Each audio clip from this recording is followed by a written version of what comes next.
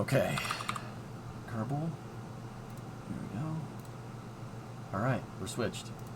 Looked like relief valves went off on the water tanks. Yeah, Prey, they may have been check valves. Yeah. But then again, the check valves, maybe that's on purpose, you know? Alright, so let me get the material that you guys collected yesterday when we were going to work on this.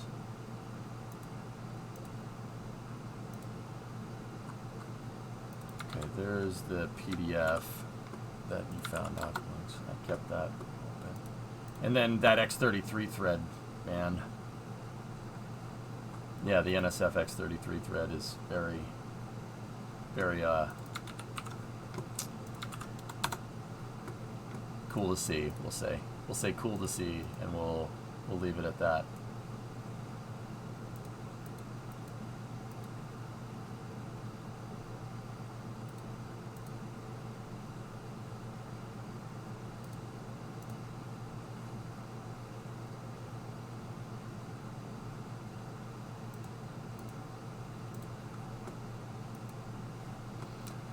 I made a wireframe of Star Raker in KSP that was scaled in proportion to the real thing a while ago that you could send you. I'd prefer to do that myself, Core. I appreciate it, but I'd prefer to do it myself, just so I'll be honest, for the content, so people can see the build from start to finish, you know, and the process.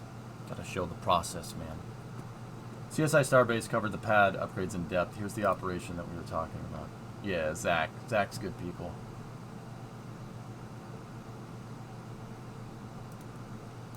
Let's take a look real quick and then we'll jump in just a few seconds.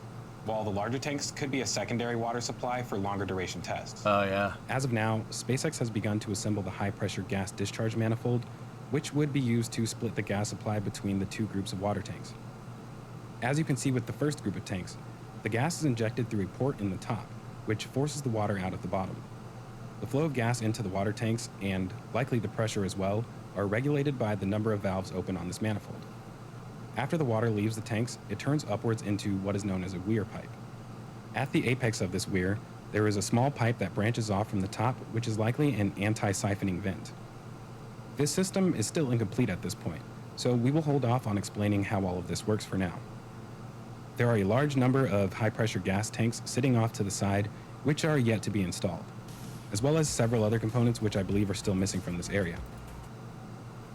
Yeah, Zach. CSI Starbase, so that's Zach. Zach's good people. That guy is very, very smart. When it comes to industrial engineering, dude, I've learned a ton from CSI Starbase, to be honest. Yeah, shameless plug for my boy over there. He's good, real good. Like one of the better ones around. And he has these awesome Twitter threads that teach about industrial engineering because that's what he is. Zach's got like an industrial engineering degree, a mechanical engineering degree. The guy's the real deal. Very, very smart dude. I actually know him. I've talked to him a couple of times, Max. He liked my autogenous pressurization explanations. Yeah. He was like, those are really good. I'm like, that actually, yeah, talk about validation. Now I'm like, all right, cool. cool. Yeah, he shot me a message one time. He's like, dude, I was watching the stream. I love that explanation. I'm like, I love you. I'm like, all right, man. Hell yeah. Really made me happy, actually. You know, when you get a payout from somebody like that clearly knows more than you about this and they say that was perfect. It's like, yes. Thanks, Dad.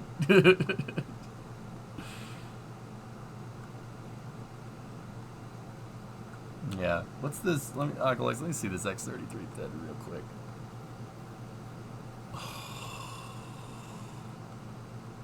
Yeah.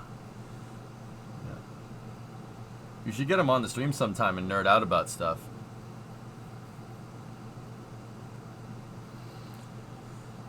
Yeah. That wouldn't be the worst idea.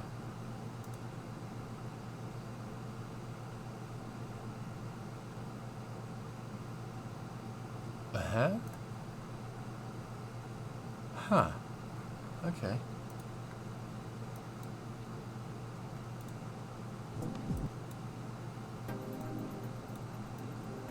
You just own the KSP pads? I don't know if he's seen those. Discovery, go at throttle up. Hey, Rocket Guy. 12-month. Gift courtesy of Hokie. Entered month 5. Getting old here. Yep, yep. Also, NASA was created 65 years ago today. There you go. Could have been a thing, man. Yeah, see? Look at those pictures of the bilobe tank. Is that nuts, dude?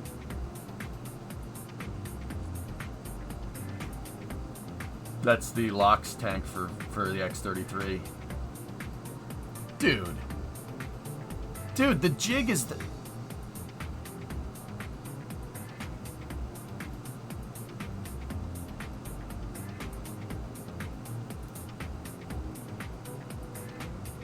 What's up, my fans? What up, butt? Yeah, right. Wow.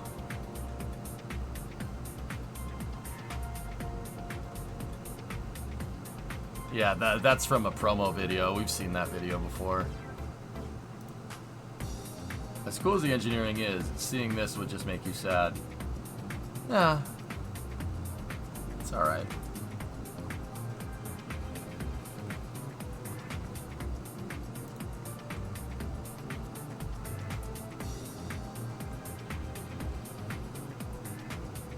Yeah, those are the 3 different proposals for the X-33.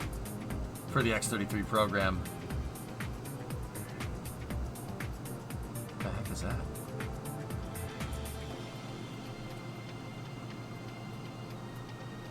What type of fuel did Venture Star use? Erudite, what do you think it used? I don't mean to ask a question with a question. Think about it. Don't Google it. Don't Google it. Actually think. What would be a good fuel for an SSTO? Like, would you want to use kerosene? Hypergols? Methalox? Hydrolox? Which one? Soviet Tiers is best fuel. Hydrogen because of the efficiency. Remember, that's right. So here's the reason. Aerospikes make great efficiency no matter what altitude you're at. You couple that with the already really nice efficiency of hydrogen, you're good to go. However, there's also an argument, I mean, Rocket Guy, you said Methalox. I think there's also an argument to be made that because the Aerospike is making good efficiency no matter where you are, no matter if you're up or down, so you don't need like a first stage and a second stage engine because it's an SSTO, right? No matter where no matter where you are in the ascent regime, your engine's going to have high specific impulse. I think a very good argument could be made for a Methalox SSTO. A very good argument could be made for that. Yeah. So, but with that being said, Venture Star, the Methalox was not very well understood in the 90s yet. Methalox stuff is coming into design meta nowadays. And, you know, at the time in the 90s, it was go with what you know, so they went with Hydrolox.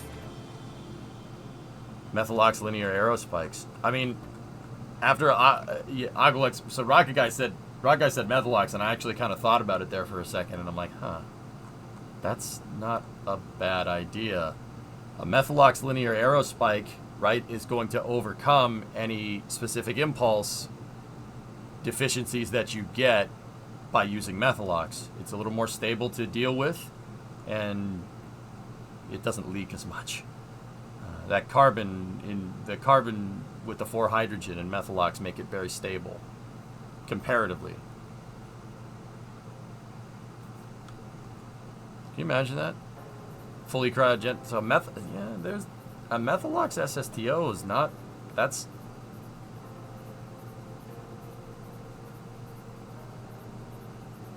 There's been a lot of advancement in LNG processing in the last 30 years. LH2 was easier to procure than LCH4 at the time. Yeah, Prey. Now that I'm thinking about it, dude. Those bilobe tanks would have jived a lot better with Methalox. Huh.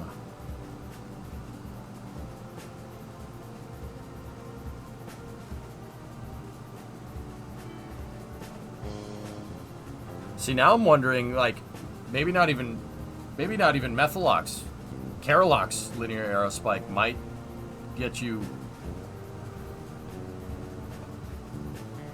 I don't think that even an now that I'm thinking about it, even an aerospike probably isn't enough to overcome the inefficiencies that you get from using a hydrocarbon like that.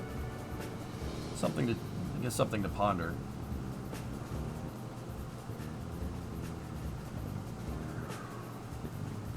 I mean, Methalox definitely would have played nicer with the bilobe tanks. One of the big things about the X-33 is the fuel tanks at the time. Look at that. That's the fuel tank. It's two conic tanks kind of meeting together in the center. See that? That one was made out of aluminum, so for mass distribution purposes, which were not the worst idea. But yeah, it's actually two conic tanks kind of conjoined at the center. It's called a bilobe tank. But yeah, the LOX tank on the X-33, which was up at the front, was made out of aluminum, right? And then the hydrogen tanks, which are amidship, so to speak, were carbon fiber, which was real cutting edge stuff for the time. Like, that's, even nowadays, coming up with a carbon fiber bilobe tank would still be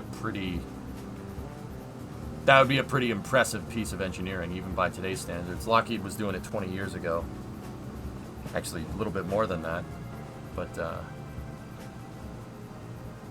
they fixed the design issues with the tank. Lockheed did figure it out, Phil. Nowadays, like I said, it would be impressive, but nowadays it would probably be easier with modern fabrication techniques. Yeah.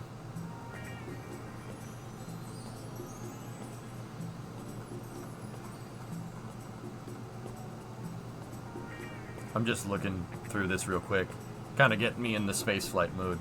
But I'll be honest, this is making me want to redo my. It's making me want to redo mine. But we want to build Star Raker, dang it. Oh.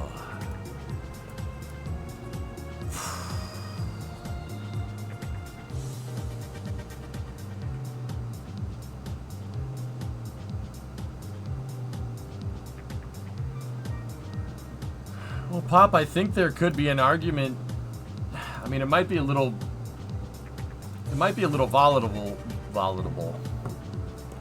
It might be a little hard to do in, like, how, with the market being the way it is right now. Like, you might have trouble getting investors, but I think an argument could be made about making a small sat SSTO. I'm not talking like Falcon 9's payload capacity. I'm thinking 1 to 2 tons at best, right?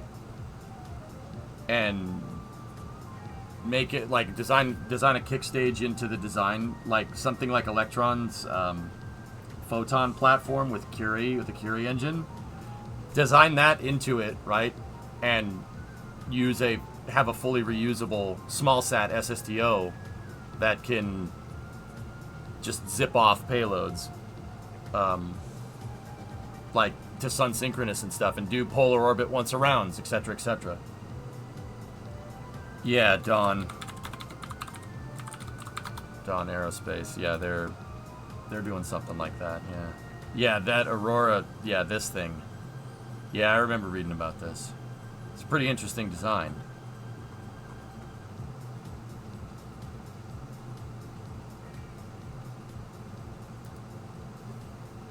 Yeah, this thing. Very, very, very cool.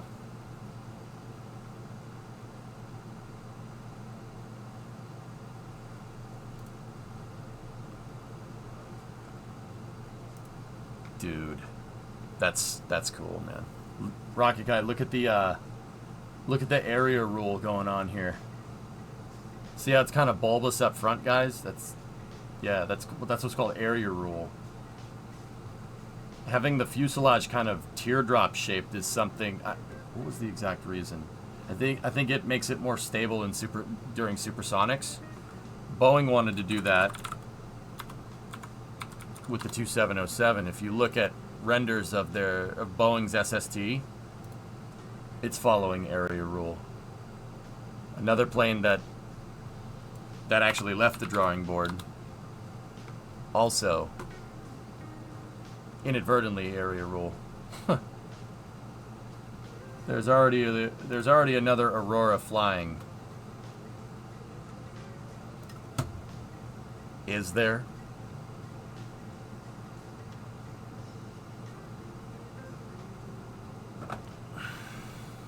But yeah, once again, I think an argument could be made for making a reusable small sat launcher, like good for 1 to 2 tons. Something like the X-33. It actually wouldn't be the X-33. The X-33 was a suborbital demonstrator. I'm talking something like halfway, or not halfway in between, like a third of the way to Venture Star. So it would end up being a little bigger than an X-33, but it wouldn't be as big as Venture Star. Venture Star was huge if they had ever made it. Changing cross-sectional area drives supersonic wake, which causes drag. Yeah, there you go. The sharper the change, the bigger the wake. Yes. Weird question, but is there a reason why high-altitude supersonic planes aren't adopting aerospikes on their exhaust?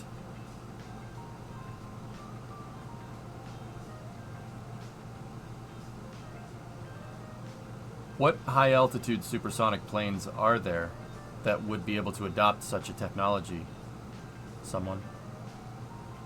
Does the X-59 do it too? Oh yeah.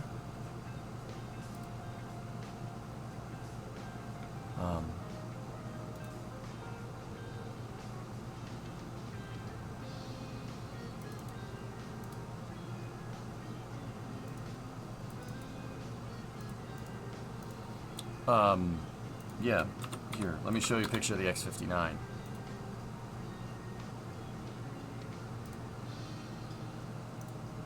I mean, keep in mind this is a render, but what do you think? See, if you look at the fuselage from the side, it's kind of teardrop shaped.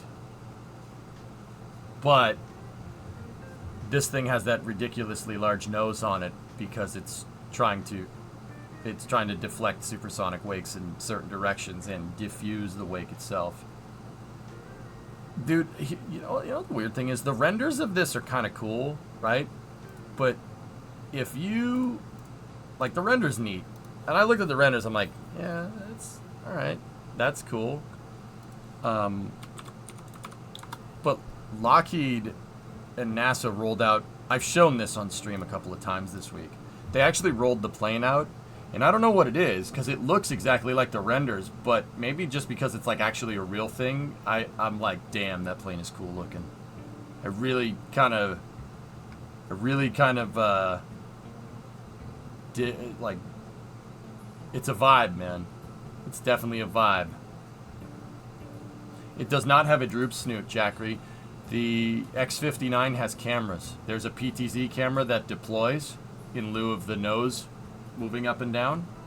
That's what that is right there. And then there's a camera if that's forward facing when you're flying. The reason why they did this is because a canopy cockpit is a sharp, relatively sharp edge.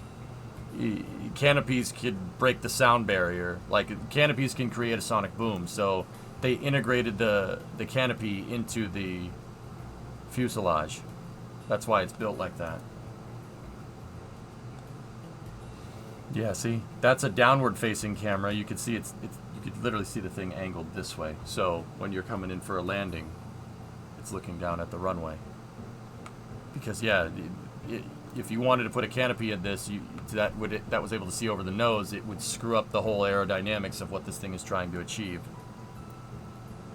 But dude, look at the damn thing roll. Like, the renders look cool. Don't get me wrong. The renders look amazing. Right, they like, I was like, oh yeah, that's a cool looking plane, but I don't know, something about seeing it roll out, and I'm just like, damn, that thing is cool. I mean, dude, look at that thing. I said it once, I'll say it again. You know, 15-year-old me, right? 15-year-old me would like look at this thing and be like, I wonder what planes are going to look like in 2023. That's what planes are going to look like in 2023. 15-year-old me would be like, oh, all right, yeah, definitely. How long until we see this as a fighter in a movie? Oh, it's happening, Core. Somebody from Hollywood will look at this thing and be like, have it like bomb stuff in their sci-fi movie or something. I mean, look at what Moonraker did with the shuttle. It's just like, okay. There's a skunk on the building. Yeah, it probably smells. I mean, this does look like a... It does kind of look like a prototype that you would expect, like, Stark Industries to roll out. This is my new fighter plane that Stark Industries is making. It's a really good fighter. It's not Hammer Tech, that's for sure. Hammer Tech, huh? Yeah.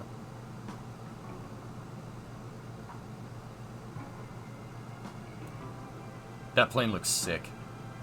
My only, like, aesthetic gripe with it, and keep in mind, this doesn't matter because it's aesthetics, is that front landing gear. I'm thinking if the front landing gear was, like, over here somewhere, I think it would look a little bit nicer, but looks is not the purpose of this plane's existence. It's there for aerodynamic testing. I want to know how they would expect to scale this up to an airliner.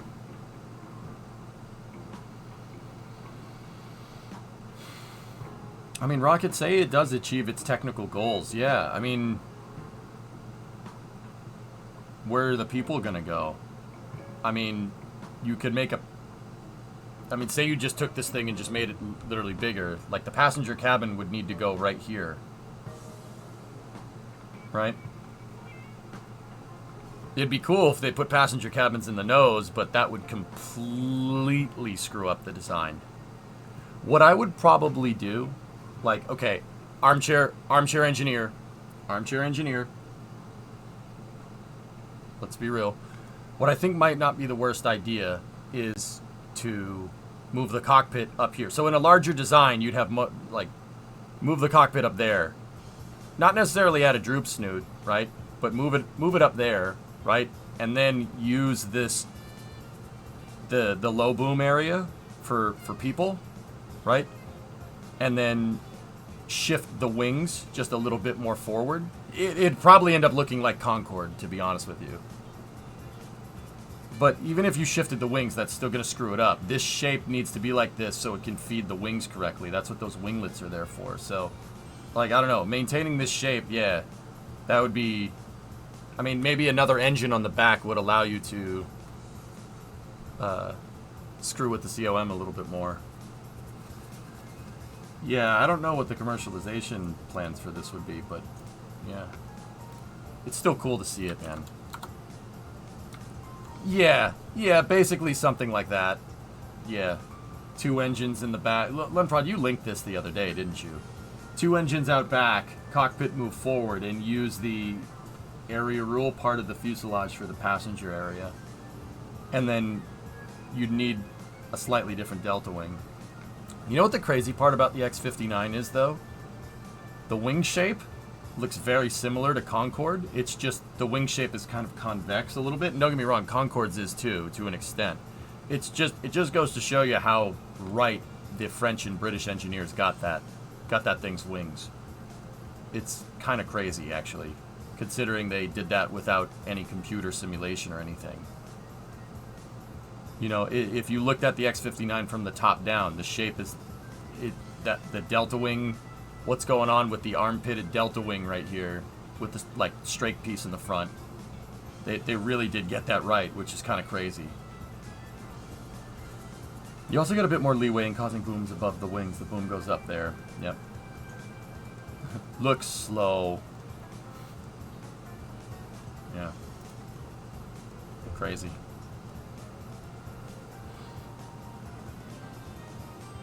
One of the problems with Concorde was that people prefer 8 hours in a first-class bed compartment to 5 hours in a fixed double seat.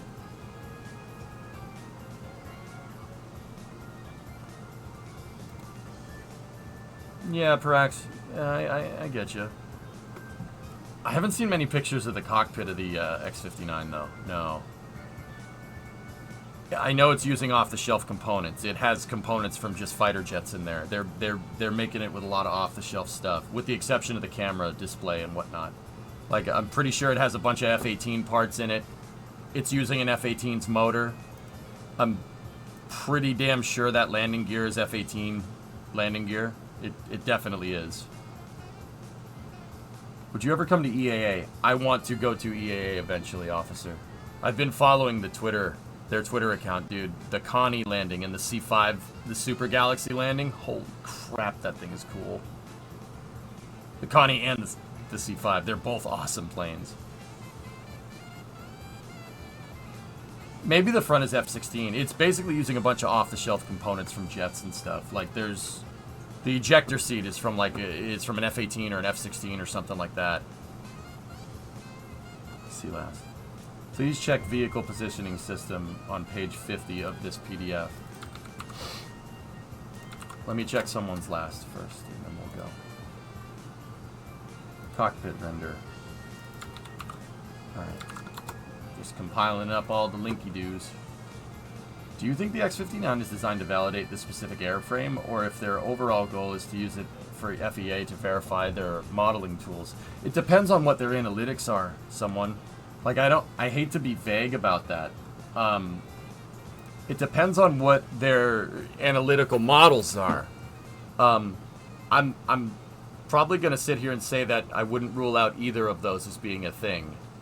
But most likely, if this project got to the point where they wanted to build an airframe, it's most like, what do you think that they would be looking for, right? So the whole point of the project is there's two big ones. The big one is reducing supersonic wake. Okay, so when stuff breaks the sound barrier, it leaves a wake, a wake of high pressure air. It's called a boundary layer,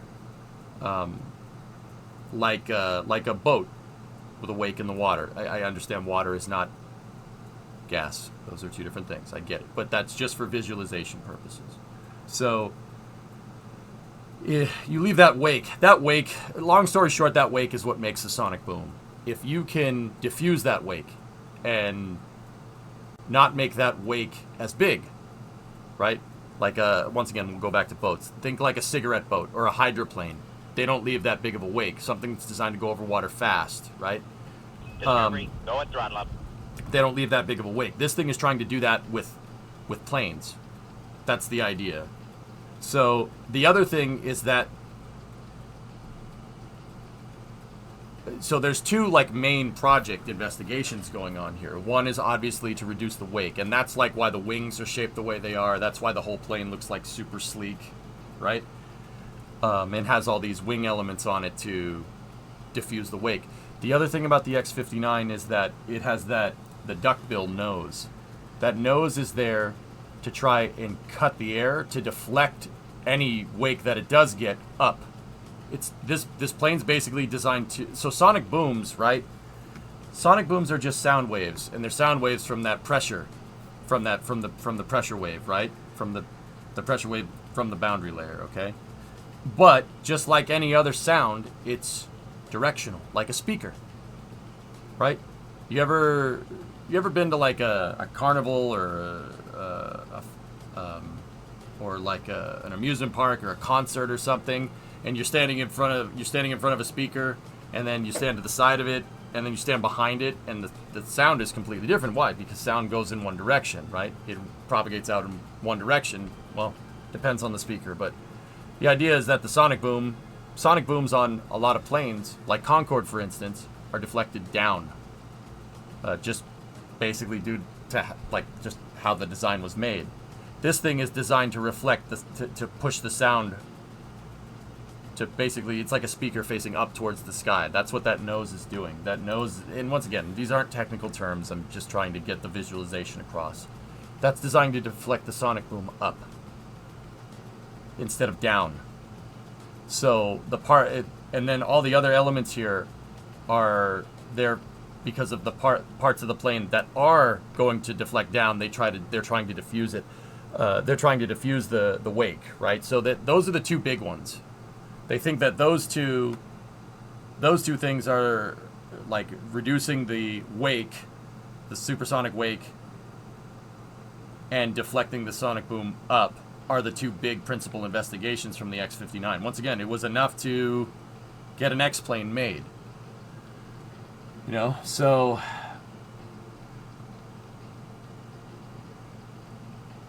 I would say it's designed to validate those, and those technologies could find, like, depending on how close these things get to their analytical models, like, I'm not entirely sure which one would do more. Like, what would be better, deflecting it up or having control, or having the aerodynamics reduce the wake?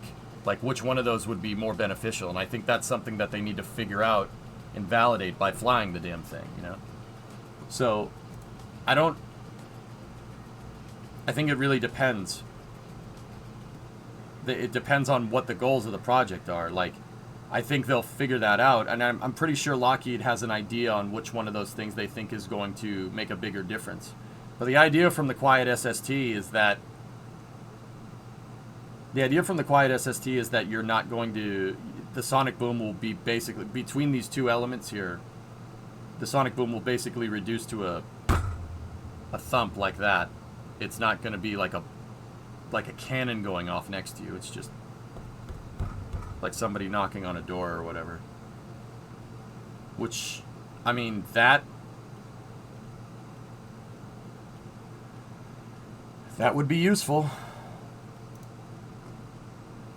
It's supposed to give off a very low frequency supersonic boom, I think. I think that's how it works. I'd have to go read about sound waves, but yeah.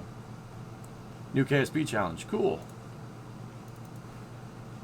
Anyway, it's still cool. I think the X-59 is awesome because, you know, we're actually, you know, we started building X-planes again. They haven't built a new X-plane in a long time. And it's kind of a shame because NASA actually had two X-planes. They had two X-planes. They had the X-57. The X-57 got canceled the other day, by the way. The reason why it got canceled is because they didn't do enough analytical work. They said, oh, the X-57 is supposed to be an electric-powered plane. So a plane with batteries and electric motors turning propellers, right? And they said build it without doing enough research. And the reason why they canceled the X-57 the other day is because they exceeded the funding. They built a prototype of the plane, and it ended up being too heavy. It can't take off. It can't take off. So they said, okay, what do you need to do to fix it? And they're like, oh yeah, we're going to need more money to fix it. And they're like, no, never mind. Yeah, Aqualex, I'm going to go ahead and guess that both are probably needed. But I guess I'm kind of wondering which one.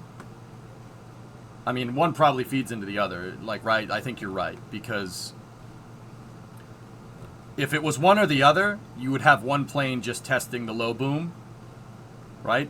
The nose, and then another plane testing control surfaces. The fact that that exists with this airframe means that they need to go together, you know? So. What Michael Jackson knows you think might work? Ooh. Chat chose to be spicy today. Definitely later in life, Michael Jackson. Yeah. It's got to, you know. Hey, Albedo. What's going on, buddy? Boeing is making a plane with that truss wing design soon. Yep. Isn't more money the solution to fix everything? This is also from SpaceX. Alright, what do we got? Oh, yes!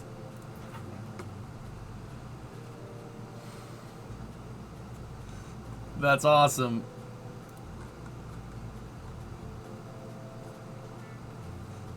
Can we call it a Shinkansen nose? I mean, Parax, I was saying yesterday that the X-59 is basically a Shinkansen and like a T-38 combined into one vehicle. That's awesome, dude. That's the Starlink's, what was that, 6-7 mission last night? We watched that thing launch, and Falcon Heavy, this thing's supposed to go tonight at 11. That's 8 hours? It's 3 o'clock. It's at 11. 11 minus 3. Yeah, 8 hours. Cool. All right. Yeah, I had to double check myself. I'm tired. It's been a long week. So yeah, this thing is supposed to go tonight, but like I said, man, they had two rockets teed up on either pad. That's really cool, and they're right down the street from each other. That's really, really cool. I'm retweeting that or reseeding it, retwixing it. Amazing shot from SpaceX.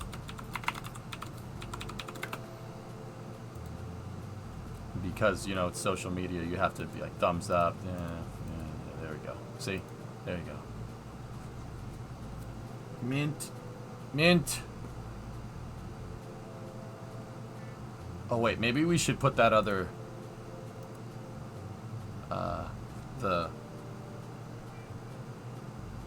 Where is it?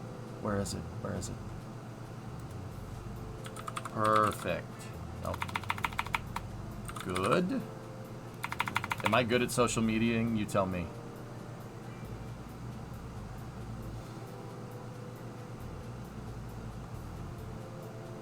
Excreting it.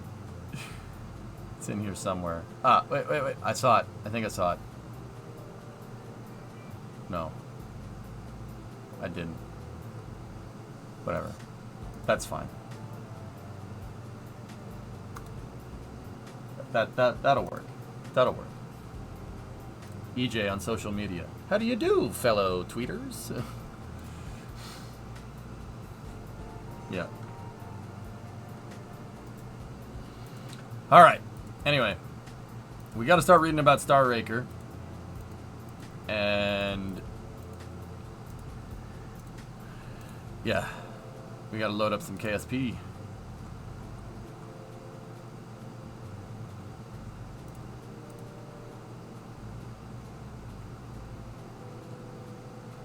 Give me one moment.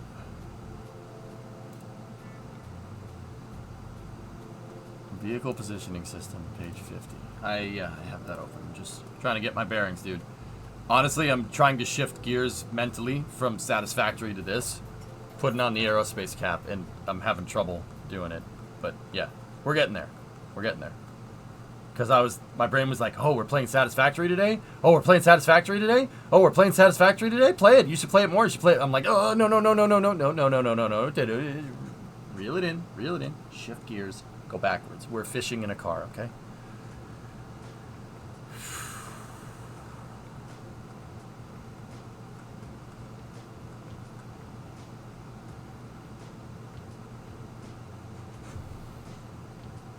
SpaceX is maintaining a launch cadence of every 4 days. That's I mean, Rocky Guy, I think you of all people probably understand how much of a monumental effort that is. So going back to Satisfactory then? No. Past it in the PDF, not page number. Okay.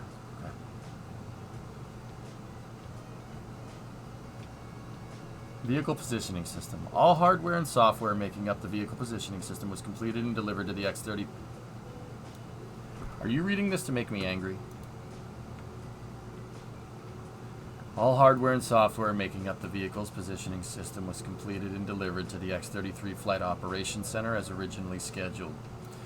This system is an advanced concept design utilizing pneumatic jacks and actuators mounted on air bearings to position the X-33 vehicle for mate to the launcher HDP.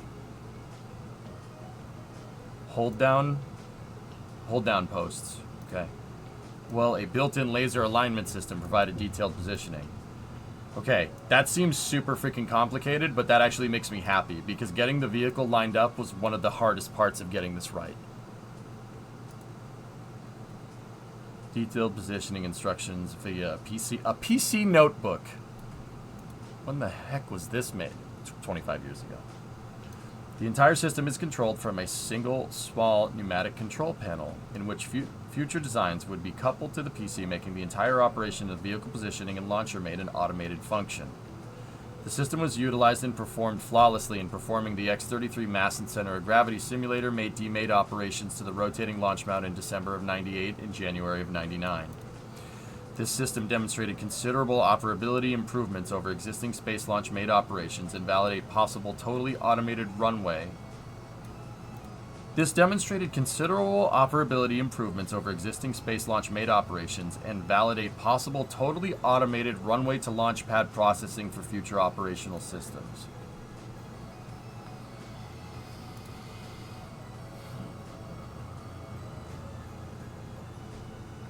I wish these pictures were right. I wish we could see them. This was Xeroxed. Damn.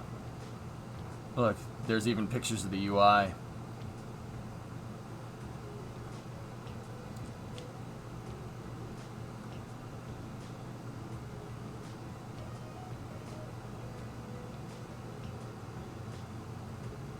We have that picture. I know that picture. I have that in my image archive.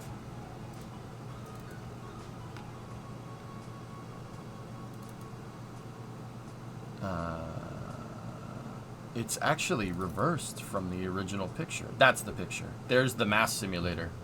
That's the mass simulator for the X-33. It basically is some steel beams with an X-33 forward bipod hold down and X-33 hold HDPs, and then it's got concrete on it to mimic the mass of the vehicle. Fun fact, guys. Want to see something cool? Look. Paranoid Brain is telling me they scanned the bad copy on purpose. It's most likely a Xerox of something that was printed out and copied. Copy quality breaks down if you make a Xerox of something that's been either printed on a laser printer or Xeroxed previously. Here, let's go out here to Edwards. Check this out, right here. There's the mass simulator. It's still out at the pad, which has been abandoned for some time.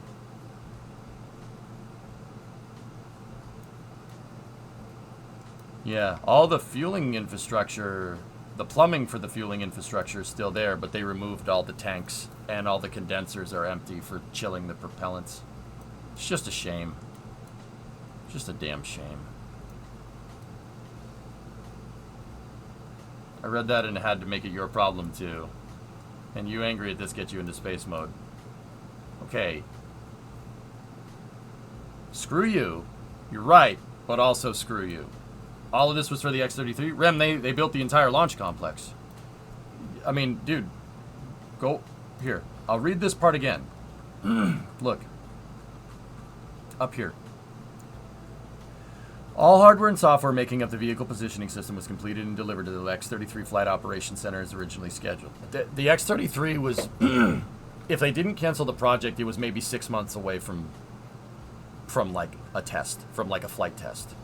Maybe not 6 months. I'd say a year at the very latest to a flight test. But, you know, if people are saying, oh, it's a year out, screw that. That's not good. But a year out in the timeline of building spacecraft, especially one that's this groundbreaking, is not a lot of time.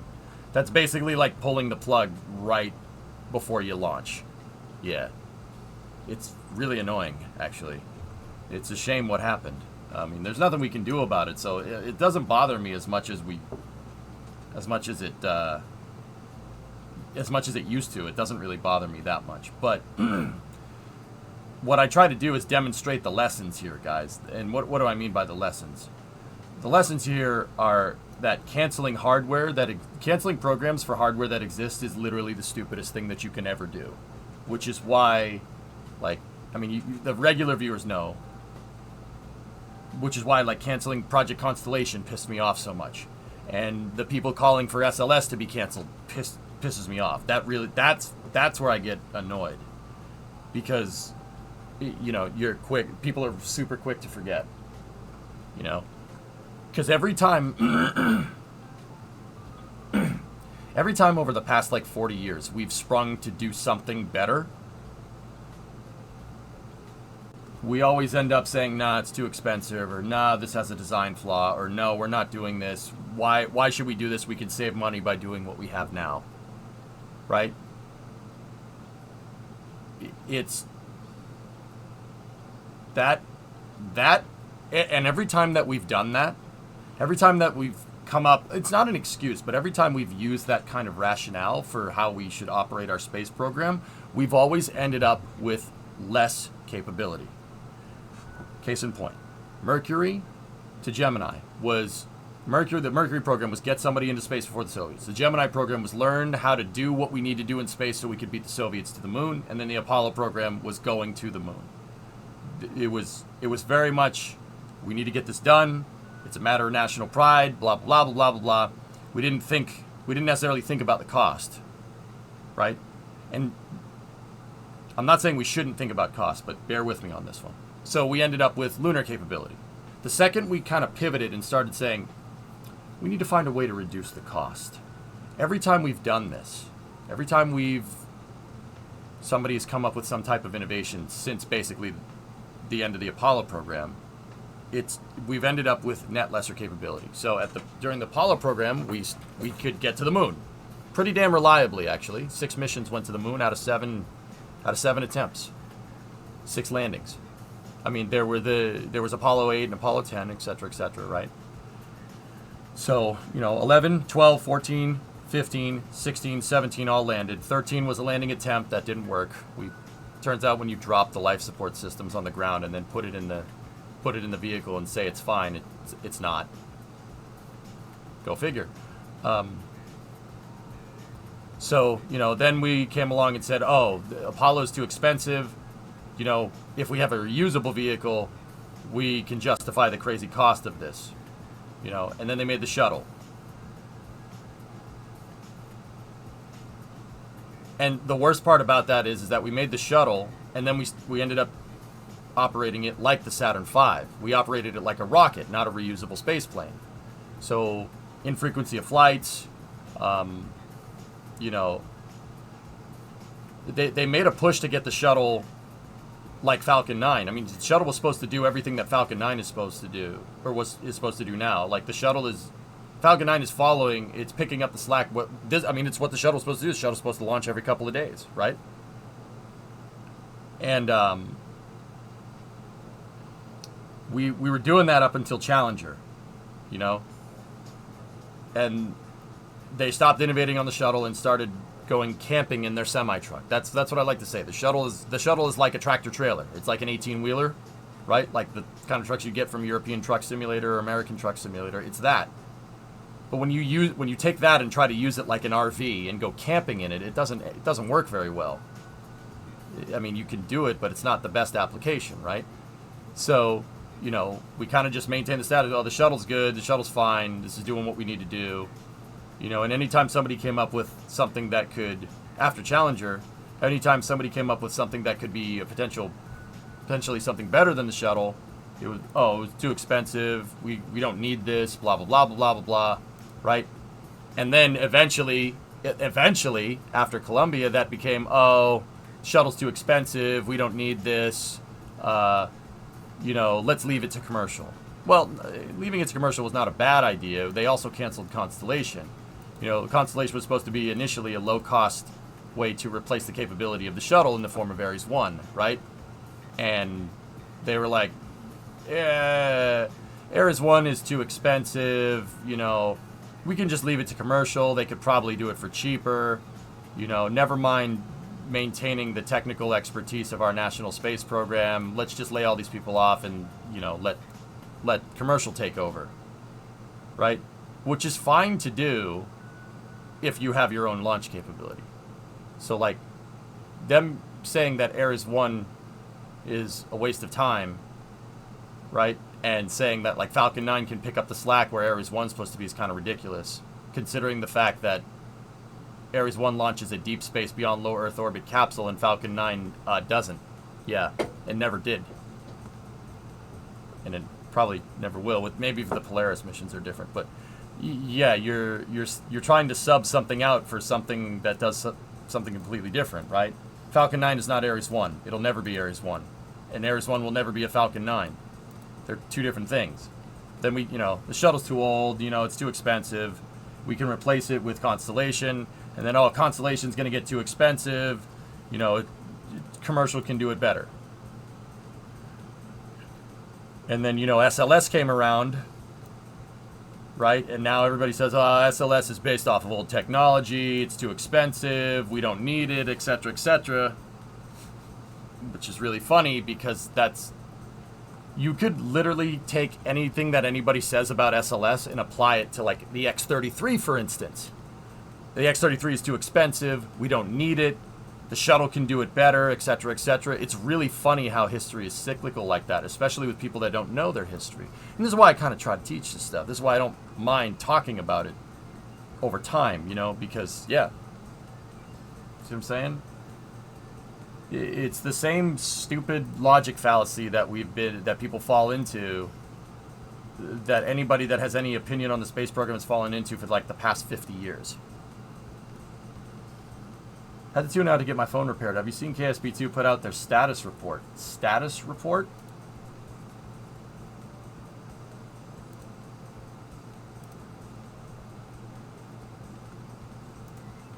Interesting, W.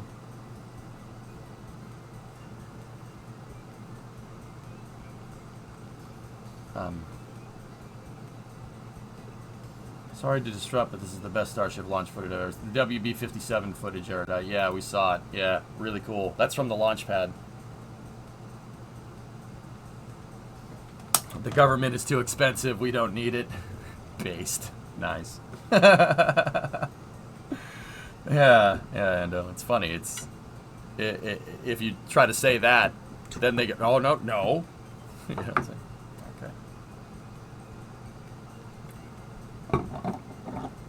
The enemy of both innovation and safety is complacency. It makes me sad that we don't try to push the limit anymore. Well, SpaceX is doing it, Psycho. And NASA will get back to it once the Artemis program kind of gets going. And I would make the argument that the Artemis program is getting going. We're seeing new flight hardware for future Artemis missions being manufactured every day. It turns out when you tie one hand behind NASA's back and tell them to compete with the full momentum of a commercial space program, they're going to go slower. You know what I mean? I mean, NASA's been, everybody over the last 10 years that's even a remote spaceflight fan is, always, so like, oh, NASA versus SpaceX. Look at how much better SpaceX is doing. Well, when you tie one hand behind NASA's back, of course. FX, 46137. Good afternoon. All right, what's this Curb status check-in? This is posted by IG on the forums. Kerbal end users report bug check-in. Oh, cool. The orbital decay one is throwing him for a curveball. Hey, check out the Discord general chat. Just posted some pics of the foundry you're making. Oh, okay. It is a sign, Sneaky. I'm not the only one. You're not the only one that noticed that. So, Killer Fun, this is you making a foundry? I'm not sure what the bug report is like, Blue. What are we looking at here? That's just the status report on all the bugs. That's cool. You're making a foundry, Killer?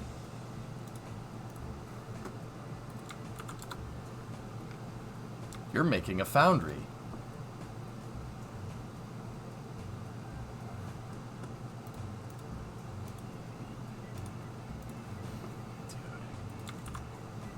These are all parts to it, yeah. That's cool, man. I understand. I lived here on the Space Coast my whole life, and I saw how different the local towns got after they cut back on NASA. I'm glad to see the interest again. Still sad there was a gap drawdown in the first place. I mean, yeah, Psychonaut, a day after STS-135, dude. I'm a spaceflight nutcase, and, turns out if you go on the internet talking about space all day, you find people that, work in the industry and stuff. And I know a lot of guys that worked on the shuttle program, and at the day after STS-135 landed, they laid off like 5,000 people.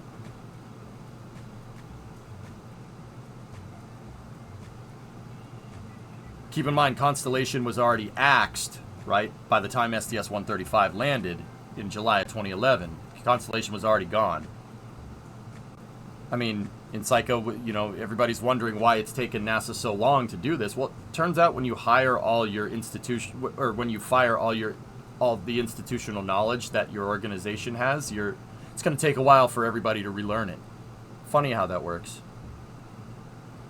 I mean, I will say that right there, getting rid of all the institutional knowledge for like operations, integration operations, you know, spacecraft refurbishing, etc., and then trying to pick up with it, you know, 2013, 2014 when SLS came around, is quite possibly one of the stupidest things that we could have ever done in the entire history of NASA. I honestly think that is worse than canceling the Apollo program.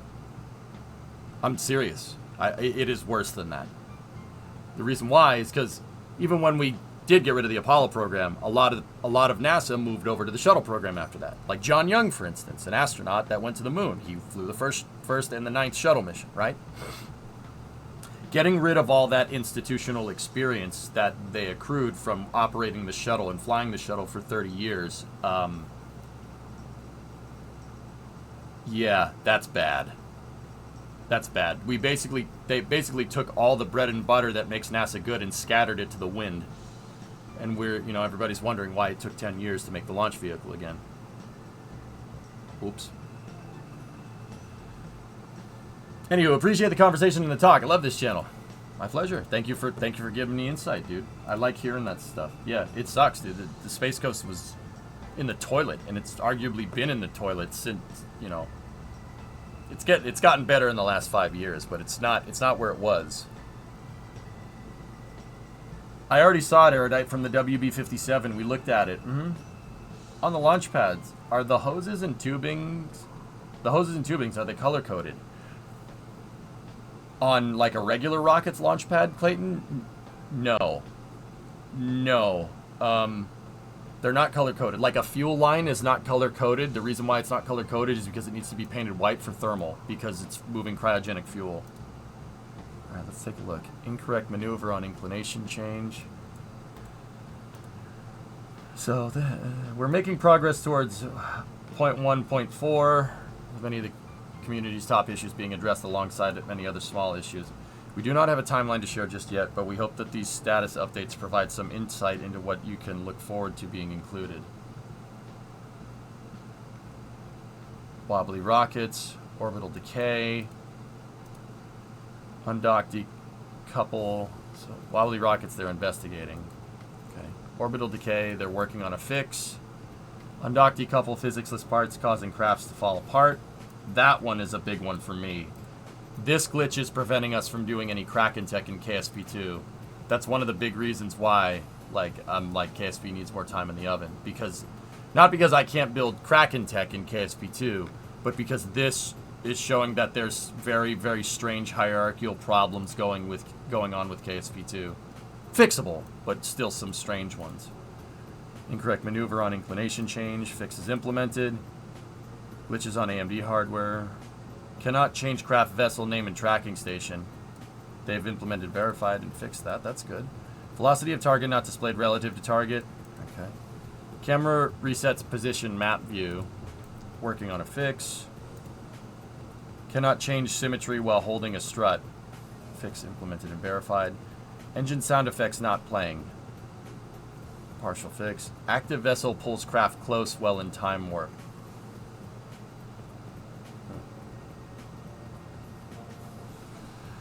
Hey Rev, what's going on? Rev, I appreciated the Sophie practice application articles you posted the other day. Those were cool, man. That was really cool to see. What are you saying though? It's definitely taken some time to get processing back up and running for SLS. I'd say it's still a struggle, especially as NASA has had to share talent with so many more space companies now.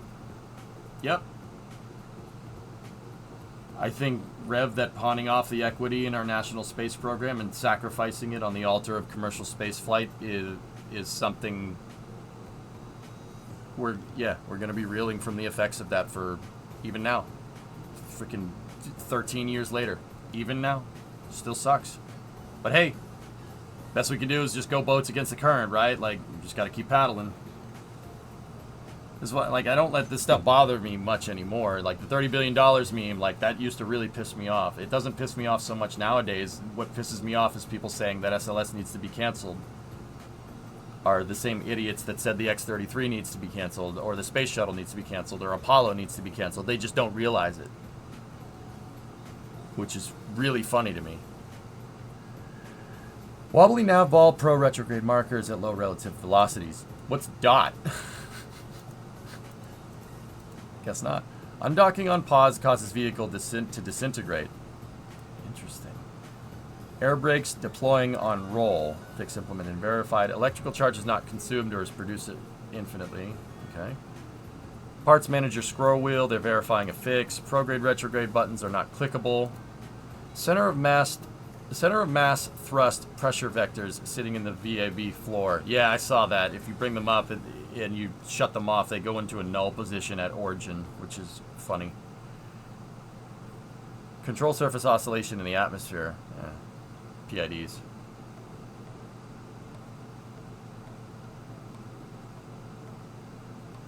Yeah, Nova. These are some of the top 20 bugs posted and updated on the forums. Plain wings invert on copy, paste, fix implemented. Hey, I appreciate the transparency from Intercept here. Yeah. I appreciate the transparency. They've been very, very, very, very good about that. It's a credit to their social media people. Seriously. Good stuff. Okay. Let's shift into full Star Raker mode, okay?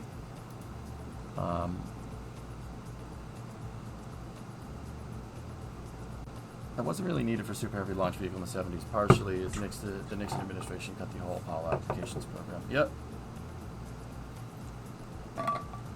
I say this with the benefit of hindsight. While the shuttle was the first flying, we should have kept the Saturn V until STS caught up. Nova, here's the thing. With the benefit of hindsight, it's easy to say that, right? Obviously. But if we had followed through with the vigor on the shuttle program that we had during the Apollo program, there would be cities floating around Earth right now. Well, maybe not cities, but much bigger space station, that's for sure. Saturn V should have never been canceled, period, end of story.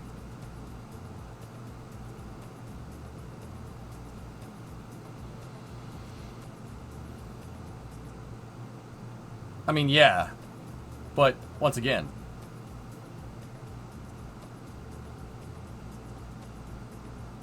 if the shuttle had delivered as promised, and part of me thinks that it's not even the shuttle's design. I think the shuttle's design is fine, to be honest with you. Even with potential for debris strike on orbit, it's still okay. I think it's not that big of a deal.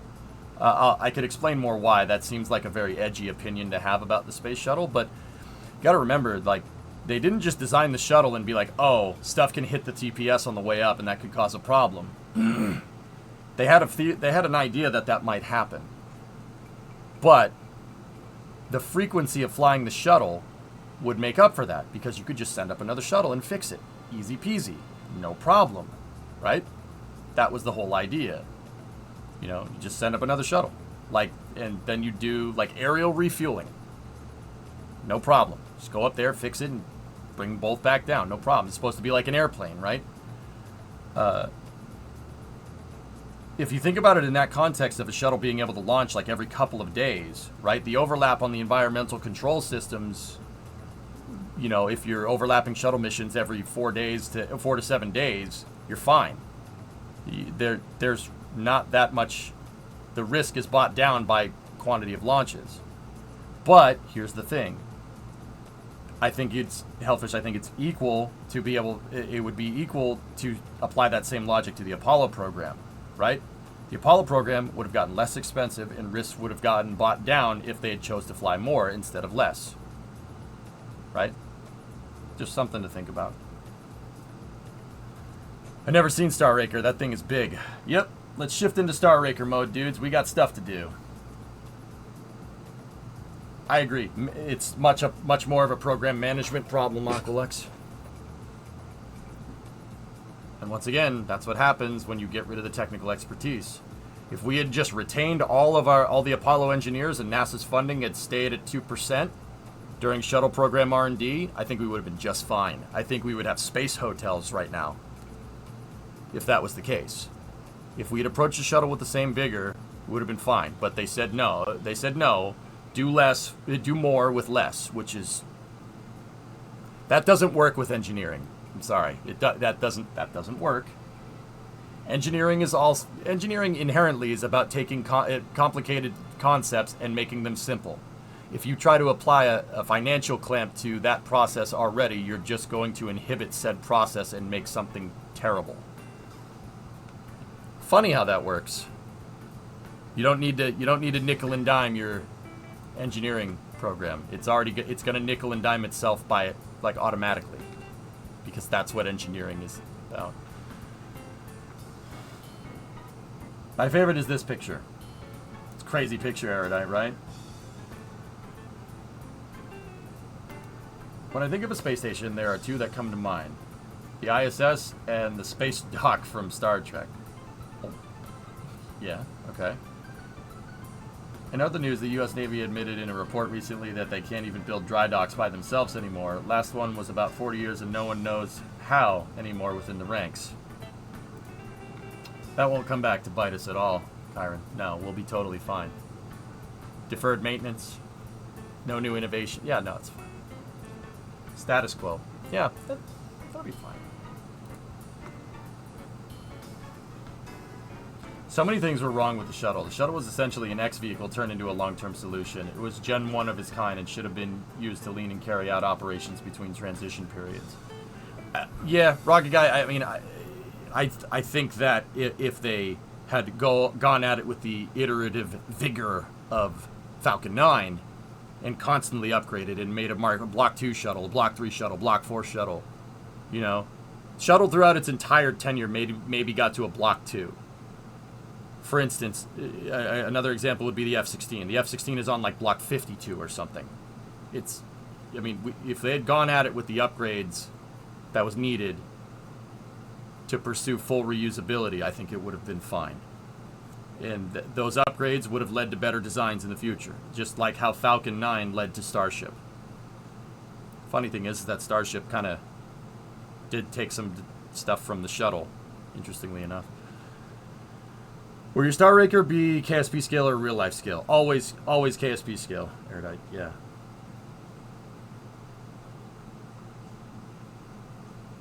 Oh, they definitely could never do iterative design cycles, but yeah, I get you. Yeah, especially with people flying on board, dude. Okay. With that being said, let's build an X-plane. Let's build an SSTO, because it'll be easier to reuse. So let's load up KSP, and we'll go from there. Boop. Boop. Boop. Boop. Here we go. Rex, what's that? This reminds me of an X-plane. Is this the remains of an X-plane or something else?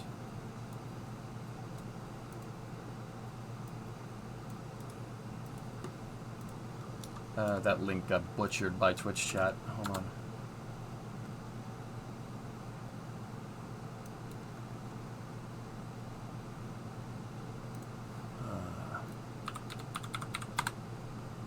Hey Tigris, I'm good. So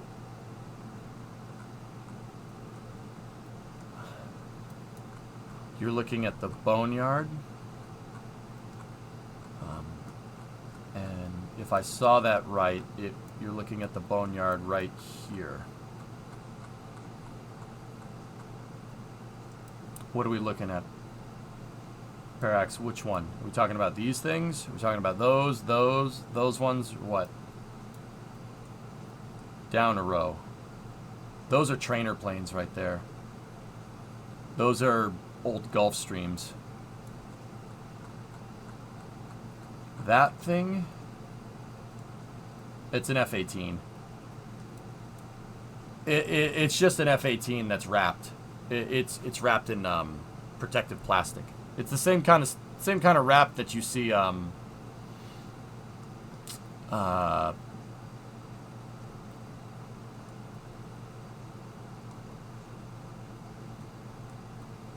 Same kind of wrap that you see like Falcon 9's wrapped in. But then again, there is something off the back there that looks a little bit strange. But that just could be the photogrammetry, or it just could be a FOD cover for the tail, like on the space shuttle.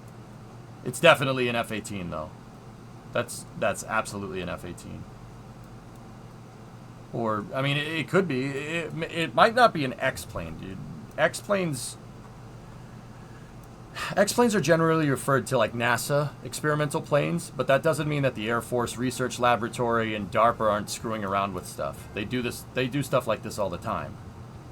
It's not an F-22. The V-stabs are an F-18.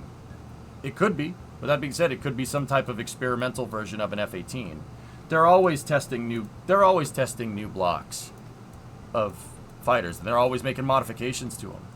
There are divisions in the Air Force, like the AFRL, for instance, that are literally just hot rodding planes all the time. Oh yeah. Hey, what happens if we take like an F-16 engine and we put it in, an F-15? What is it going to do? Like, not like that, but that's the idea.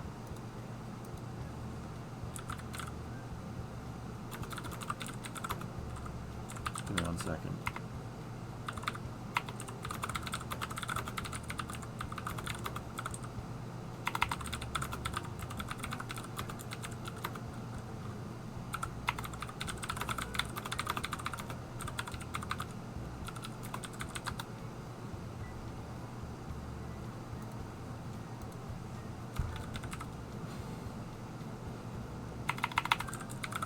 Give me 1 second.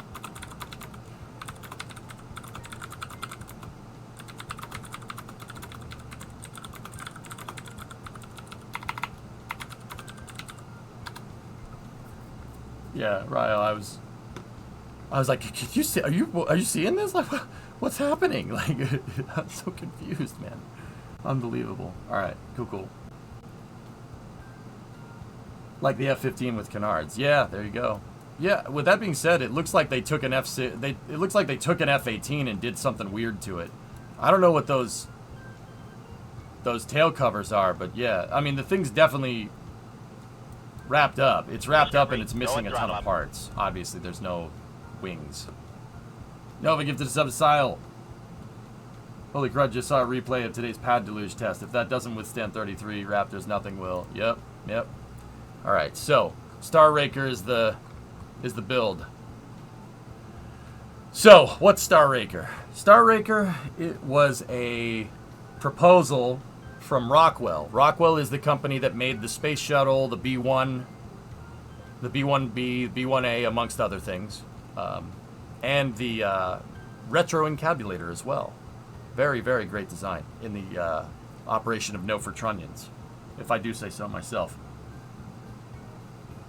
So, this is an AIA presentation about what Star Raker is supposed to do. I'll scroll down to the pictures, or I'll just show you guys pictures. So Star Raker was an SSDO concept that Rockwell proposed to basically be a heavy cargo plane, something that can carry something maybe like a C5. Here, let me see. What's the C5's payload capacity? Let me take a look.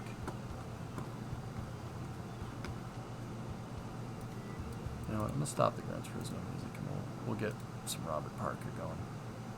It's Kerbal. We have to listen to some Robert Parker.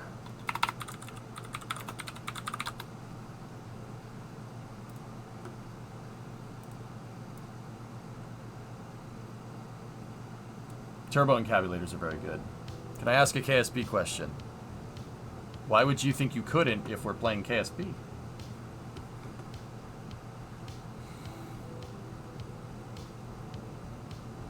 So much less. I mean, the crazy part about it, Rocket Guy, is that it's so much less, but the thing would have been about as big as one of these things. We're talking like a plane the size of an AN-225 that can fly into space.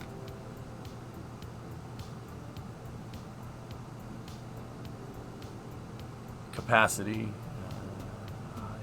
Airfoil, nice takeoff. Power plant. F-138s. Cruise speed, vary range, service ceiling, rate of climb. Why am I missing payload? This is nice. Is that the picture of Falcon launching with Falcon Heavy? Yeah, that's cool.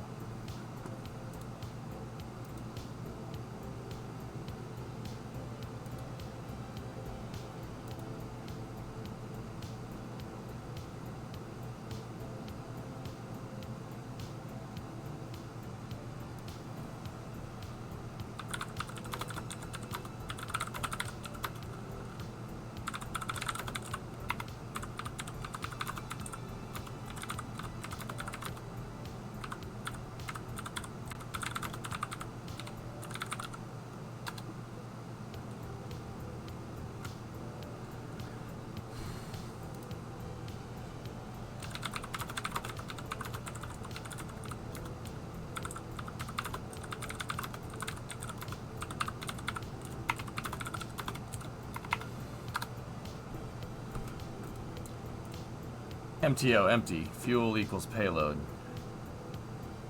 Oh, here we go. Capacity, it's up there. 127 tons. Okay, Star Raker can move. It was. I think they were aiming for about 50 tons. So maybe more in line with the C-17. Has Kerbal Physics given us the ability to do an XB-70 with the wings?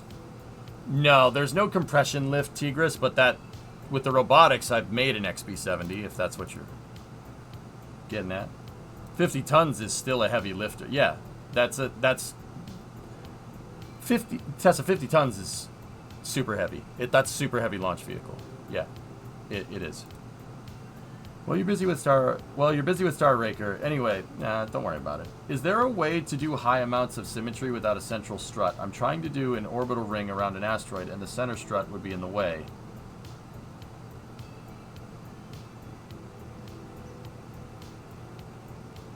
You're trying to do high amounts of symmetry without a central piece. Yeah, Sea Kraken, there's a way. Absolutely. I'll show you. I'll just do a test craft file here. So, okay, here. Let me move over into KSP here. There we go.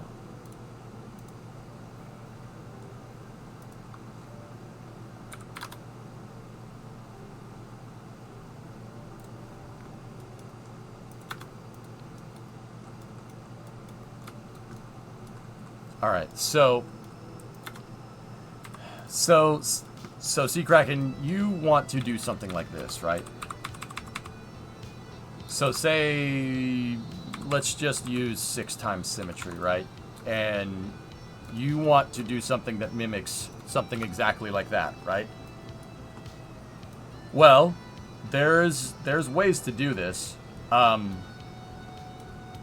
You want something that does this, but without that centerpiece, right? Now,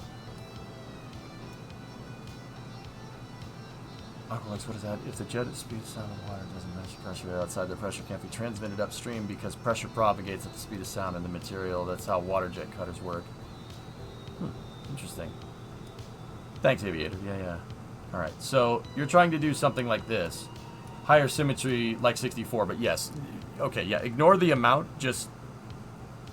So you don't want the centerpiece. Do you want it to be one craft file? Like, how are you going at this? I need to kind of know a little bit more.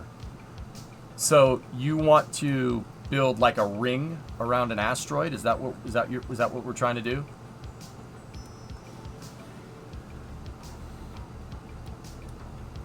Yes. Okay.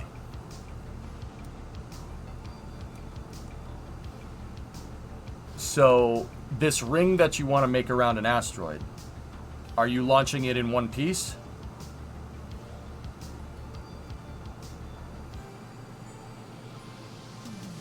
Midget, you just got hired by Gulfstream building G700s. Bro, congratulations. That's awesome. Building planes is cool, man. That's really cool. Congratulations, Midget. That's awesome, dude.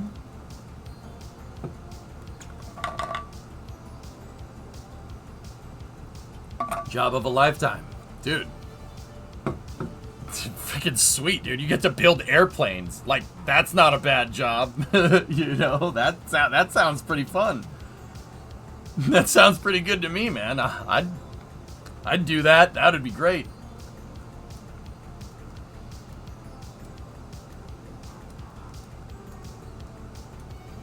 Not sure if it's easier to do it in parts or a single piece. So, Seakraken, you're going to need to figure out a better use case here, right?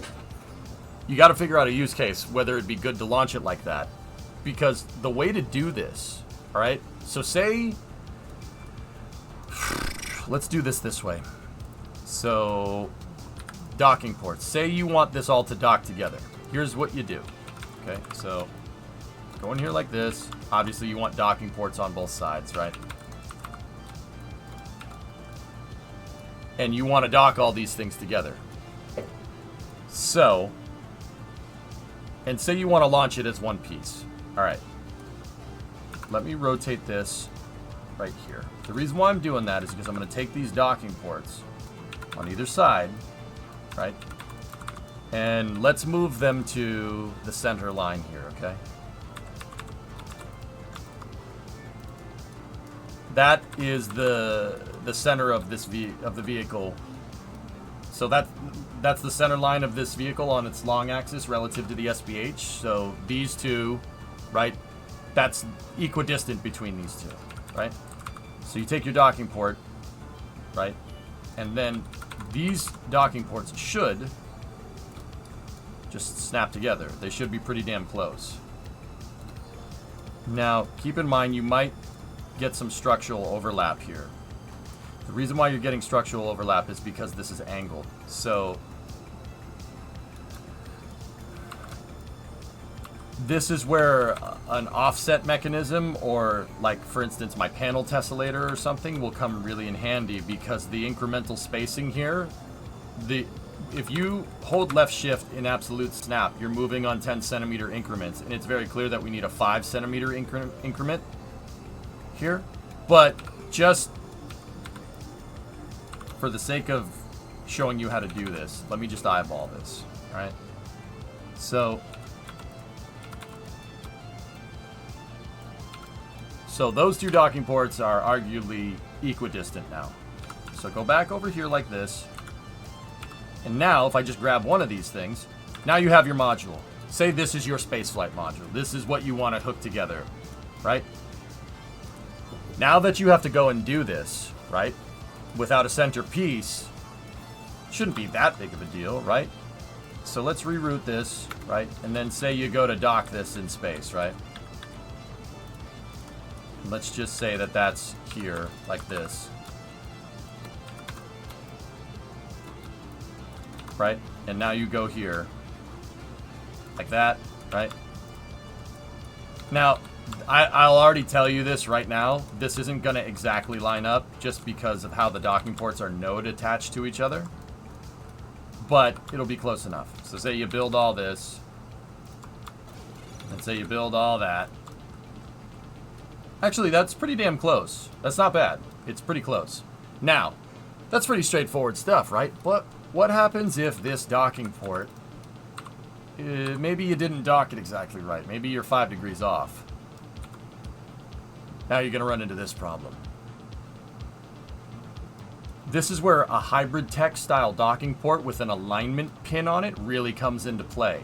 Because you're never going to get it to the precision that you're going to get inside of the SPH. The SPH is the most precise that you can go, down to a 10 centimeter increment, and even more if you know how to use panel offset and stuff, right? That's not exact. Gall, the reason why I will tell you this, even if I get the angular differential here between the docking ports within like 1/10 of a degree, it's never going to be exactly right. The reason why is the node snap on this docking port is not the same position that a docking port takes when it docks. We're node snapped here. So I'm using the attachment port on the docking port inside of the SPH, right? When two docking ports, small type docking ports, attach to each other, they overlap a little bit. Just like enough to see where those two gray lines kind of step. That's how much they overlap. the dock position is not the same as the node position. So if I go through and we just do that same thing a couple of times over. I mean, I know you're just giving me crap. I get it. But yeah.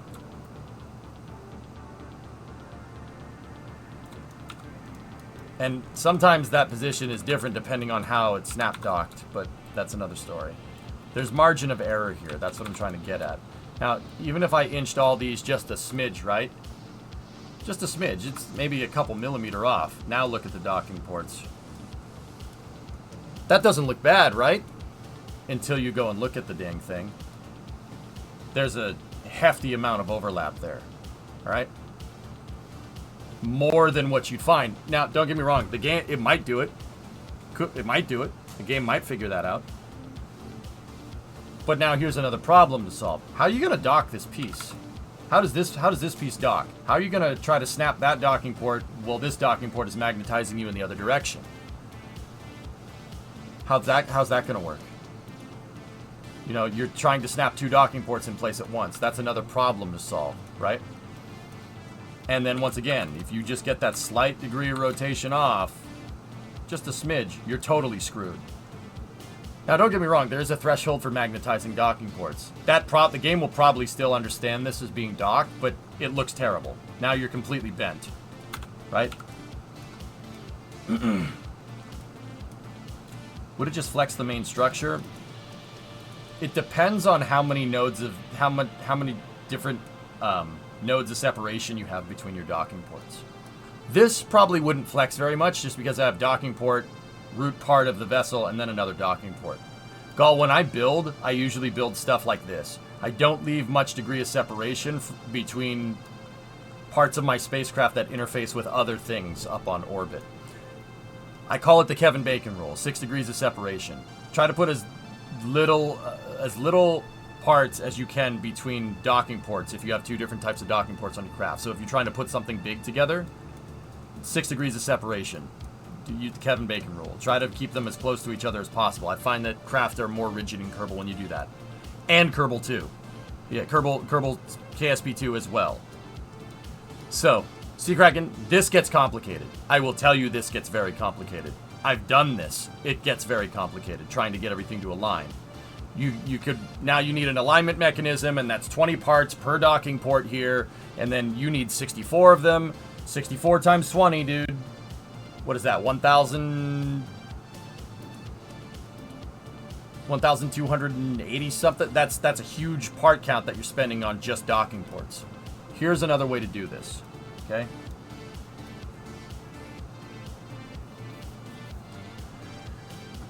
Here's another way to do this. Screw that. The other way to do this is literally launch it as one piece. So put this thing up here. Here's how I would do it. Get a root part, put it up here, okay? And then go in here and get a,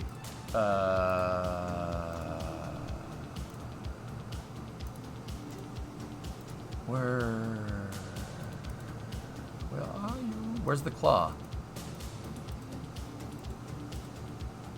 Oh, it's up there.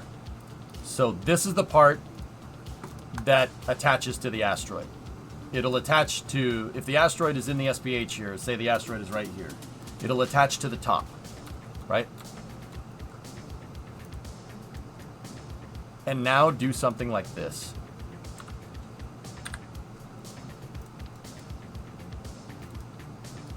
So say we have a small, say it's like a class A asteroid or something, right? Say this fuel tank, just for scale purposes, represents our asteroid, okay?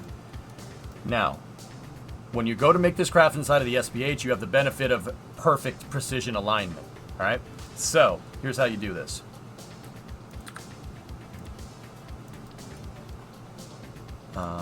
Let's do something like this.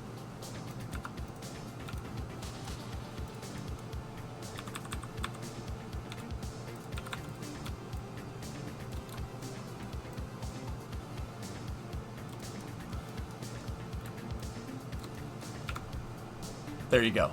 Gizmo, just attach the parts to here, turn on gizmos, hold left shift, and just move them out into their positions. Like this. Right? And then, to make it look like this isn't floating in 3D space, you know, say you have, I don't know, try something.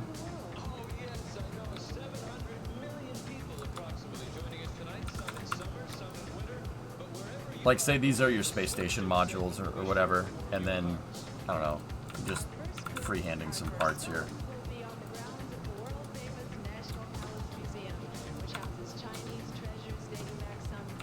Say this is your space station module around the asteroid, right? Just to make it look like this isn't floating in 3D space, just model a piece individually here. Or just have like a SRB or something that goes down and makes it look like that's attached. And then launch this into space and go from there. Because I'll tell you, the individual module assembly method, you'll pull your hair out. Trust me on this one. I have all day, all the time in the world to play KSP, and I still pulled my hair out. You know? Coupled with pretty damn good patience, right? Like, I'm a pretty patient dude when it comes to this game. I know you gotta let it do its thing. Still pissed me off.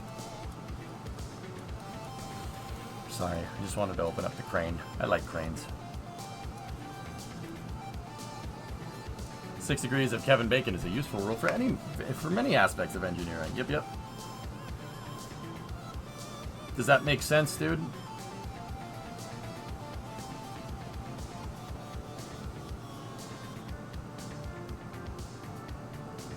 Gall, have I ever showed you this? It's a crane. It's a crane. It can pick things up. And it uses Kraken bearings for hinges. Makes it very strong. Name every movie you can that is related to and or connected to Kevin Bacon. Nick, okay, here. Game on. I'll do it, and I'll condense the entire answer into 1 second. Ready? Did you get all of them? Because that's a lot of movies, man.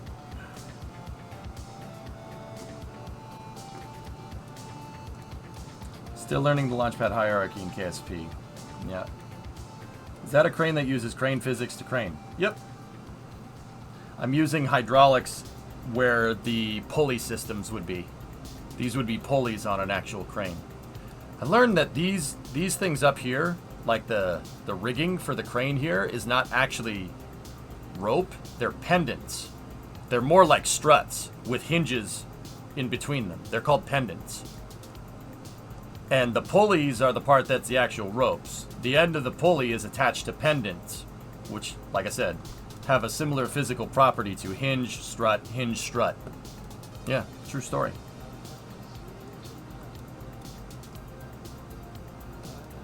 Pretty cool, huh?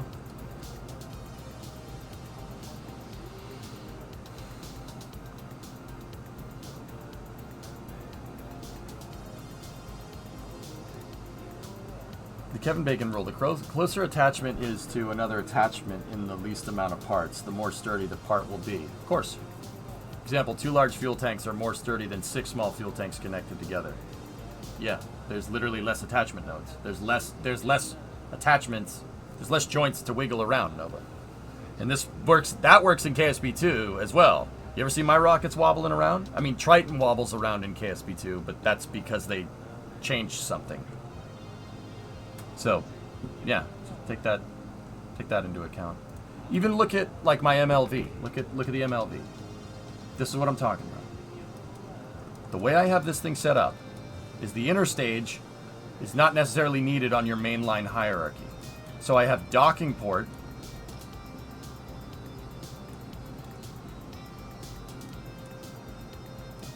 Actually, not necessarily the inner stage, the probe core, excuse me. So I have the docking port, and then the fairing, and then I attach all the other stuff to the fairing, right? And then you have 1, 2, 3, 4, 5, 6, 7, 8. 8 degrees of separation between the front of the hierarchy on the MLV to the part where it connects to the pad. That's it. All this other stuff, you attach it somewhere else. The engines, The engines are south of that. Believe it or not, the engines in this hierarchical design are not structural. So what's attached to the main node on the front of this fairing right here is that docking port. That thing. It's attached there. The engines are attached to the extra interstage attachment nodes. Why? Engines aren't structural. Yeah, they're not structural. You don't use that to hold the rocket up when it's on the ground. Those are used to propel the rocket, right? So in that regard, they're attached to a gigantic thrust structure back here, and those are attached on the fairing secondary attachment nodes there. Still strong, but not as strong as the mainline hierarchy. That's done on purpose. This is all stuff that I put in on this rocket to be able to land the first stage and then put it back on a custom-built launch pad and build it and send it again. The thing is, I never finished. We never finished making the pad for it. But this thing is built to last, this first stage. It's designed to fly a ton of times before needing to be recovered. All of the leg geometry and everything on this uses hybrid tech. It's all hybrid tech. Smart. Well, not smart. I mean, Chad helped me make this, but this is my own custom design, Gall. It's called MLV. I never really came up with a good name for it. This is, think a Kerbalized version of Falcon 9. It's supposed to do everything that a Falcon 9 can do in the Kerbal universe, using the best parts that I have available in the Kerbal universe to mimic Falcon 9. That's the big one. It's inspired by it. It's a Kerbalized version of it.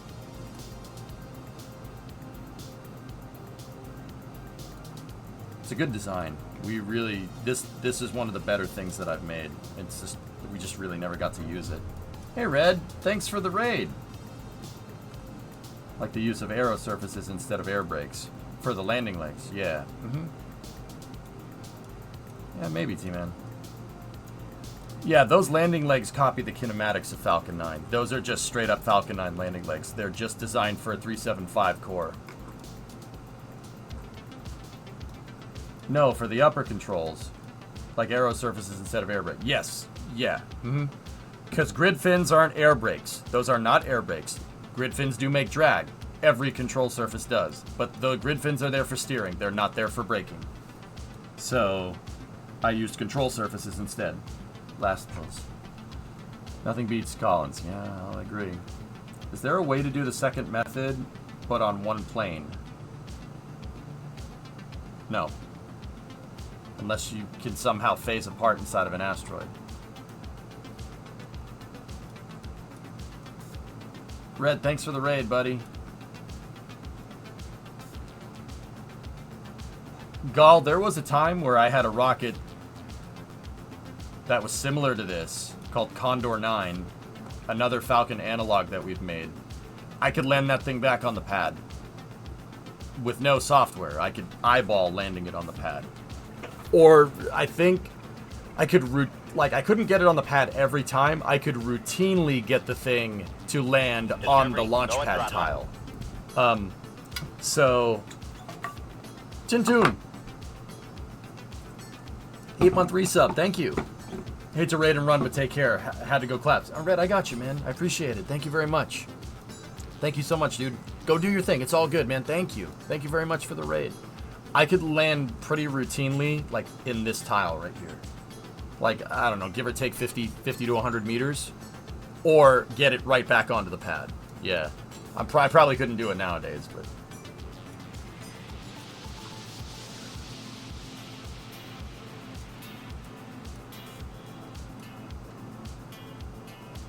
Anyway, welcome Red Panda viewers. We're going to be working here on a Rockwell Star Raker build in the near future. For people that are on my end, Red Panda is an old school KSP streamer. Been streaming KSP for about as long as I have. Consider going over there and giving a follow. Red's a good dude. Good dude.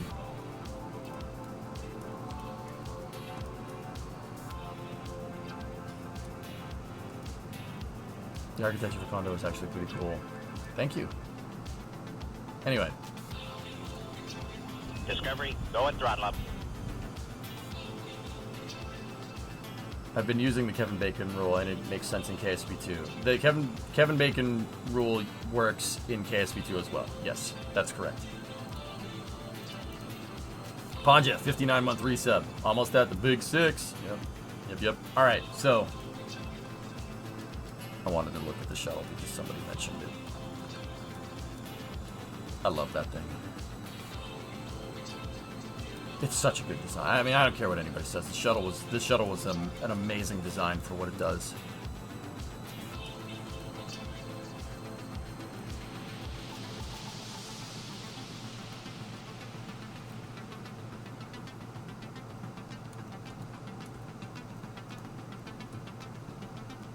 This is the Mark V.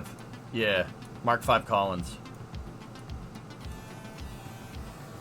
Gravy, you know how, like, I'm usually like, oh man, there's so many things that I could have done better on. No, this thing's perfect. Yeah, it's perfect.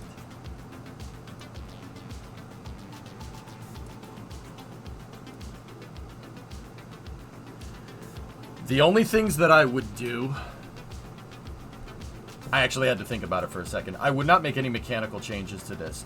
The Mark V Collins could do with some KRPC and brisk kinematics for the robotic arm. That would be the only thing that I would, and maybe a guidance system instead of like shuttle avionics. That would probably be the only thing that I would want to add to this. That's it. Yeah, the automation that the actual shuttle had, because right now this thing's pretty much an analog thing. You have to fly it everywhere.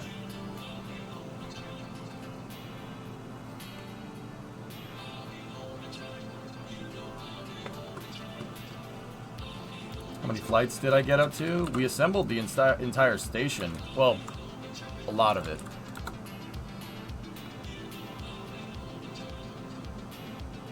How about this video of Atlas 3 AC201?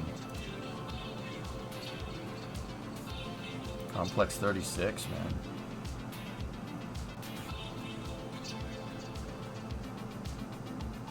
Wow.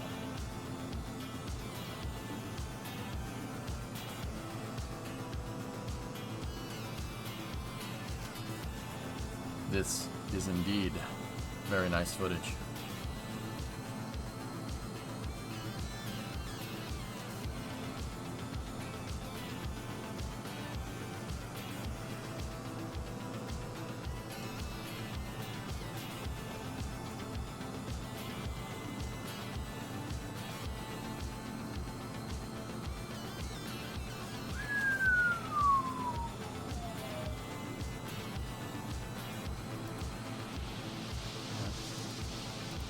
Vulcan, look how it, the funny thing is like you see an RD-180 down there, but it still kind of retains the original 3 engine nacelle.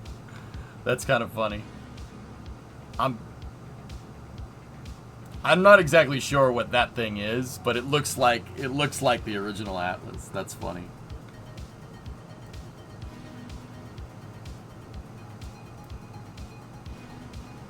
Yeah, it's very weird. Anyway. Cool. Alright. Are we going to start Star Raker now? We're already 4 hours deep into the stream.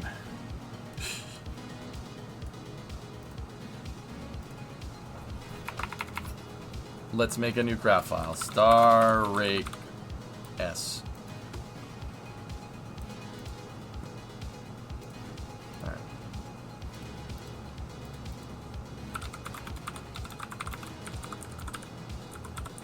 Star Raker prototype. Heavy, reusable, HTHL, SSTO.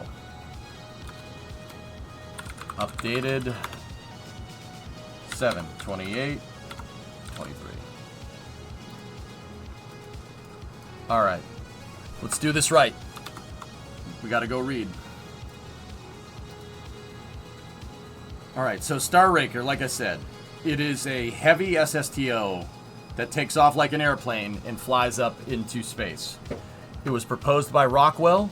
Rockwell's the same company that made the space shuttle, same company that made the B1, B1A and B1B, and then a couple of other things here and there, like a turbo encabulator, like I said. So they proposed this in the late 70s, believe it or not, before the shuttle even flew. And what this proposal from Rockwell is to, you know, maybe be a follow-up to the space shuttle.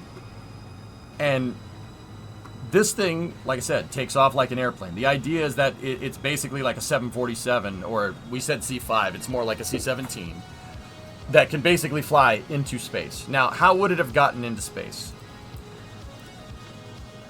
So, Star Raker, look, there's it compared to like a 747-100. Star Raker would have had air-breathing engines underneath it, like a ramp intake thing going on back here, and inside of these nacelles here, there would have been air-breathing turbo fan ramjets that run off hydrogen. So, think SR-71 motor. Basically an SR-71 motor with that runs on hydrogen, turbo ramjets. So you have 10 of those hydrogen J58 things. And then in the center of the vehicle, you have 3 shuttle engines. Those are RS-25s, or space shuttle mains. And then you have 2 nozzles up here for your orbital maneuvering system. So think of this vehicle as basically a shuttle aft segment with SR-71 stuff attached to it. And then that basically uses the air-breathing engines to fly on a really high arc, come back down, get the ramjets to ignite, and then shoot off into space, and then air start the RS-25s to circularize. It would have been pretty nuts. And then, you know, the shuttle engines would shut down, and then it would use the orbital maneuvering system to move around. The aim was about 350 mile circular orbit, or what was that? Like 500 kilometer circular orbit, which is really high for what it is.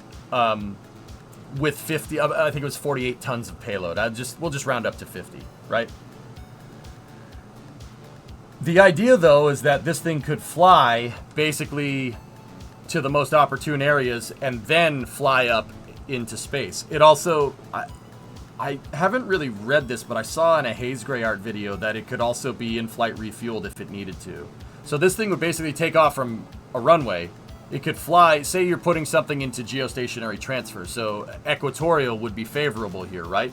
You could take off from like the United States, fly out over the ocean to the equator down south, and then shoot off into space, which is actually really cool. It's a really interesting capability. In terms of re-entry, Rockwell had 2 ideas on the table when they ultimately said, no, we don't want to do this. Their first idea was shuttle tiles.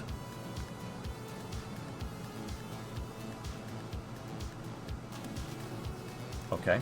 The second idea was a titanium thermal protection system, which probably would have ended up being a little bit of a better solution than thermal tiles. But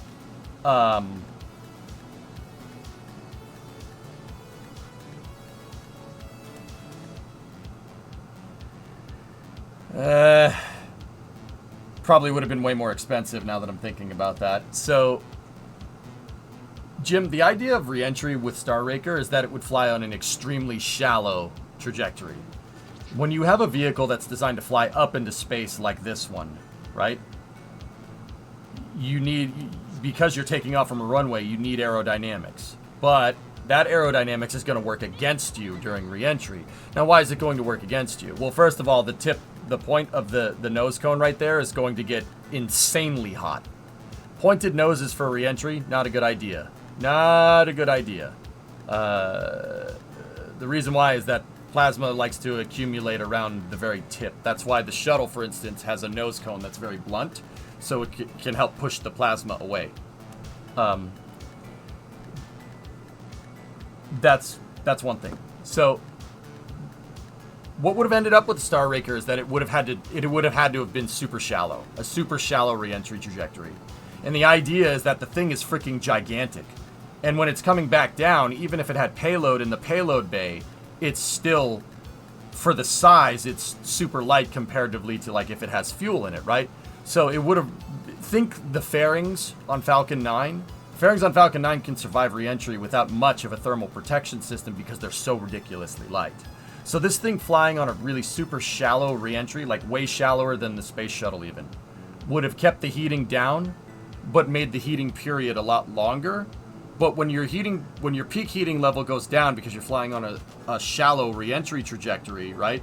When you're flying on a shallow re-entry trajectory, the highest temperature encountered will not be nearly as high as like a steeper re-entry trajectory, but the period of heating would be longer. So a titanium thermal protection system could withstand those, albeit lower temperatures over a longer period of time. That's why, some designs have metallic thermal protection. Some crazy spaceplane designs like the X-33, for instance, are using tiles. You know what I mean? Would the intakes be a problem during re-entry? They can close the intakes, Zombie. These are ramp intakes that can fully shut.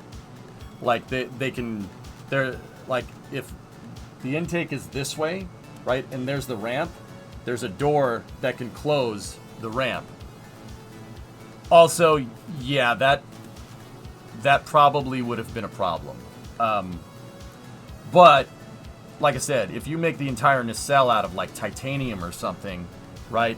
Or titanium with, like, a cilia backing plate, like what they had planned to do, it would have been more expensive, but the re-entry heating wouldn't have been nearly as high as the space shuttle.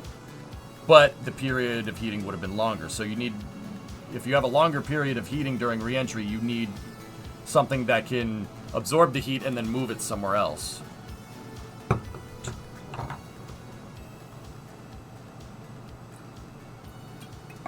Why not put it on the top of the wing? To be 100% honest with you, Wisp, I don't know. I don't know why they did that way. What I will say is this: these are probably super preliminary concepts. I guarantee you, had this thing gotten, like, say in some crazy parallel universe, this thing had gotten made by Rockwell, I guarantee you it wouldn't look like that. Most aerospace projects don't ever end up looking like what the final design is.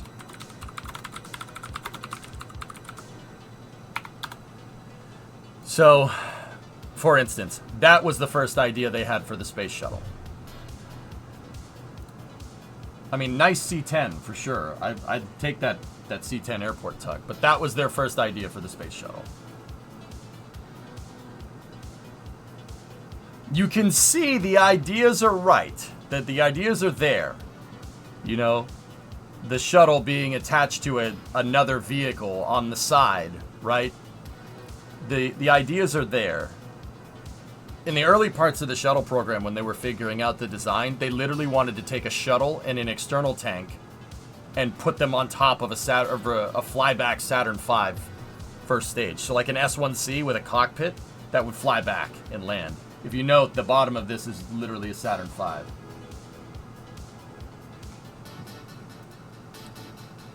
Then, as they got through more and more of the design, they were like, oh, fixed wings don't really make sense. A delta wing would be better, right?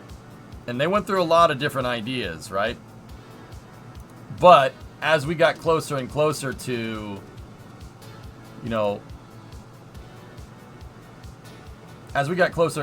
what would become the actual space shuttle, right? You could see they're honing in on it, right?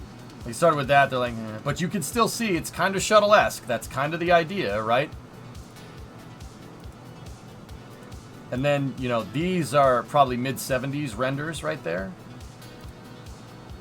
Yeah, see? Actually, that's early 70s.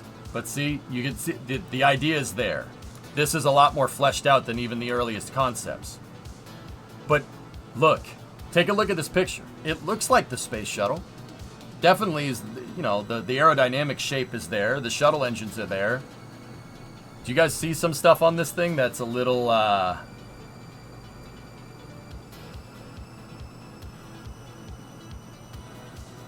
little weird?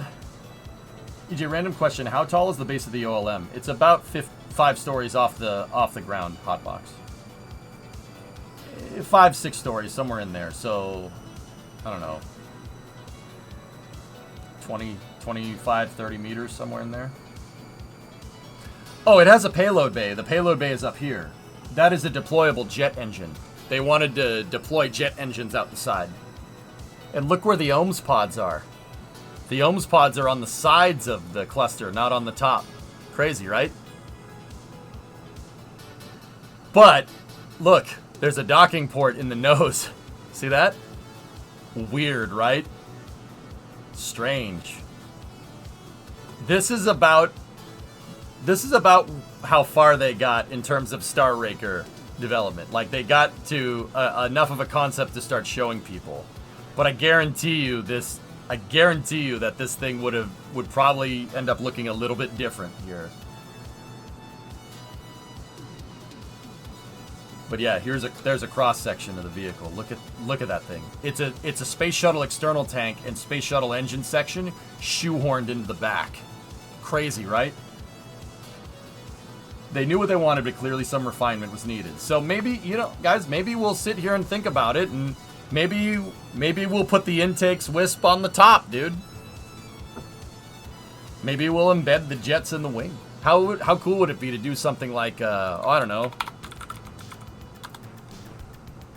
The MiG-29 has something like that. So the MiG-29 has ramp intakes. It has a ramped intake like an F-15, like similar to the concept that we're talking about here. The crazy thing about the MiG is that...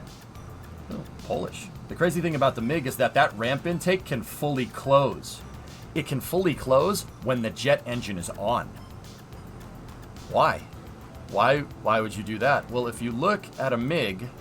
You look at a MiG-29 from the top here, there's vents, there's gills right there. The MiG has the capability of closing that intake and having the 2 jet engines pull in air from over the top of the strake. Anybody know why? Yeah, you guys already said it. It's because the MiG can literally land on a dirt road. A 29 can land on a dirt road. The reason why is because the Soviets had a lot of design requirements for their planes. One of the design requirements is based off of their experiences on the Eastern Front, which literally made airfields useless pretty damn fast. So the idea is that, oh, well, the airfield's going to get bombed if we get invaded, right? Or if simultaneously, if we're doing the ones invading, the people will probably bomb the airfields. They'll probably blow the stuff up before we get our hands on it. Because scorched earth was a huge thing on the Eastern Front, right? The Germans would just destroy their own airport before they let it fall into the Soviets' hands, right? They'd booby trap stuff, right? So the Soviet military, knowing that, right, said, all right, we need a fighter jet. We need something that's going to go toe-to-toe with like an F-15 or an F-14 or whatever, right? But we know that the airfields are all going to get bombed. We want to still use our fighter jets, right? If the runway gets bombed out. There you go. That's why if you kind of sit there and look at a MiG-29, look at the tires. They look like off-road tires. They look like mud bogging tires. There you go. There's the reason. So something like that exists, dude. We could do something like that. Like a ramped intake or something, or kind of blend it in so the intakes are up at the top. I think that would actually look kind of cool. That would make the design a little bit more difficult, but something we could do. Did you used to work in the space industry? My Chip, I've worked with NASA on like outreach and stuff, like hosting panels at TwitchCon with people from NASA and stuff. Like even NASA's come in here and said that they didn't endorse the stream. They just said keep doing what you're doing. But no, I'm self-taught when it comes to aerospace. I'm a 3D artist by trade.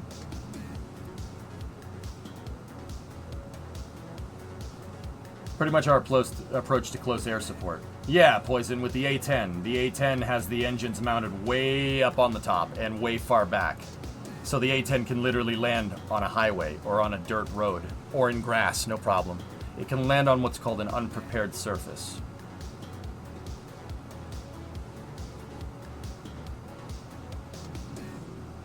We built the SU-23 with that philosophy as well. If it's flat, we can operate from it. It's not a bad idea, Uncommoner, to be honest with you. I personally think the Brits' solution to that problem that all the runways getting bombed, you know, is a much better solution. The Brits had that same idea. They knew that they had that same idea, and they're like, you know, stuff's just going to get bombed, right? You know, the runway's just going to get bombed. So, but the Brits said, British engineers at BAE said, you know, the runway's going to get bombed, right? Like, you know, even if the runway gets bombed, it's still a pain in the butt to make like a mile-long flat surface. Even if it's dirt, you're clearing the trees, all that stuff takes time. So why do we need a runway?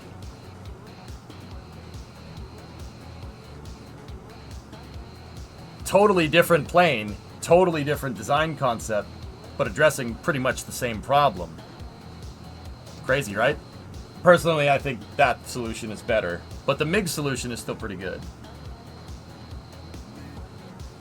I'm sorry, I stole your thunder. It's alright, Dr. J.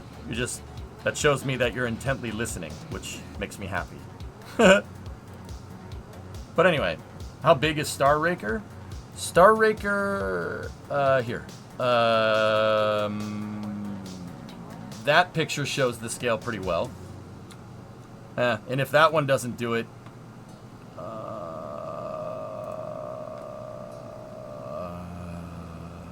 there we go. That picture does. Big plane. Like, big. That's a 747-100 over there. What size of payload do you plan to take on orbit? 2 Orange tanks, 1 Saturn tank? Well, I plan to scale off of the actual, the real plane's capability, 95. Looks like the shuttle from the Fifth Element. It kind of does. Yeah. I wonder how it sizes to a 225. About the same size, Dr. J. Yeah. Different answer to the same question. Yep. Interesting, right? So, yeah, we need to get some scale numbers. So let me go back into this PDF here. I mean, I'm looking at, you know, we said that, you know, the concept is there, but it probably would have ended up looking a little bit different. This PDF actually has, I mean, we got stringer designs here. We have some pretty detailed analysis on thermal protection, either with the silicate tiles or the metallic one. Man, that metallic one would have been expensive, but that thing would work. The shuttle tiles are a simpler solution, but you have to glue them on. Star Raker ever fly? It never got off the drawing board.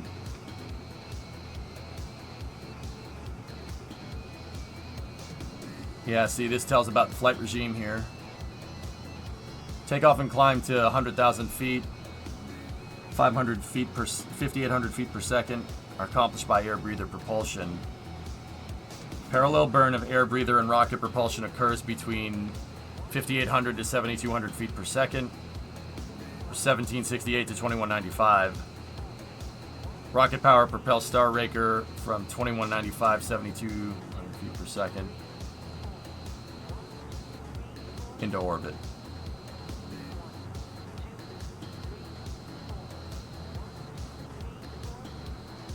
Yeah, airfoil. This is wing shape and stuff. That is a very strange airfoil shape.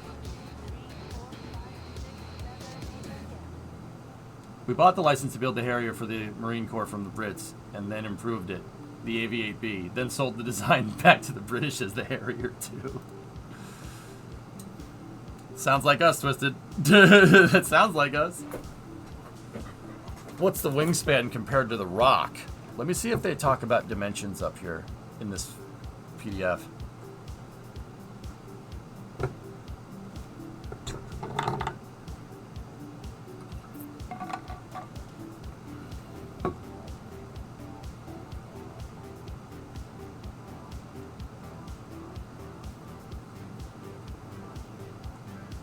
I need to read more about this thing before I go and build one in KSP. So this is the part of the stream where we're doing a lot of data collection here, but I need to understand what the heck I'm making before we go and make it, or else it's not going to come out right.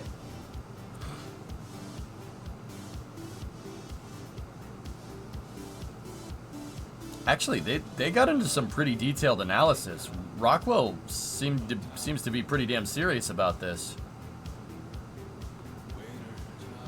I mean, you know, I did just get through saying a second ago that it's just, like, it seems like it's a very preliminary, but even preliminary, I guess, for Rockwell, it's pretty crazy.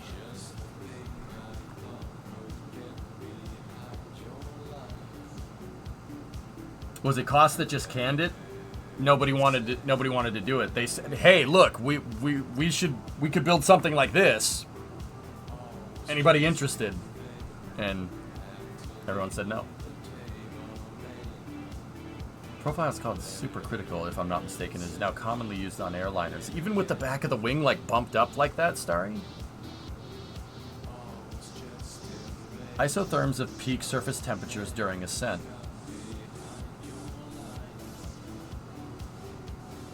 Oh, it's in Celsius. Interesting for something from the US from the 70s. Peak, see, look at the difference. Look at the nose cone, guys. I was saying a second ago that the nose cone is going to get insanely hot because it's pointed. Look at the thermal differential, the temperature differential here between just side of the nose cone and the point on the nose cone. 2000 C versus 982. You're seeing a 50% fall off in about this much space. Maybe like a meter. Crazy, right?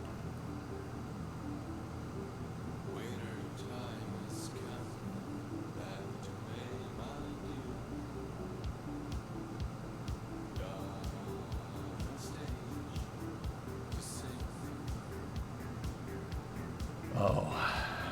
HRSI tile thickness contours for 177C bond line temperature. Oh, yeah. Differential tile thickness. Tiles would have been thicker up at the nose and generally thinner as you go backwards. But, except out on the wings where the plasma goes. Plasma will get shot out there. You need a thicker tile. Space Shuttle does that, by the way. Space Shuttle does something similar to this. That's why, you know, there's 30,000 tiles on the space shuttles, and they're not interchangeable because of tile thickness. If you make them all one thickness, you're going to ruin your payload, your spacecraft mass fraction. Basically, if you have tiles with varying thicknesses, you could save like a couple thousand pounds, or like 1,000 kilos worth of tile thickness that you don't need. At least that was the idea.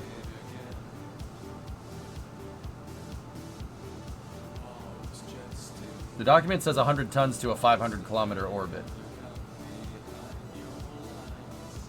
100 tons, Nicholas? If you could tell me what page you see that on, I'd be interested.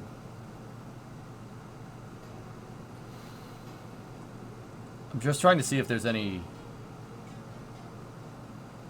Are you going to go straight to building it for Kerbal scale or do something similar? I should be. I'm confident enough in my abilities to just build one right off the bat, 95. Look in abstract.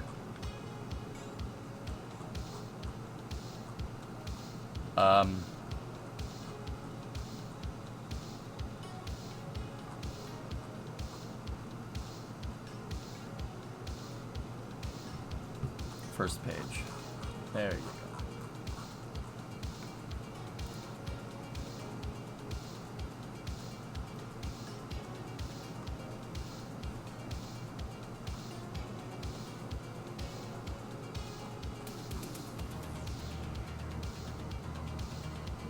It is a system that can operate from any large airport equipped with cryogenic facilities.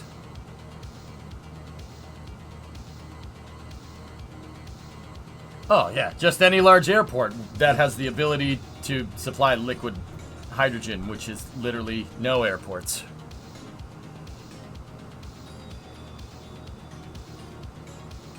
It can carry a 100-ton payload into a 300 nautical mile orbit, uses multi-cycle air-breathing propulsion, and is lightweight. These qualities contribute to operational flexibility and can play key roles in fulfilling future Earth space transportation.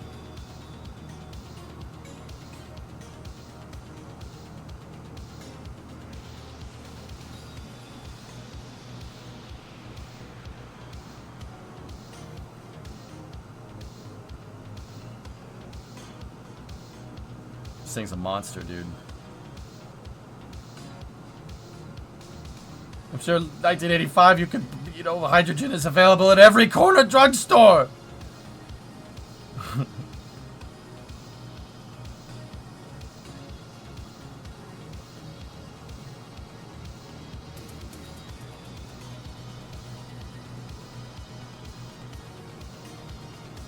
That's a lot even for KSP. We're going to scale it down, Nicholas. KSP scale for vehicles is, and this is right from the original KSP1 developers, is about 62% of their original size. So I absolutely am going to scale our payload mass by that. We're going to aim for 60 tons. 60 tons to, let's say 60 tons to 200. Or, well, it'd be 60 tons to like 300 kilometers, give or take.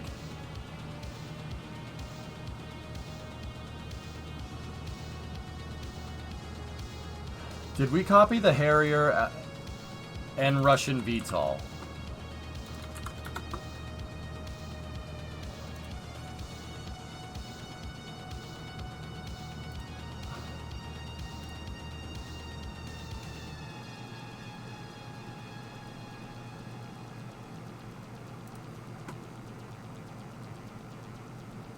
I don't know how you look at this and think, Harrier? The vectored thrust nozzle? Yeah, maybe. But the Yak 141 works on the Yak 141 has 2 jet engines in here. There's 2 jet engines that are literally pointed down that only work when you're in VTOL mode. The F-35B does not do that. No. The F-35 has... So that Yak 141 has 3 engines in it. And F-35 has 1 engine. It's not a copy. Not even close. Similar idea. Similar concept. But not a copy. No way.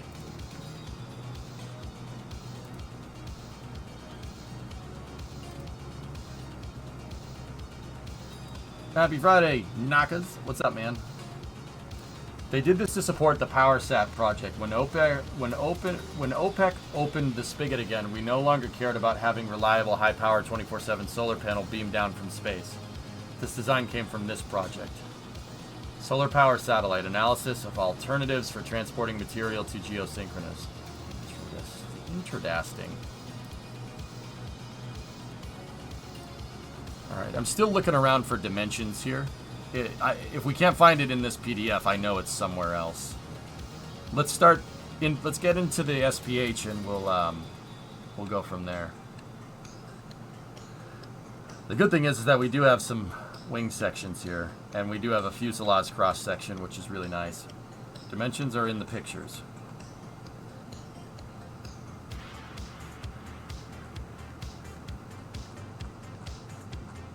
I saw them there. I'm just trying to see if there's any other ones.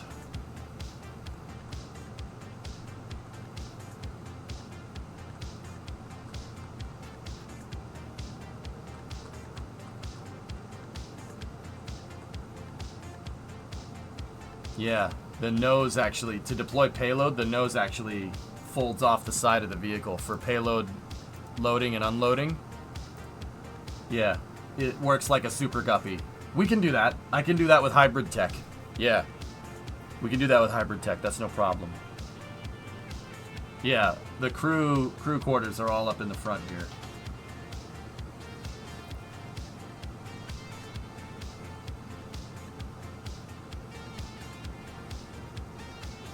If the length factor in KSP is 0.62, the dimensions, the mass factor would be 0.24. So, Jim, are you saying 25 ton? 25 tons would make this super easy. Length was to be 310 feet nose to tail by 280 feet wingtip to wingtip.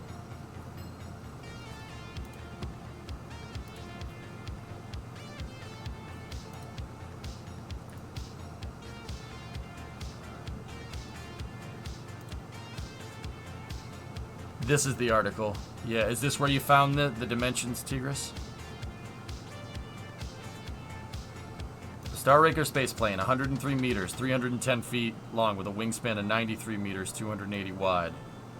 Carried a maximum of 89 metric tons to low Earth orbit. More than 1,100 flights would have been required each year to support the SPS program. Yeah, okay. How many football fields is that?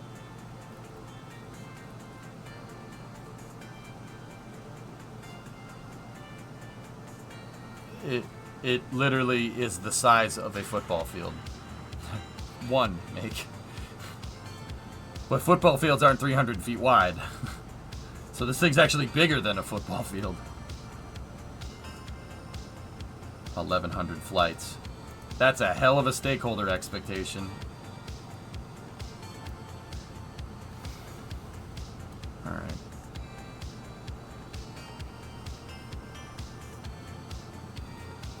Yeah, Aqualex, I got you. Alright, let's scale these numbers then. So 103 meters, I mean, I don't really need to do it on a calculator, but 103 times 0.66, or 0.62, gives us a 60 meter, let's just, well, 6386. So let's go in here, let's get our length measurements up.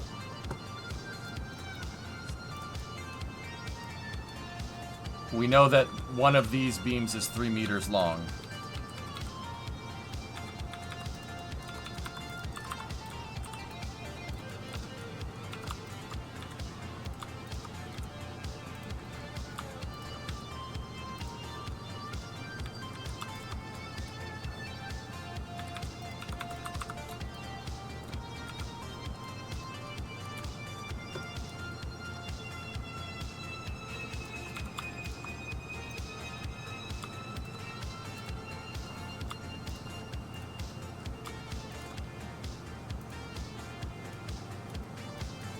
Oh.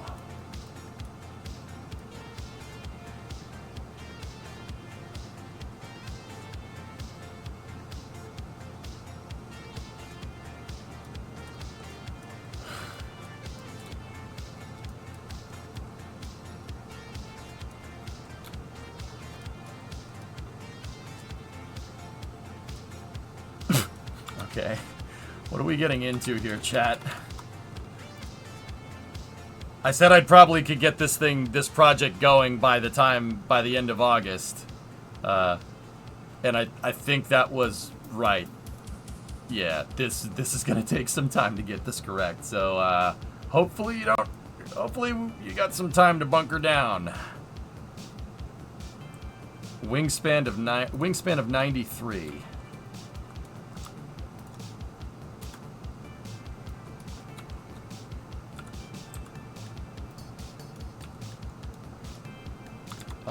Let's just scale it again just to be sure. 93 times 0.66. Or, no. 93 times 0.62. 5766 is what we're looking for.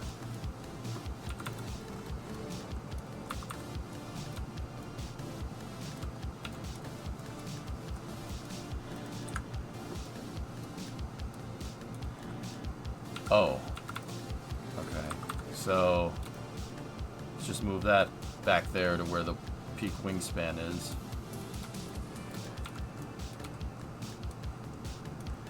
Are you going to have to fold the wings? No, uncommon, we should be fine. I don't have to roll it out of the hangar. I just hit the go button and it puts it out on the runway. So yeah, we're good. And even then, KSP's hangar is actually big enough. Oh, this isn't too bad.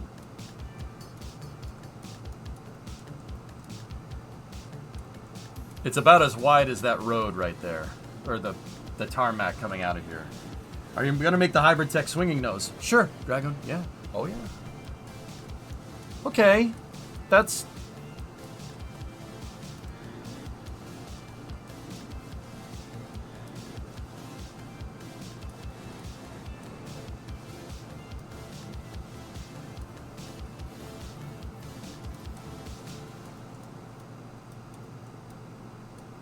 That's big. That's very big.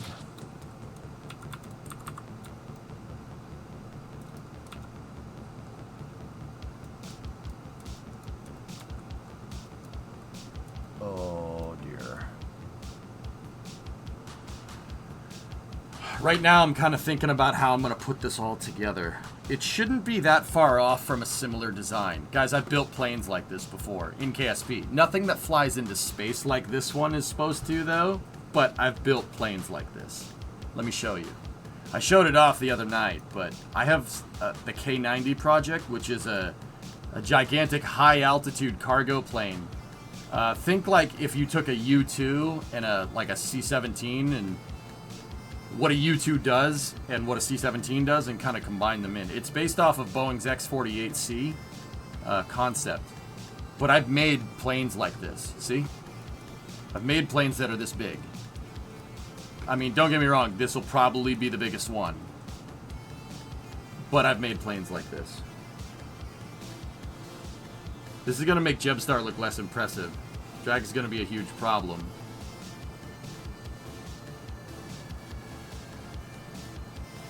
Nah. Nah, then. I can get around it, Pop. I'm not concerned.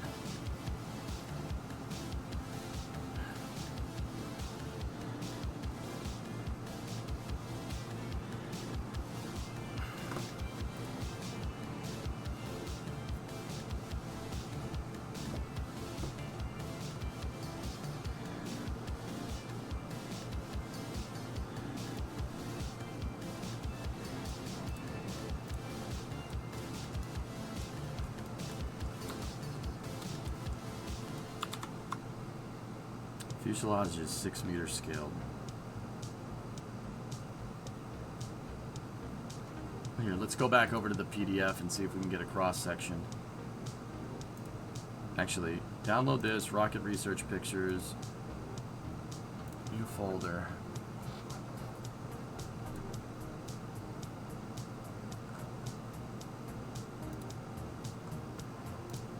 That was weird.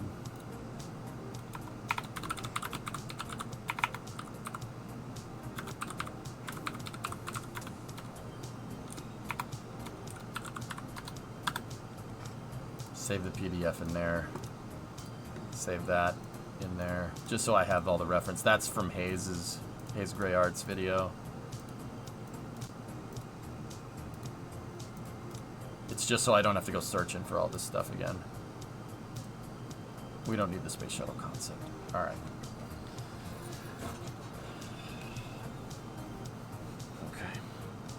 Yeah, the landing gear carriage chillin' might be a little bit of a challenge to solve, but I think I can figure that one out.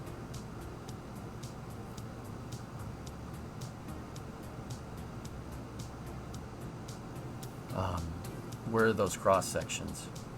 So the cargo bay is 43 meters. So a good way to do this is if you're building a replica of a concept or something is just see all these dimensions here? This will really help us. And just start breaking down the components of the vehicle. So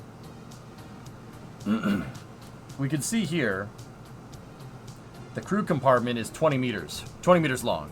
So plug that in here. So 20 times 0.62. Our crew, from the point of the nose cone to basically the bulkhead where the cargo begins needs to be 12.4.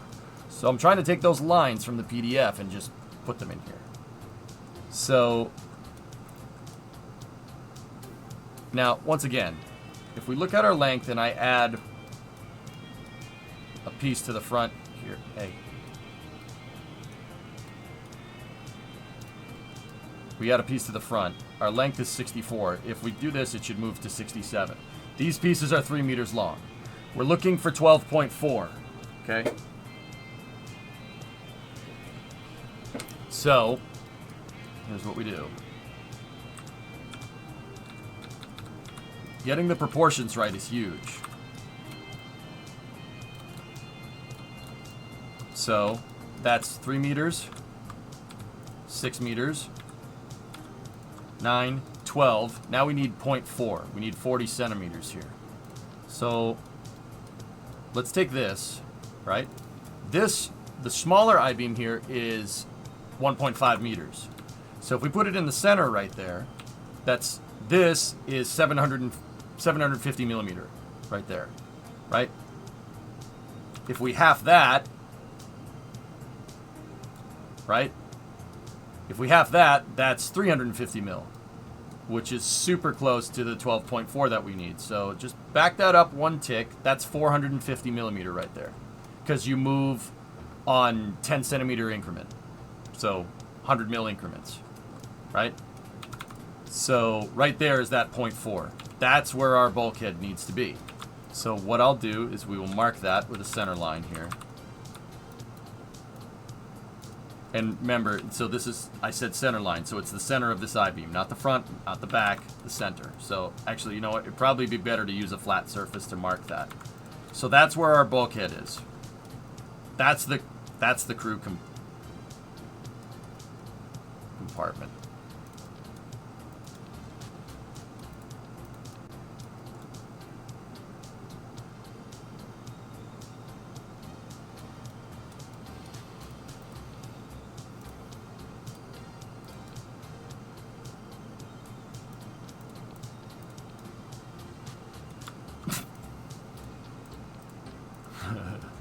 Okay. Okay. That's, yeah. All right. Just trying to get my bearings on scale here. So now the next part here is the cargo bay. Cargo road, EJ. Duh. 43.12 meters. So go in here. 43.12 times 0.62 is 26.73 meters. Okay, so let me get the I-beam again.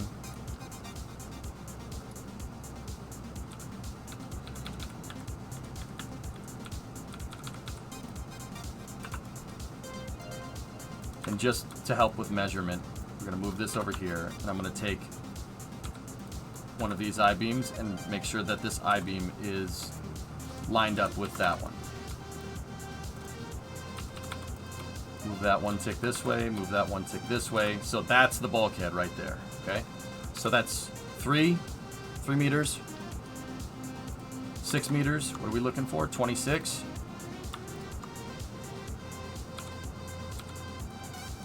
Three, 6, 9. Damn you fine. That's 12 meters right there. If we duplicate this,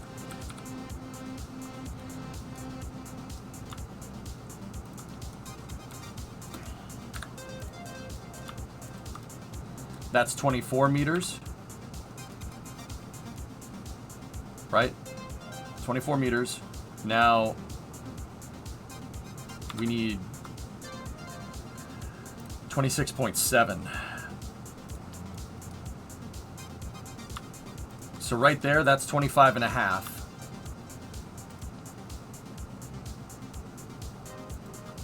If we go 4 ticks in, so that is...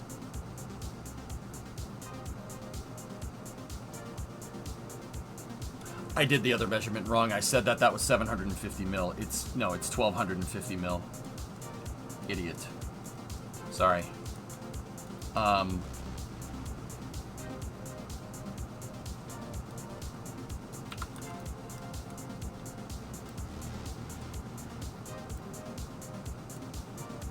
.7.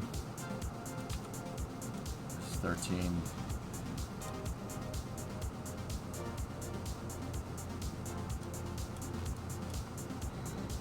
13.3. Yeah, that's wrong. But then again, we're measuring off the front here, so if we go...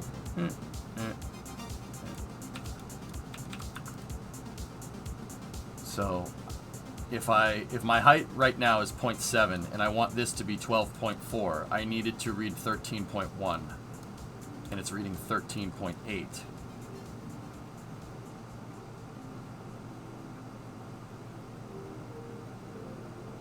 That's right. 13.1. No, I'm stupid.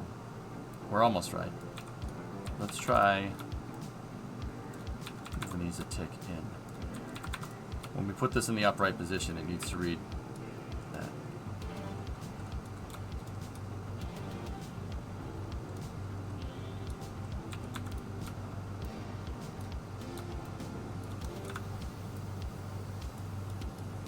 .7. Take that. That's 13.6. Minus 7 gives us 12.9. Yeah, we're still off. What happens if I get rid of this? 13.2.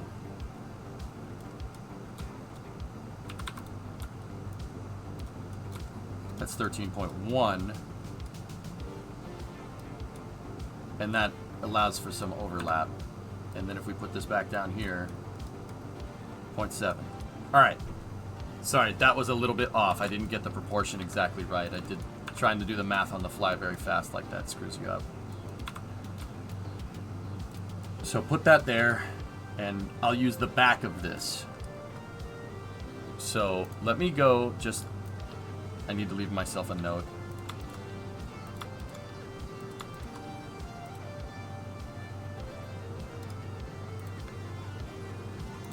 I have the flag pack that's just letters.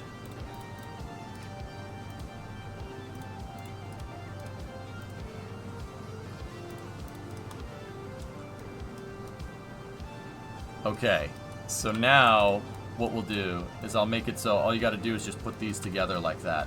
There we go.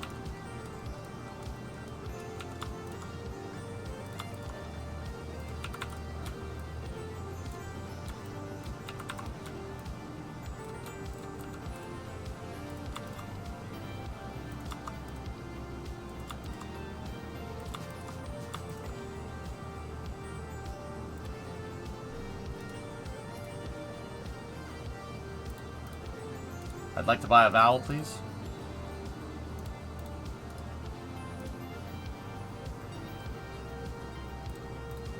An X. Oh, I'm sorry, no X's. Eh.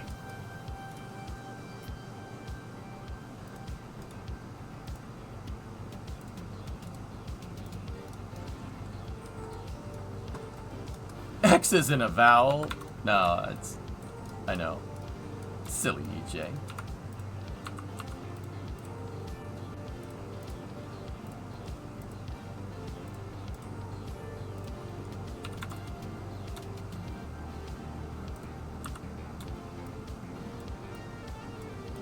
I'm just making basically a 3D blueprint right here. And just using the flags to write myself some notes. Okay, and then the spot where these two I-beams come together, where they butt up against each other, that's the bulkhead. So now, for the payload bay length, we're going to need 26.7. So 3, 6, 9, 12. And then 1, 2, 3, 4. That's 24. So get rid of this. 1, 2, 1, 2, 3. That's 24. Wait, did I do my math right the first time? Now I'm second guessing myself. That's 1.5 long, so 0.75 is the halfway point.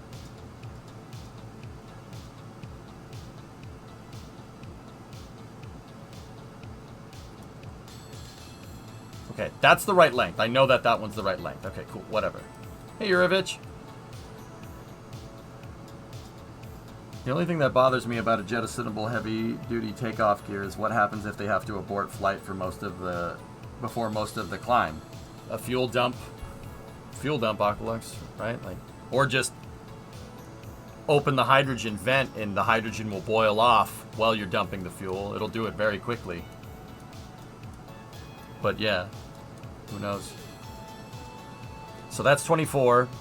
24 meters plus 1.5 is 25.5.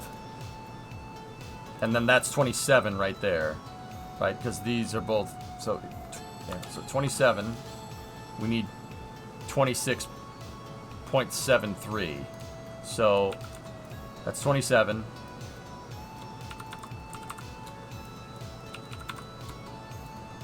This is 26.9, 26.8, 26.7. Because these, once again, these are moving on 10 centimeter increments, or 100 mil. So right there, I'm gonna go grab this.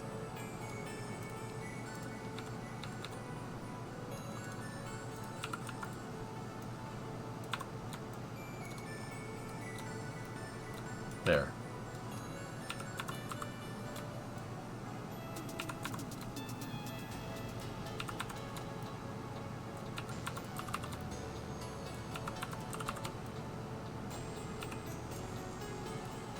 And what about the payload mass? Do this. What about the payload mass? Do that and your center of gravity goes forward.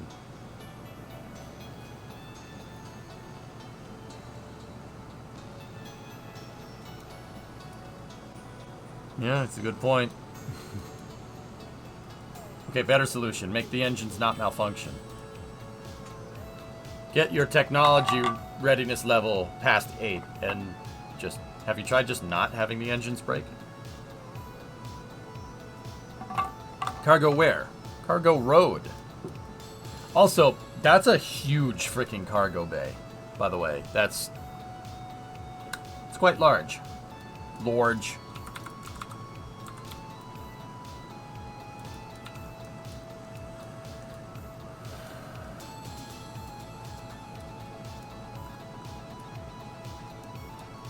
Okay, now...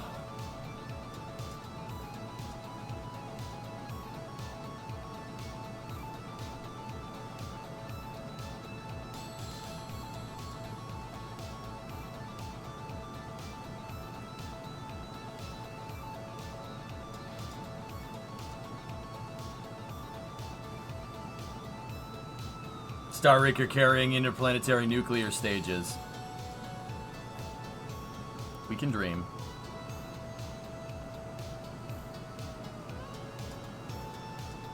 So...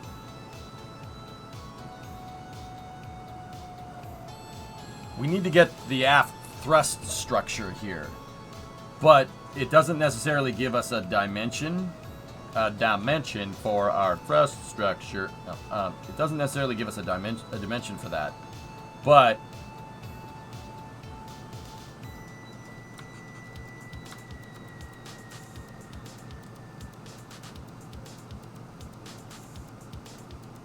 we do have these dimensions here, so we can do... We have the cargo bay and we have the crew compartment dimensions, so if we do have the total length right there. So let's do 93.82 minus 20.12 minus 43.12. 30.58 times 0.66, 20 meters. 20.2, we'll round up.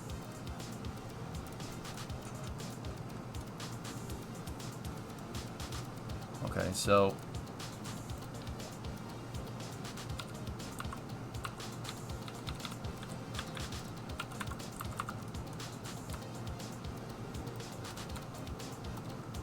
I mean, if we... This is basically what I'm doing is I'm chopping the plane down into components. Now, theoretically here, if we did the math correct, 20.2 will get us right to there. I'm just making sure. I'm kind of using this as a way to double check.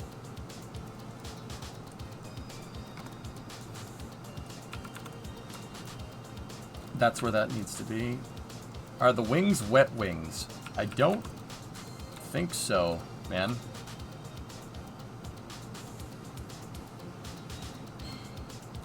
That's where that needs to be, because those aren't lined up in that regard. That's aligned. Okay, so all right, so that's 3, 6, 9, 12, 18, 19.5,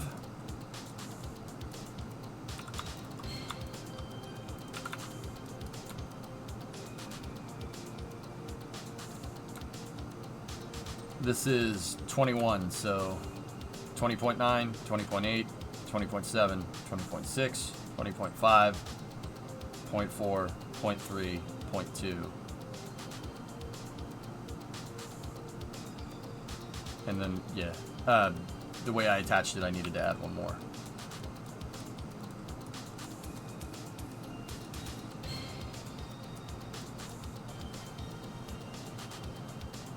I made this. Do you recognize it? That looks like Stoke, Erudite. I've seen something about Boeing getting the NASA contract to build nuclear thermal rockets. It's not Boeing. Lockheed got it, Tigris. It was a NASA DARPA contract award to Lockheed Martin and BWX Technologies, to build a nuclear thermal rocket propulsion system to be flown on a flight test in 2026 or 2027.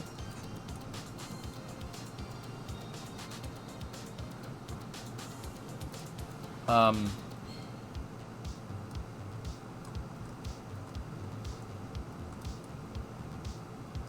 wonder if the absolute snap is off on these.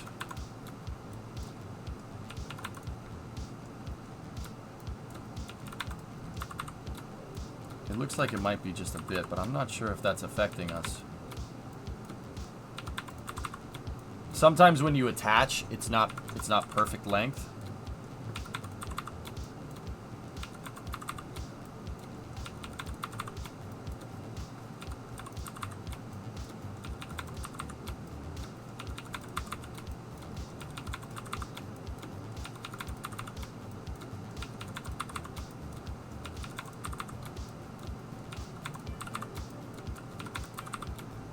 And sometimes you gotta overlap stuff.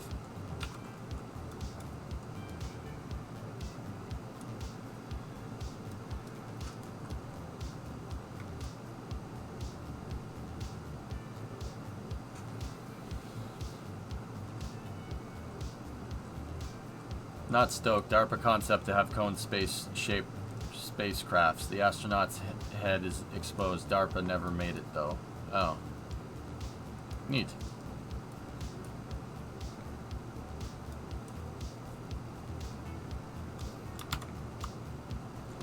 This says the overall dimension is 93.82.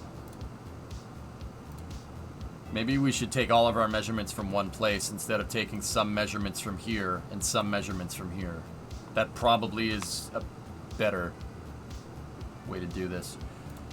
So 93.82 times 0.62. There's your problem. 5816 is what we're looking for the length. Recount your tail section, please. 3, so 1, 2, 3, 4. 3 times 4 is 12.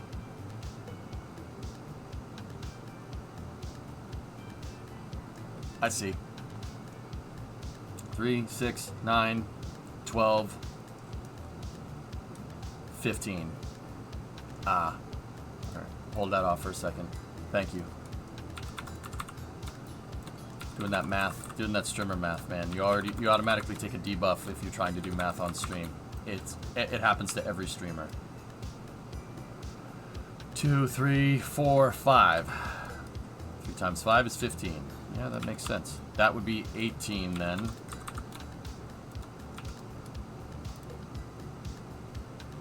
And we're looking for 20.2.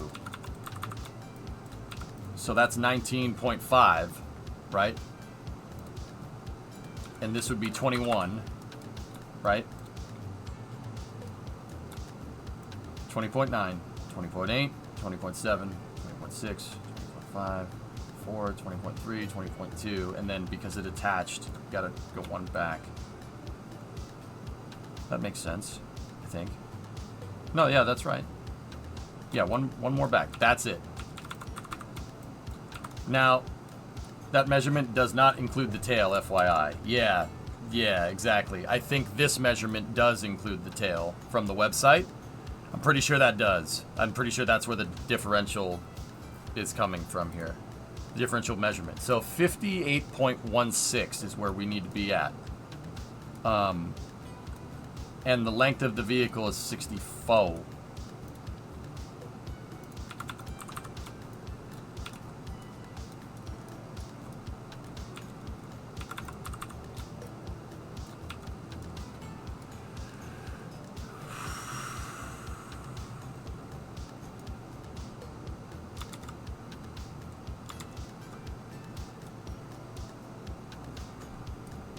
These were wet wings. Read page 11. Okay. Huh.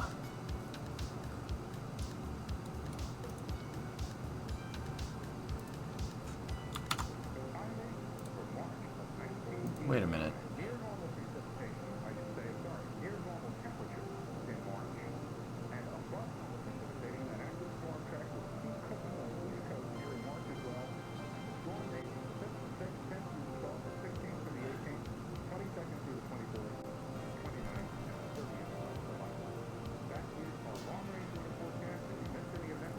What were the wet wings filled with, Aqualux, if you don't mind me asking?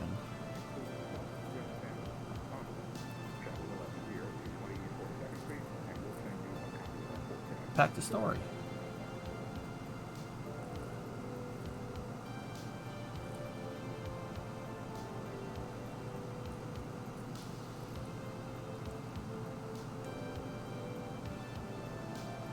They had hydrogen wet wings?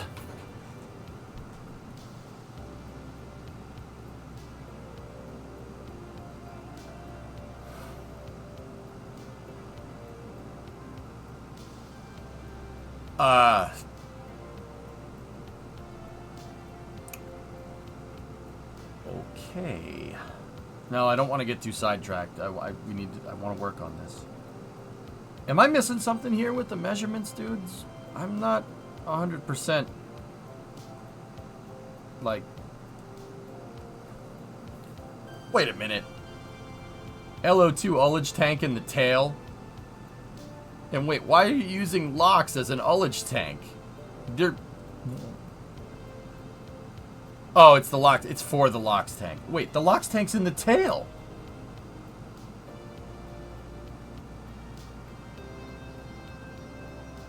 Yeah, Duvin, I was gonna say, cryogenic wet wings don't sound like a good idea.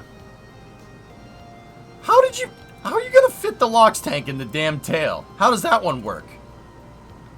What are you, crazy? Yeah, let's just freeze all of our control surfaces. Okay, sounds good, boss. The ullage tank doesn't necessarily mean that the LOX tank is in the tail. But yeah, it's interesting that they put the ullage inside of a control surface. It's like what SpaceX is doing with their nitrogen on Super Heavy. The nitrogen is inside of the aerodynamic elements, which is funny. What's ullage mean? Diddlywink, ullage is a pneumatic stabilization system to help feed the fuel into the rocket engines. Rockets, because think about it, dude. You need the tank pressure to stay the same throughout the entire flight. But how are you going to keep the tank pressure the same when you're draining fuel out of it? What, are you going to vent it to vacuum? You can't do that. You're up in space. Now, like a gas tank on a car has a vent that vents atmosphere. So when the fuel is poured in, you know, it displaces the atmosphere in there and it goes out of a vent line, right?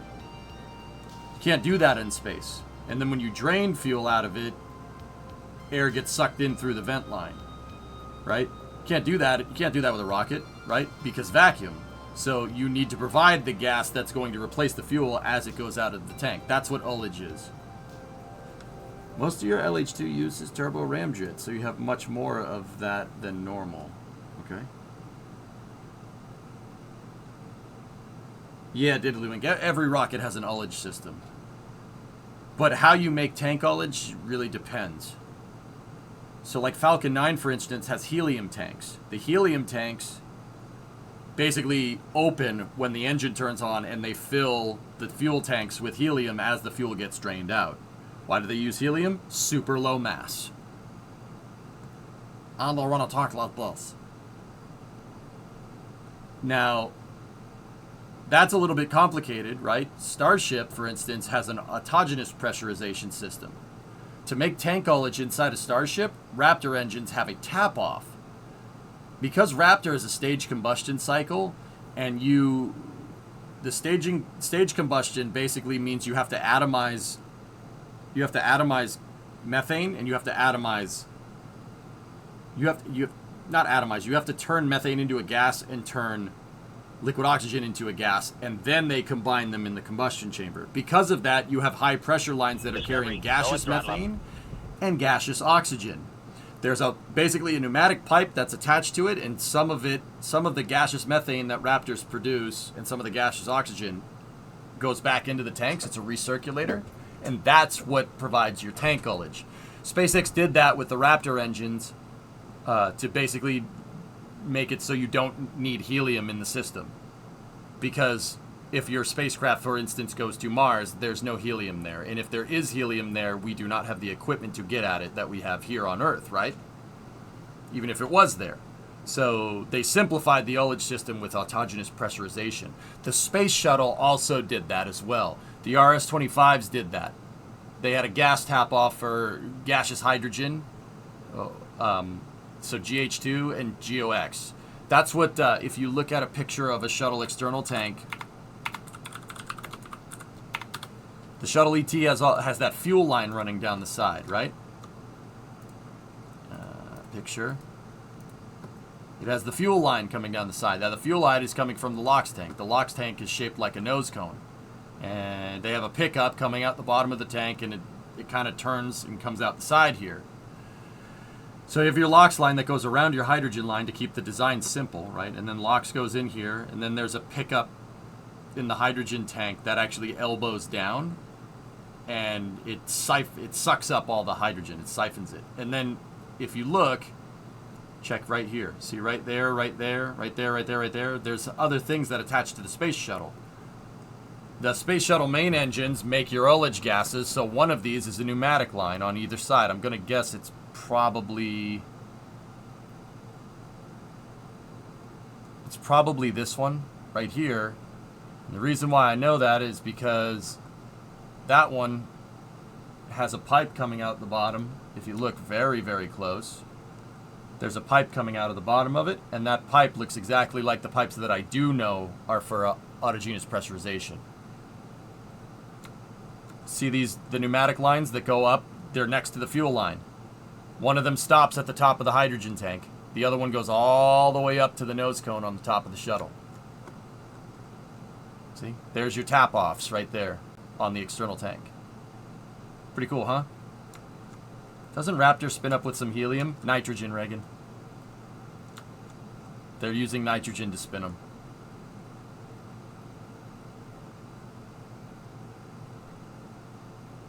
But even then, helium... I mean, spin starting the engine, right, is not tankology, right? But yeah, I'm pretty sure Raptors use nitrogen. Yeah, they use nitrogen. But I could be wrong. Alright, so 5816 is where we need to be.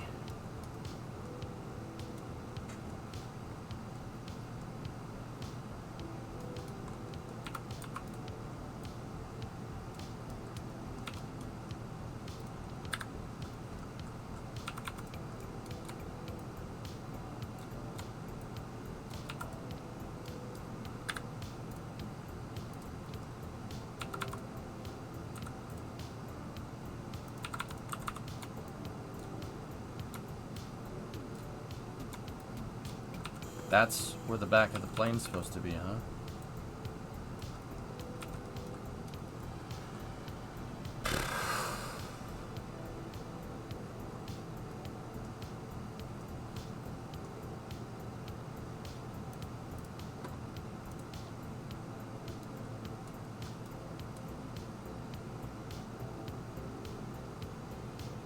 says the length is 3.2.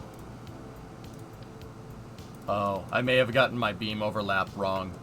That's 6.4. How do we get this to equal 6 right off the bat? 6.3, 6.2, 6.1.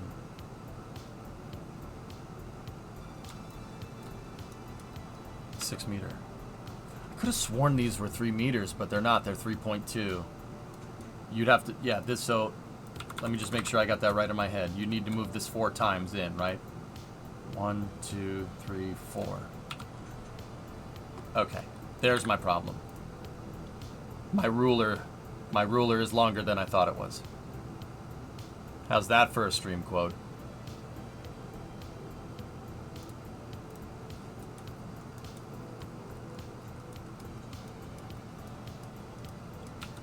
So that means every one of these has to be 1, 2, 3, 4 to get our measurements right.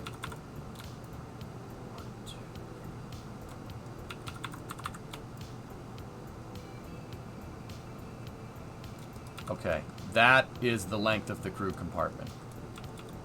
And now we need to do that with the rest of this, so...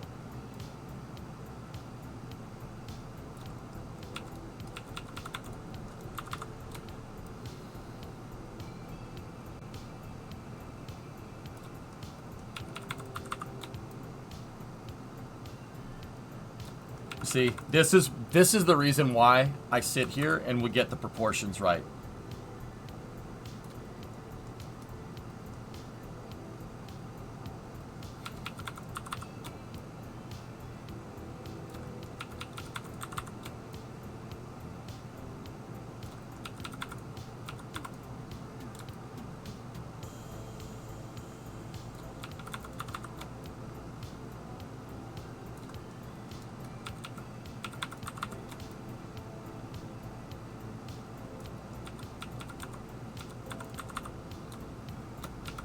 What are we building? Star Raker.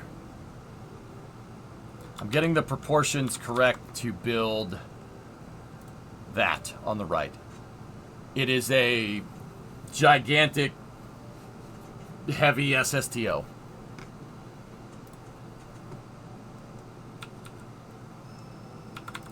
So this one only needs to go 1, 2 back, and then that means that this one, because that's the center part, that means this needs to go 2 forward. Cool.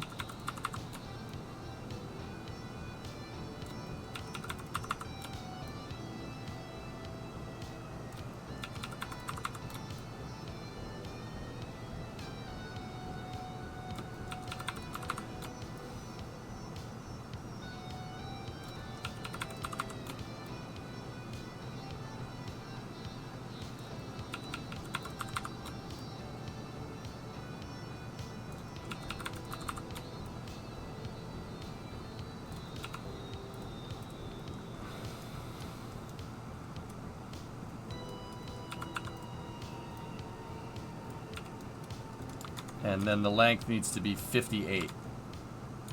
I'm just doing this to make sure that we have verified our scale. It's 58.16. 54. Okay, so...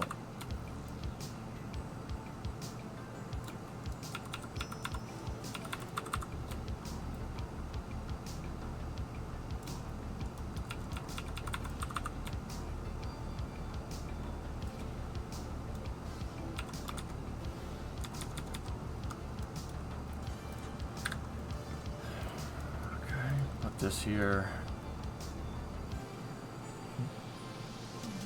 If this is half the size of that and this thing is 3.2 meters long, that means this thing is 1.6 meters long. So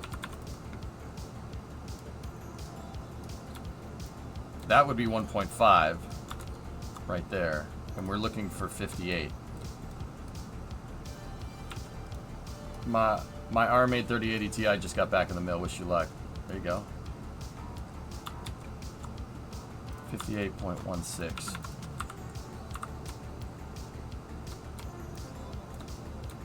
Just round that to 58 too. There we go.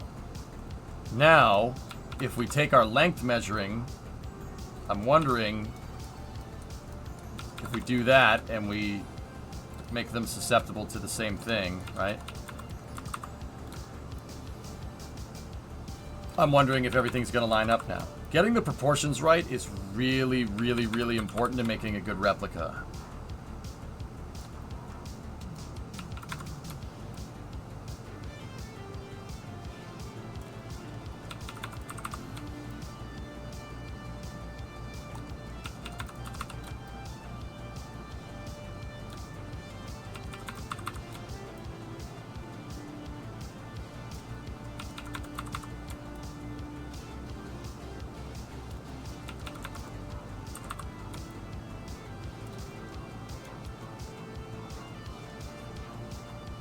Alright, so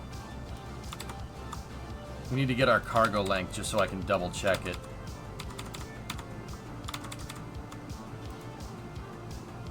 $43.12 times 0.62 would give me 26.7. The vehicle height is currently being read at 2 meters. So let me...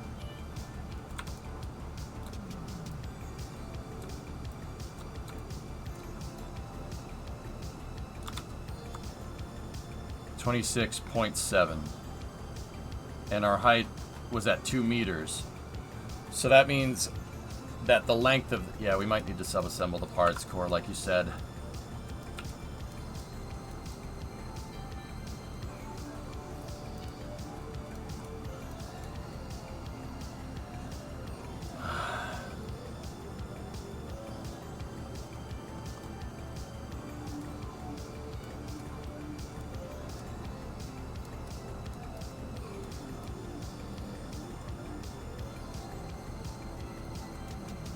Well, you know what? Another good way to be able to verify this would be to do this.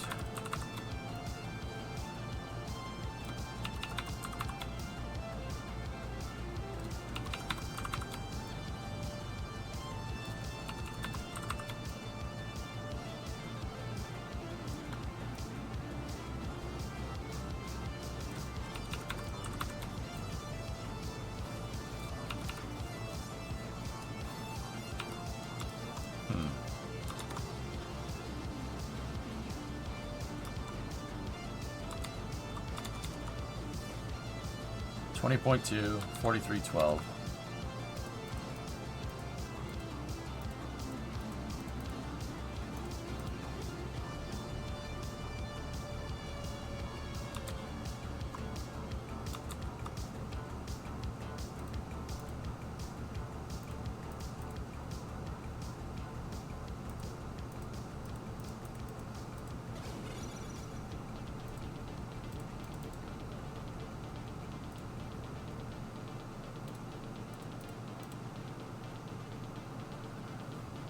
$30.5 times 0.62 is 18.9.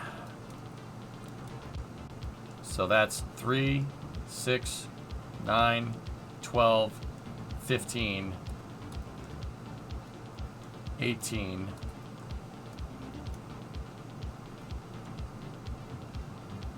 0.9.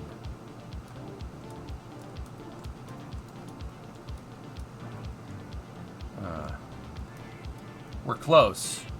We're close to getting this right.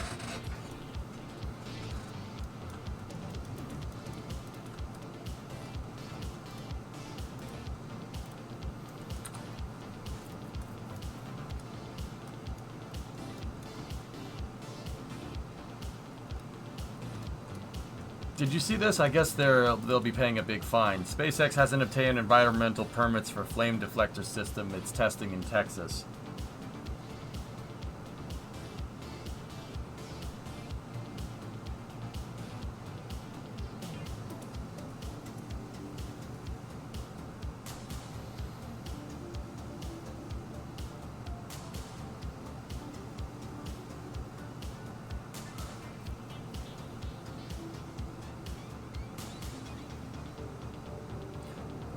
It's not a flame deflector. It's a pad deluge. What's the difference? The name. And the name matters when you're talking about litigation, so I wouldn't read too much into it.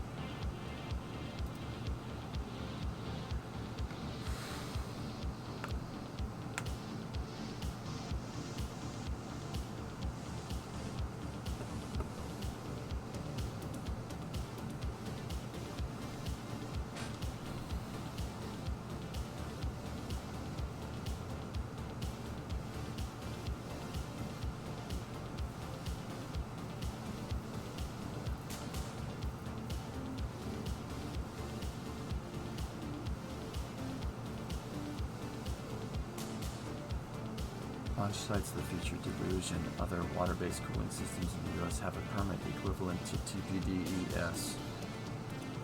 Going back to the earliest days of the shuttle.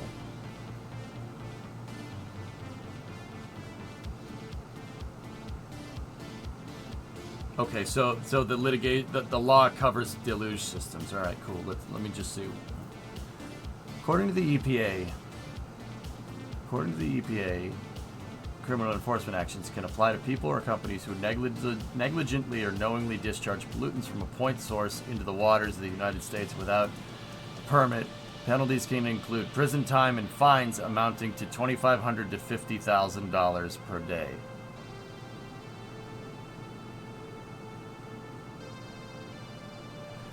Okay. Guys,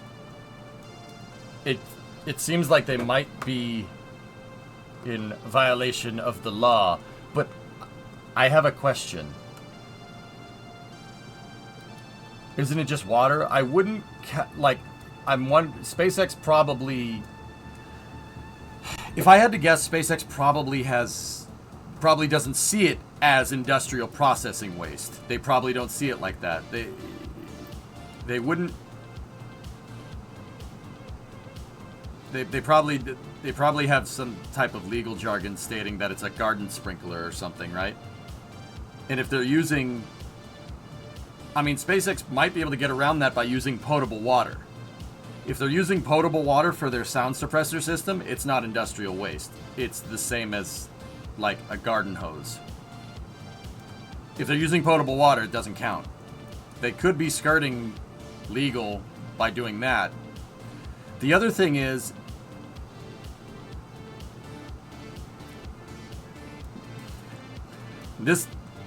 keep in mind, I don't think that this is what's going on, but also, I'm just going to mention it as, like, I guess, point of record. If the fine is up to $50,000 per day, and they fire the pad deluge like 3 or 4 times for testing purposes, it's $200,000. Now, don't get me wrong, $200,000 is a lot of money for you and me. If it costs SpaceX $300,000 worth of paperwork and litigation and notarization to apply for the stupid permit to get permitted to discharge the water, why not just discharge the water and pay the fine? It's literally cheaper. If you're doing small incremental testing. Just saying. Something to consider, I suppose.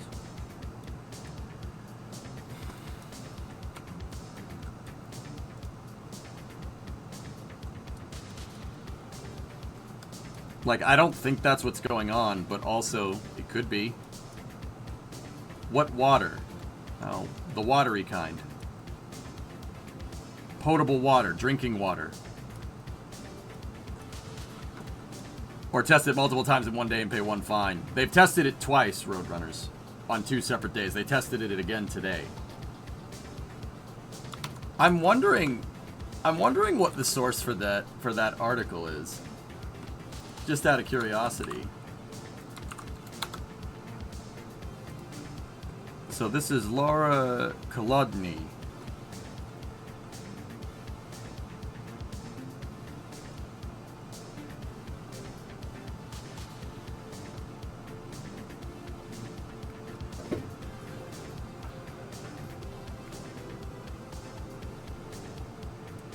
We don't know if there's any mechanism in place to make sure runoff is not reaching the surrounding habitat. They are clearly making changes to the launch site and how they do their launches. There's been no transparency on that and no way for the public to see what those charges are or offer.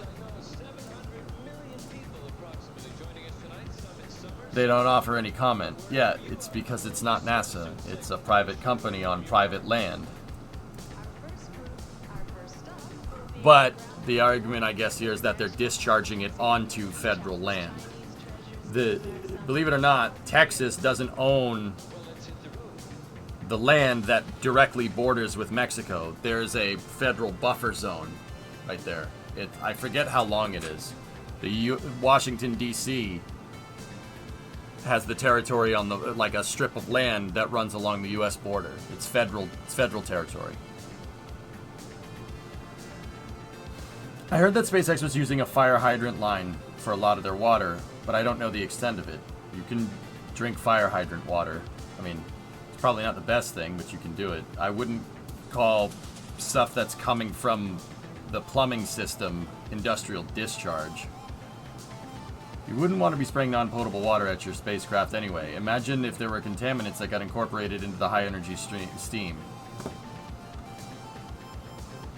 So, the FAA said in an email on Friday, the SpaceX launch site in Boca Chica is not licensed by the FAA, though a vehicle operator's license from the agency for SpaceX remains in effect.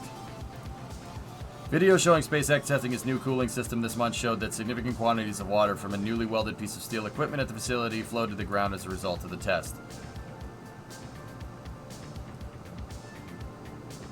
What's TC? What's Texas Commission on Environmental Quality? Okay.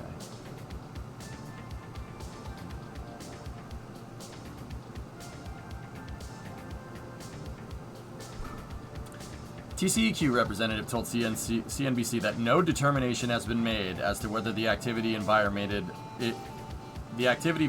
environmental laws. The agency is currently evaluating the use of the pressurized water system as part of SpaceX launch operations to see if the state environment regulations apply or were violated.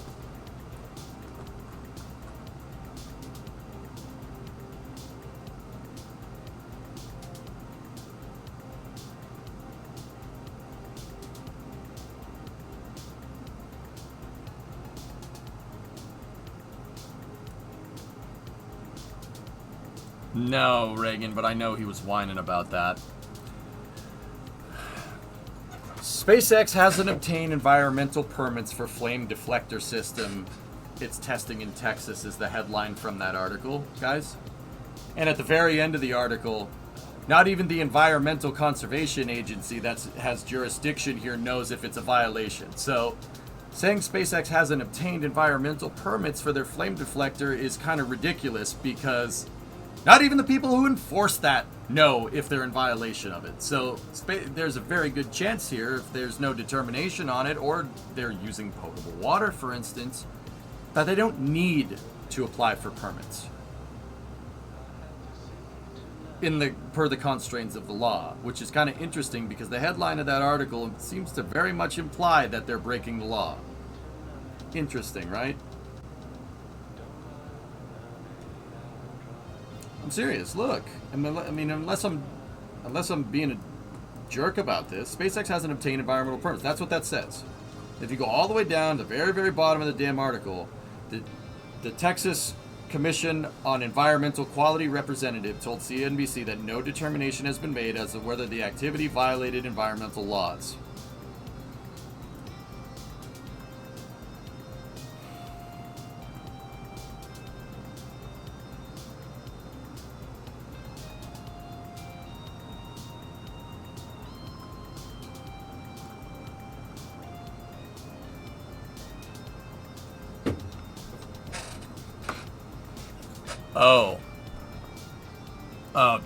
Yep, that's what I thought.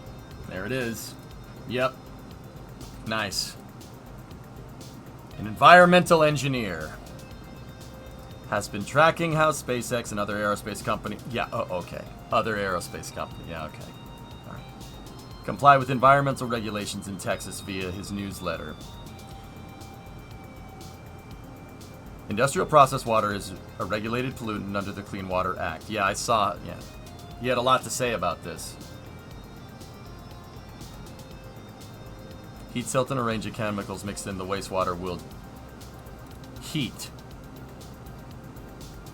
Silt and a range of chemicals that mix into the wastewater will degrade the biological integrity of any surrounding wetlands and erode the water quality over time. He's working, but he's making those statements within the regulatory framework of the Clean Water Act. Okay? So he's basically saying what the Clean Water Act says. But he doesn't know, and the Texas Commission on Environmental Quality doesn't know what SpaceX is pumping into the water. Or what SpaceX is pumping through, what water they're pumping through the pad deluge system. So if no one knows what they're doing, not even the Commission on Environmental Quality knows what type of water they're pumping in, and there's no determination whether they're actually violating the Clean Water Act, why would you go and say that they're violating the Clean Water Act? And then act like you know something that no one else knows, unless you work at SpaceX.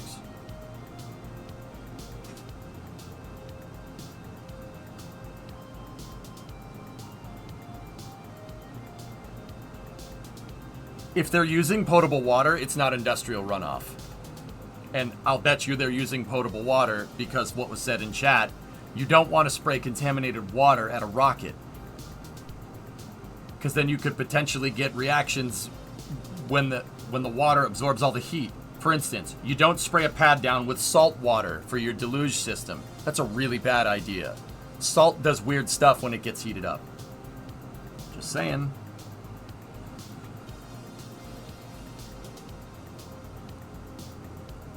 He's saying the water is harmful because it's hot. He's right, Toothless. He's right. If you take boiling hot water, right, and you discharge it on an industrial scale in Alaska, yeah, you're probably going to screw something up. That's right. But once again, it seems that the environmental engineer is assuming he knows exactly what SpaceX is pumping into through the pad deluge system. That's kind of a little strange that you know exactly what they're doing, right? Like,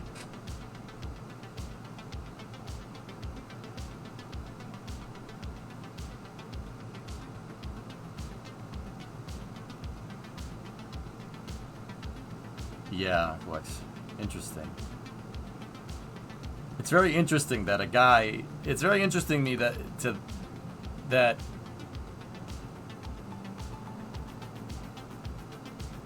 a person that tracks companies complying with environmental regulations is making a crazy big assumption like that. Unless I'm missing some information here.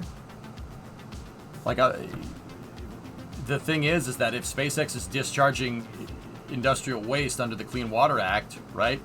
Then yeah, they deserve to be fined. Where I'm getting lost is the assumption. Like, how do you know? How do you know that? How could you possibly know? Unless somebody told you that works at SpaceX, in which case that's a conflict of interest. This case would get thrown out in court. Unless I'm not understanding litigation correctly, which probably not, but so you got insider information to file a lawsuit. That yeah, that's not cool. Yeah, that's bad. That will get you in a lot of trouble. That guy's real, Shin. Yeah, he does not like SpaceX. It's pretty obvious. I didn't get that. I think he was giving potential examples since SpaceX hasn't said. Okay. Yeah. Would it be the agency's job to file a lawsuit? It would be the agency's job to file a lawsuit? Yeah. Mm-hmm.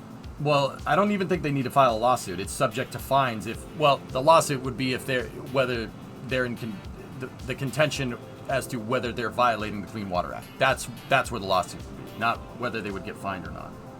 But once again, unless I'm not understanding litigation correctly, which is not my strong suit, it's very interesting that, we can make assumptions, and the presumption of guilt here in interpretation of the law goes guilty until proven innocent. That's pretty funny that people just assume that, because I'm pretty sure the whole judicial system in the United States is based off of the opposite of that. That's funny to me. I think that's a little strange, don't you think? The presumption of guilt? I'm pretty sure that's not how this works.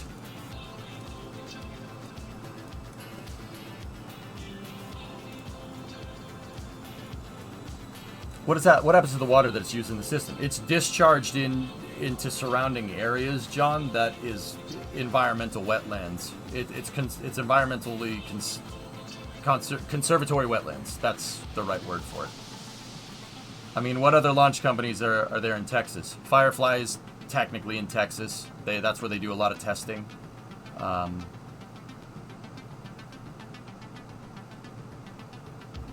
not sure whom else. I know who else, not whom else. I'm not sure who else. It's around, though. There are other ones. But we all know what they meant. We all know what that article meant when they said, oh, it tracks other launch companies, but mostly SpaceX. It's like, okay. Blue is not... I mean, I think Blue might have facilities in Texas. I know ULA has their facility in Harlingen. So, maybe. I don't know. What are they exactly doing to harm the environment? No one knows, Bertexi, which is why the whole article is hilarious to me.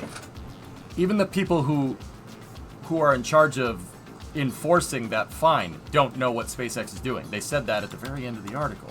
Like, it's right at the end of the article. No determination has been made as to whether the activity violated environmental laws. The agency is currently evaluating the use of the pressurized water system as part of SpaceX's launch operations to see if state environmental regulations apply or were violated. Now, okay, so they don't know. They don't know, which is hilarious because the title seems to heavily imply the opposite of that. But if no one knows, and it's still under regulatory evaluation, let me ask you this. Your mind's going to default to, oh, SpaceX doesn't care. They'll violate the law. They don't care. Oh my gosh, how dare they? How dare they? Why would they do that? Well, that's a really good question. Why would you knowingly violate the Clean Water Act? Do you want environmentalists up your tail like that? I don't think that's a good idea. I don't think that's very smart. You're just asking for trouble, right? You're asking to slow down your rate of iteration. I don't think SpaceX would do that willingly. What I'm trying to get at is that SpaceX knows they're within full compliance with the law. And they're testing anyway. So when people go to say, oh, are you in violation? They'll be like, look, this is what we're doing. Oh, no violation. Because why would they willingly why would they willingly violate the Clean Water Act? That's stupid. See, the same people tried to make the argument with the launch license thing for the Starship missions. They tried to make this, oh, SpaceX launched with no launch license. No, they didn't. They didn't launch with no launch license. They had a launch license. The launch license was for Falcon 9. But they had a launch license. To say that they launched Starship without one is ridiculous. They did. But the whole launch license fiasco that happened with SpaceX was because SpaceX technically was in full compliance with their launch licensing for Falcon 9. But Starship is not Falcon 9. But on paper it's fine. Per the Falcon 9 environmental, the environmental assessment that they did with Falcon 9 from launching from the Cape, or launching from Boca Chica. That's what wrong. They didn't launch without a launch license. They wouldn't do that. You wouldn't launch without a launch license, at least some type of license in your hand. But it was the interpretation of said launch license that caused that problem. Does that make sense, dudes? Basically, you don't know. If nobody knows what SpaceX is dumping into the wetlands, then it's really hard to presume innocence or guilt based off of that, but we seem to see people doing the opposite of that, which is kind of funny. Well, if the FAA says they don't know if Starship can fly, then Starship can't fly tomorrow. Yeah, Driados now, of course, but at the time, the SpaceX was complying with their regulatory framework per the environmental assessment. But the environmental assessment was done for Falcon 9. Okay? That's all. A whole lot of hypothetical hand-waving. Yeah. It's hilarious that... I know the exact Twix thread that ESG Hound started that this person read and said, oh, I can write a story off of this. I know exactly how this happened. Because he was on there the other day when they first tested... He was on Twitter the other day when they first tested their environmental system, you know, basically going, oh, they're in violation of the Clean Water Act. They're guilty. This is not allowed. You can't do that. Blah, blah, blah, blah, blah, blah, blah, blah, blah, blah. And somebody showed that story to a journalist at CNBC, and they started calling around and asking questions. And then the funny part is that they went and called around and asked questions, which is fine. That's what reporters should do. But they called around and got questions, right? And they basically said that nobody knows, after calling around and asking everything, nobody knows what SpaceX is dumping into the conservatory lands, but then still proceeded to write an article about how SpaceX is dumping industrial waste into conservatory lands. Nice. Nice. Great. Lovely. That's excellent.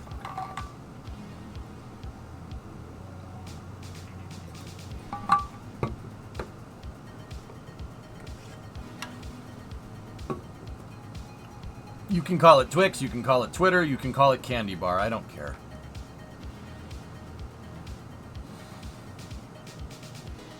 It's not fabricating stories, Nando. I mean, I know what you mean, though. I get the gist of what you're saying. They're writing an article that presumes guilt,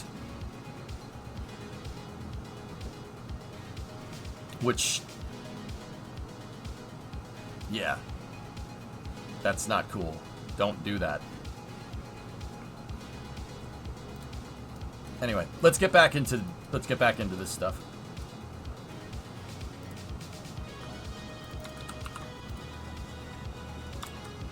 Oh, speaking of that, here we go.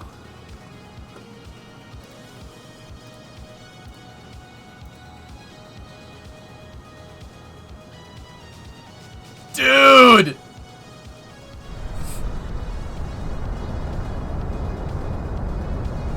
Oh, that's awesome. This is what that whole article was based off of. It's based off of that.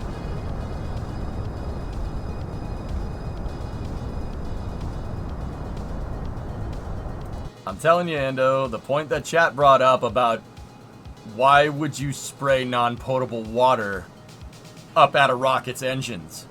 You're asking for FOD. You're asking for anomalous behavior. So if I had to guess, here's my presumption, right? If for anybody that gives a frick, here's my presumption. That's drinking water.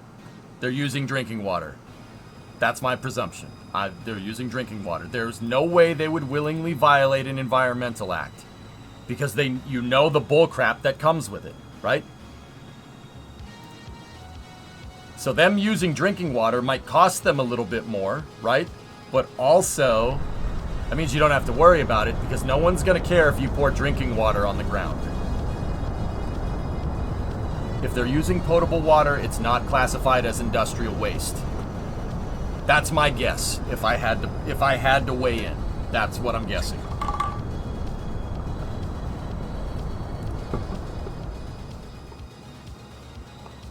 That's also really freaking cool, by the way. Yeah, did you see that, Reagan? Yeah, I saw it. Look. The way the system pressurizes. Interesting. Actually, where does the water come out first?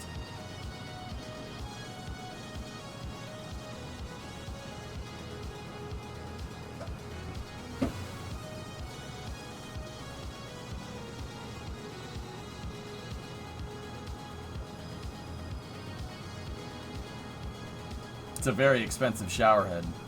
It looks like there's one for each of the 20 here.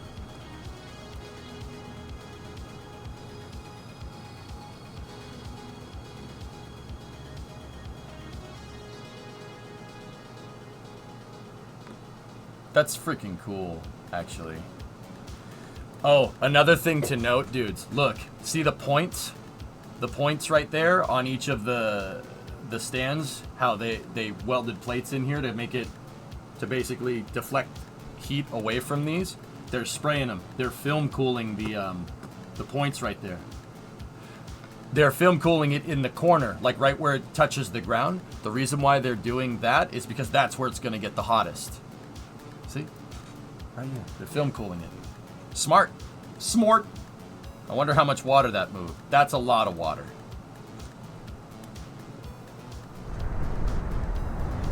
Yeah, the other thing is that I think the reason why it's mirroring the Raptors is because of the overpressure event. They're probably trying to spray water directly into the 20 Raptors that start right off the bat. And either that's probably for heat, if I had to guess, doing that way. I mean, it's a 50-50 shot. It's either for heat or it's for pressure, okay? Why would you spray it in an exact replica of the exact rocket? Like, that's probably to get the heat to absorb. Well, let me think about it. If you're doing this right, I mean, that's right when the overpressure event happens. So that could be to diffuse pressure as well by absorbing heat, I guess. Did Bad, you want to ride on that? I'll like stand over here or something. That'd be cool. Why not both? Yeah, could be for. It might be. That might be the case. But clearly they're spraying in this pattern to absorb the initial start of 33 Raptors. When you start up that many rocket engines that fast, it creates a gigantic pressure wave. Like, basically when the rocket turns on, it's like the start of an explosion. Like you get a shock wave, right? That's called an overpressure event, right? Overpressure events coming out of the rocket engines can really mess stuff up. Like, really mess stuff up. Like, dig a big, gigantic hole in the ground. The overpressure event, when this was just concrete here, happened... the overpressure event cracked the concrete, and then the heat went in and basically dug a big hole, right? The overpressure event is what caused that hole to get started in the first place, right? So, this is probably to kind of quench the overpressure event, if I had to guess. I could be pulling this out of my tail, dudes, but I'm pretty damn sure. You wouldn't spray it like that unless it was for a very specific purpose. Manifold under that has to be insane for it to be anything like equal length and flow. It makes Gordian knots that race cars have for exhaust look like straight pipes. Yeah, to get it to basically saturate just like that, it is pretty damn impressive, Tessa.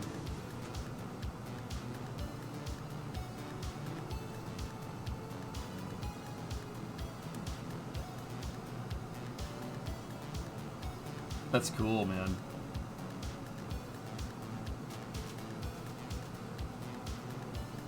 It's interesting that they're shooting water perpendicular to the axial flow of the rocket exhaust. I mean, don't get me wrong, that's not the first time we've seen that. Astra's pad, believe it or not, did something exactly like that. Yeah, Uncommoner, that's what I'm saying. This pattern is super deliberate. It's doing that, it does this for a reason. There's a very good reason why that's doing it. I'm trying to guess what it is. My guess is the overpressure event. It's basically going to absorb the overpressure event. Could be heat and pressure. I mean, could be both. Yeah. But either way, pretty cool. That is a lot of complicated hydrodynamics going on very, very quickly. It's pretty impressive.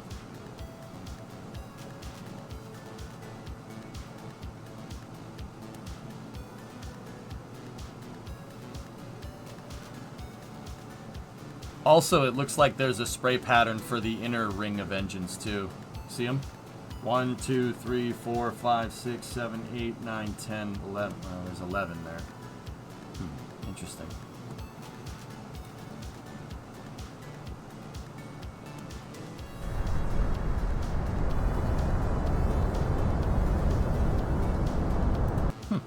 Cool. Yeah, Aquas, that's interesting stuff. I think it's cool.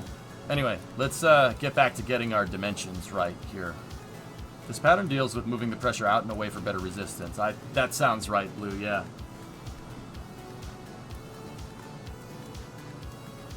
Yeah, that sounds right. Anyway, Let's think. How are we going to do this?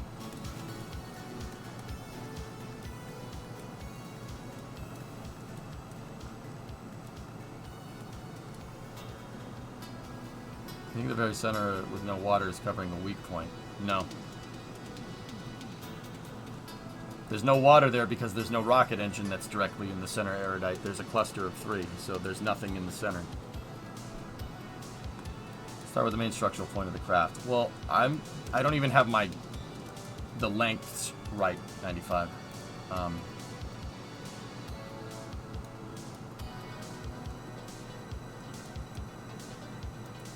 Here's what I'll do. Let's go back to our calculator, and let's get the PDF open. So, from the point of the nose cone to the bulkhead where the cargo bay starts, we're 20.12. Let's verify that, okay? Let's just clear this out. Clear everything. 20.12 times 0.62 is 12.47, okay? So that's closer to 12.5. We'll say 12.5. Now, let's go in here like this, save the Star Raker prototype. We'll reroute it to that piece right there. And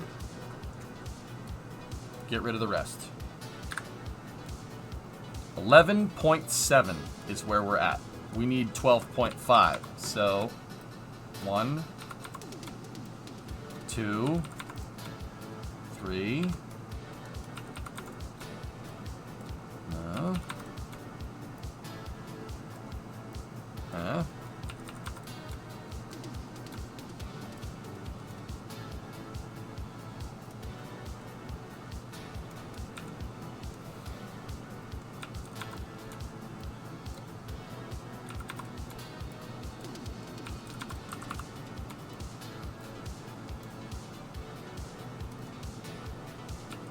Let me just check something. Oh, it's 3 ticks, not 4. Okay, that's where I went wrong. So we need 12.5, right? 1, 2, 3, 4.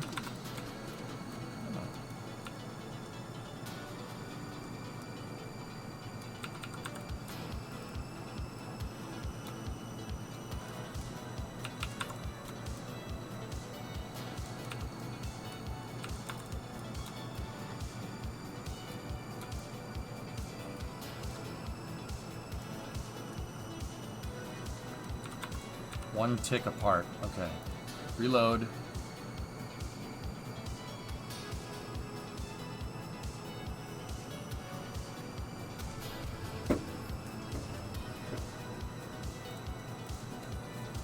Yeah, so this needs to be like that. That needs to be like that. That needs to be like that. And then this one, these are affecting our length here, so move that back to there. So if our height says that we're at 2 meters right now, and we do this, and this is the right length, that should read 14.5 when we do that. It reads 13.5. Does this affect our height? No, it does not. It goes up, does it affect our height? Yes, it does.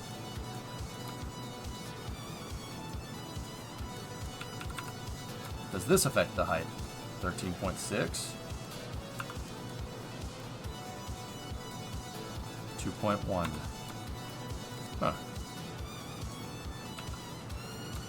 So you had 2 beams overlapped by 4 ticks, and that was 6 meters. You're overlapping everything 4 ticks, not in pairs.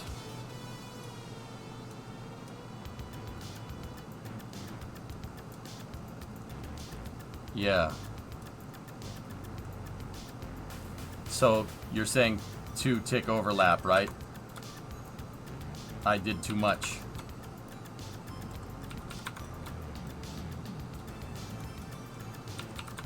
That's right, Doom.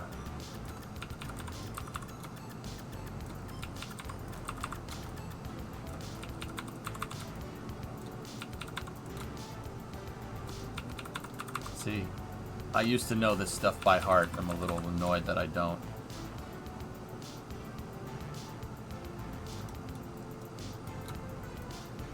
That needs to be right there.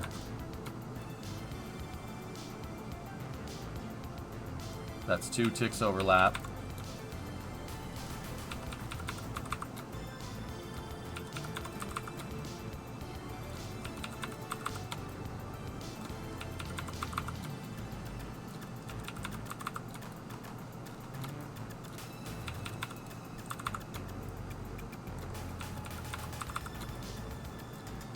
Big news, ordered the MIG welder yesterday. Project Lotus 7 is going to happen. Nice. My guy. That puts our length at 62 meters total. Anyway. Let me just save this. Route to here. Get rid of that. 12.5. Okay, that's verified right. Don't save because we'll overwrite the craft file.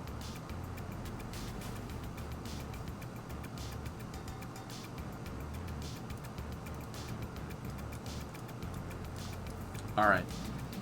Now, the cargo bay. Right? Cargo bay, let's take the measurement there. Cargo bay is 43.12. All right, so 43.12 times 0.62 because 62% scale. That gives us 26.73, okay? Let's say 26.7. We'll round off the other decimals. So save this like this, reroute to this, and dump the rest of this. What is our length? 25.6, and we're looking for 26.7.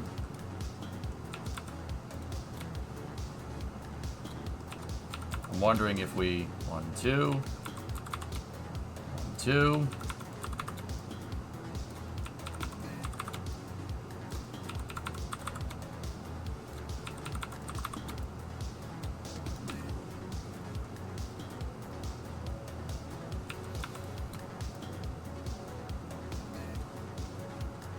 $26.7. So move that one 3 ticks and set everything else to 2. Reload the craft file.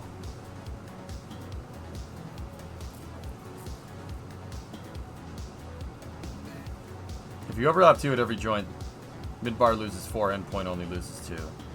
Yeah. Yeah, Poison, I got you. So that means that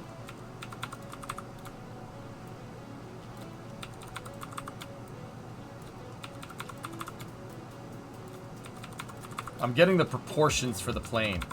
Basically making myself a blueprint in KSP.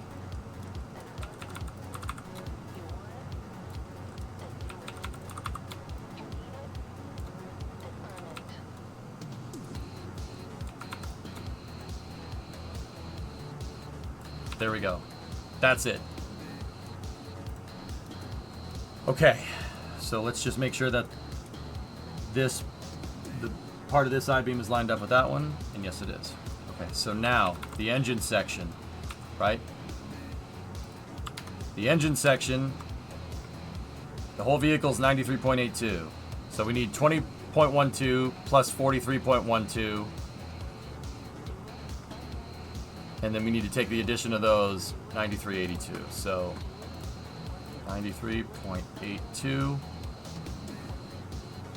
minus 43.12 minus 20.12 is 30.5. Now we need to times that by 0.62 because that's our running scale. 18.95. 95, brother. 9596. Maybe we should go for 19 on the dot because we can only move to the 10th decimal place. Let's go for 19 meters and see what it does. So let's move. Let's save the thing again, reroute to our wing length here, and then dump these parts. 17. Let's do this. Move our spacing to 2. Then this thing needs to be 19.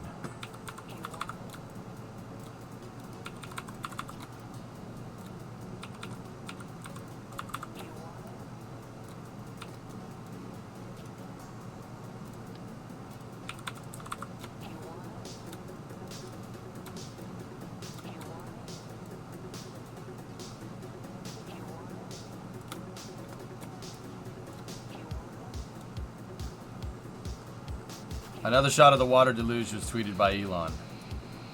Cool. Okay, that's 19 on the dot.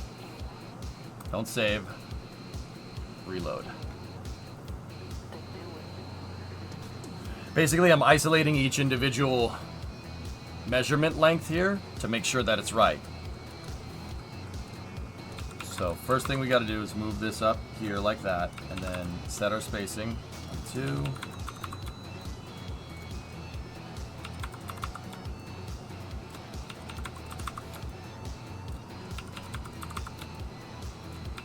And then this guy.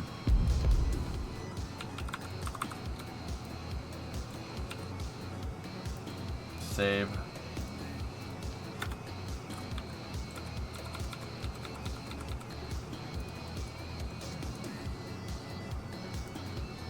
$19 on the dot. Reload.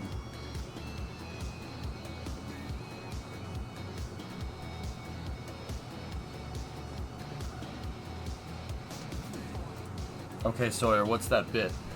Sawyer, you about lost your job today. I did a brake flush and the customer came to get the car and it had no brakes. Turns out the master cylinder was into the brake booster.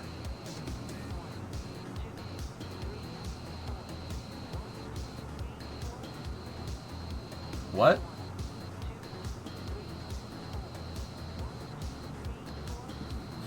What do you mean the master cylinder was into the brake booster? How hard did you step on that brake pedal?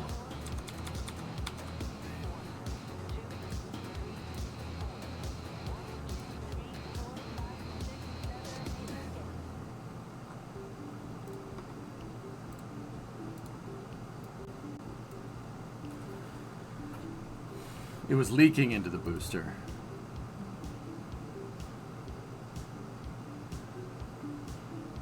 Did you diagnose the problem? Why were you flushing the brakes on the car?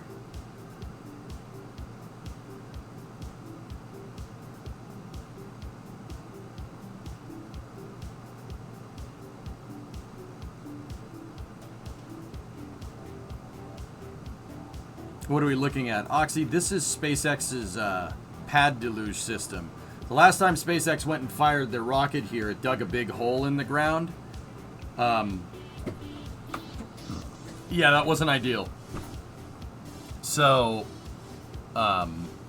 this is kind of a Mark II pad design to basically throw a bunch of water at the flames of the rocket to make sure it doesn't dig a hole in the ground.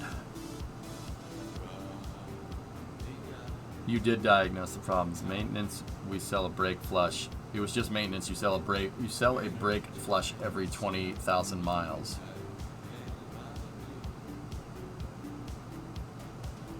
Average launch pad in KSP. Yeah, see? Those do look like check valves going off. They may have overpressed the system because look at this geyser that comes out over here. It comes out of the top of the kink. Oh. Is that supposed to do that? I'm pretty sure that's not supposed to do that, but then again, I'm not familiar with this system.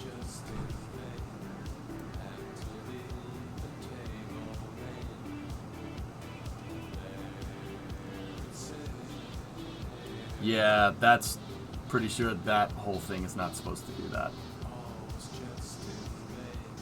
But then again, it's spraying off over here to begin with. So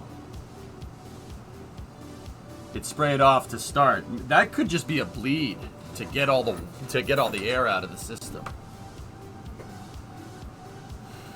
Interesting. Dude, look at that. It's shooting water over the berm. That's crazy. A little flex tape will fix it. Cool.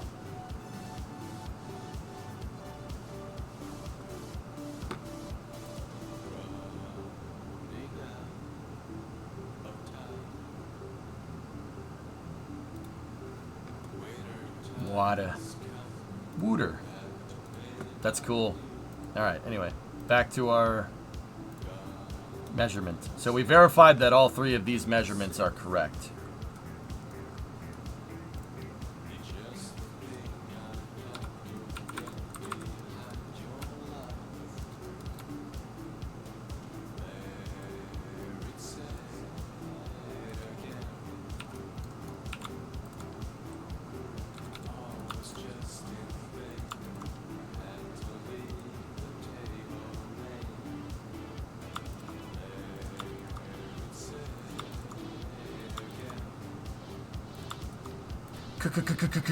Cargo breaker.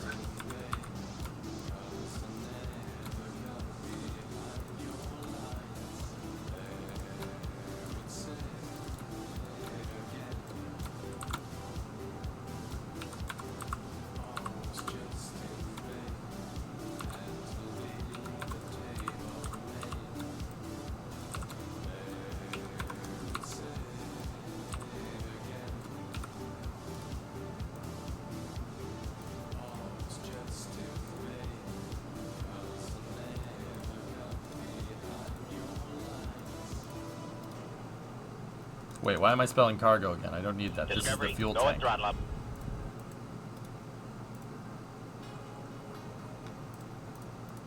Give me fuel, give me fire, give me that which I desire. Oh! Sorry.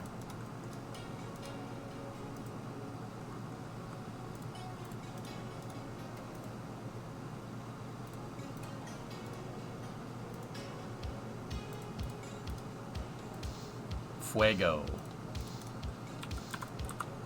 Indeed. Tabamari, what's going on? 20 months. Very much appreciate you.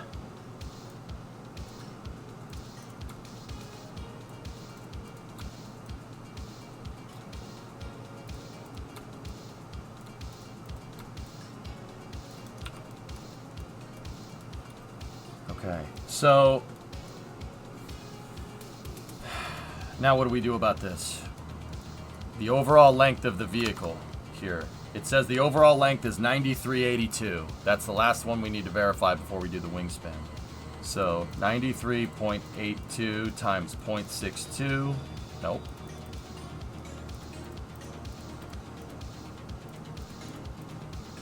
$51 or 58.16. What's our total length right now? It's behind me.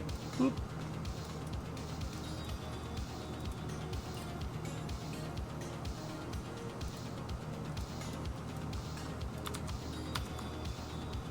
Scaled is 58.16. So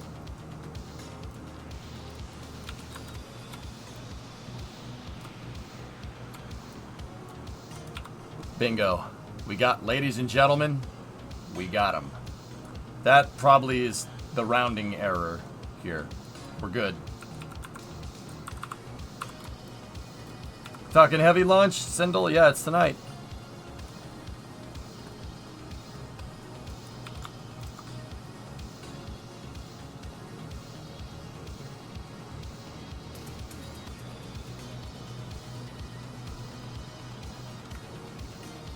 Hang on, that's a weird email. Let me just check something.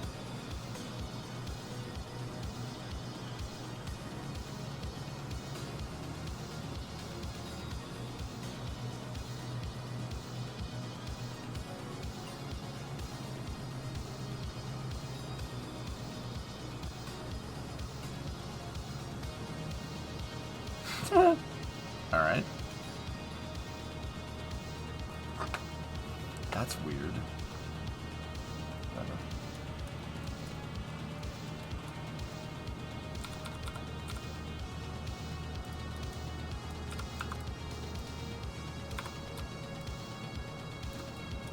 Excuse me, one hop.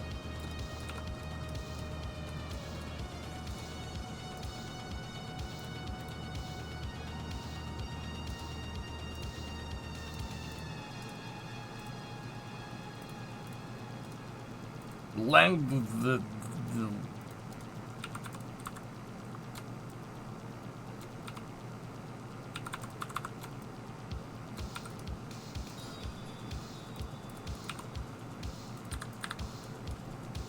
we go.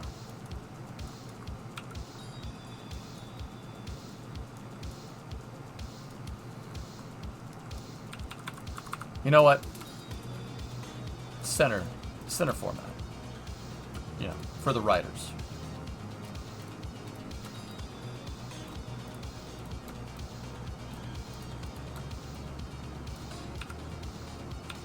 It's not centered, chat. It must be centered.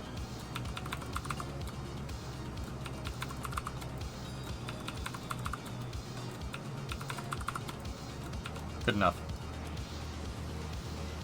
Length. All right, this is the dimensions for the size of the vehicle that we're designing here. Excuse me, when excitement guaranteed? Probably the end of the summer.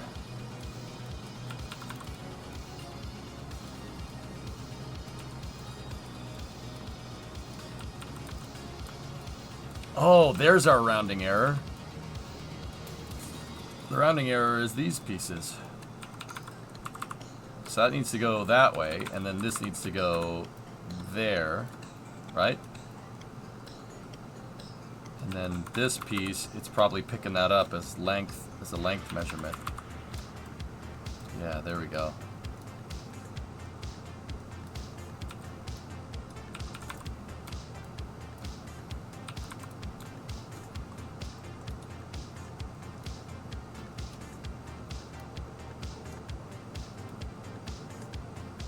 Yep, we're good.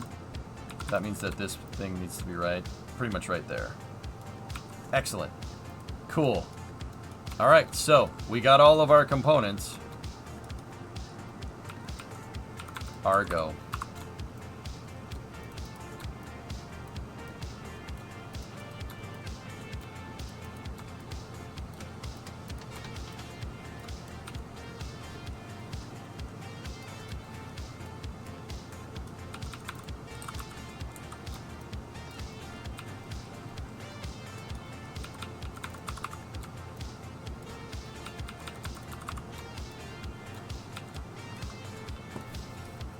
Okay.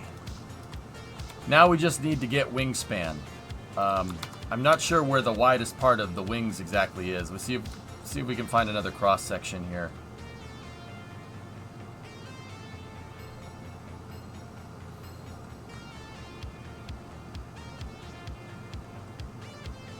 That's a big frickin' plane.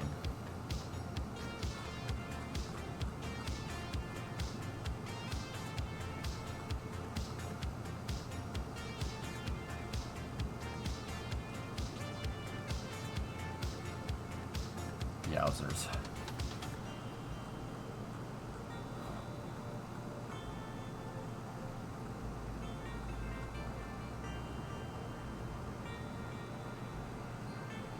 Jeepers creepers.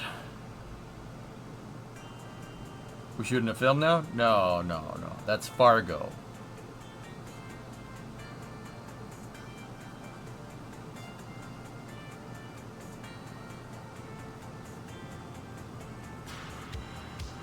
The SPS program is also wild. Take a look at this. Does our space complex have the runway to take off? Yeah. Yeah, I'm pretty sure we do. Discovery, go and throttle up.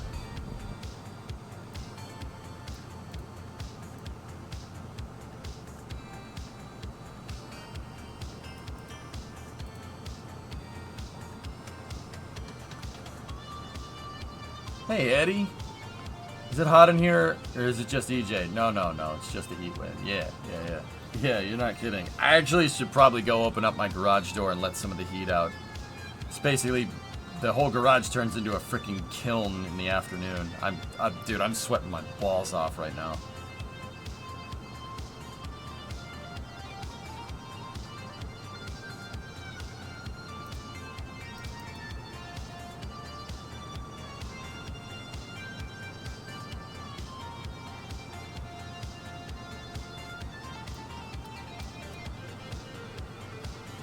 Oh. That. Okay. It's 6 miles long. And 3 miles wide. Okay.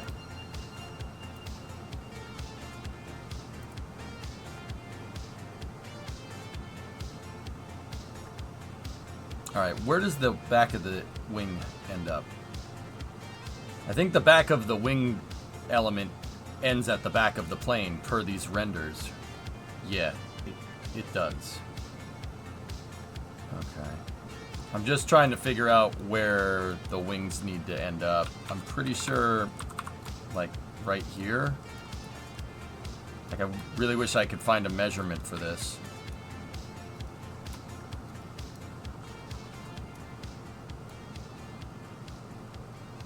What is this?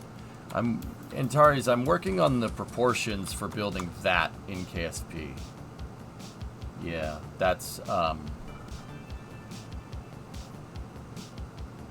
Star Raker. Star Raker was a concept plane that was brought forward by a company named Rockwell. Rockwell made the space shuttle and the B-1 bomber, right? This idea was basically an SSTO that could take off from a runway and just fly right up into space. And it deploys the payload by super guppying itself. I'm working on getting the scaled proportions for this. Guys, we're going to be working on this for a little while. So this is the build pace. Trust me, you want to make something that big in this game and you want to make it work and you want to make sure they, you don't go put it out on the runway and it blows up in your face. Getting the proportions and being very clear about what you're implementing is super important. Any big Kerbal project needs something like this. You got to measure everything.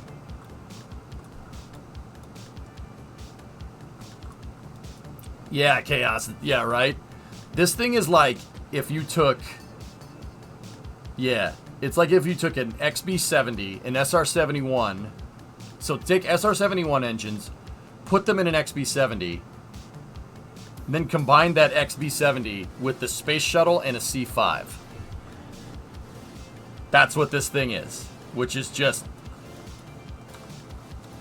Okay. It looks like the shuttle from... I mean, somebody said that already, Hip, but it kind of does. But I'm wondering... if... Maybe they got reference from Star Raker. Oh, yeah...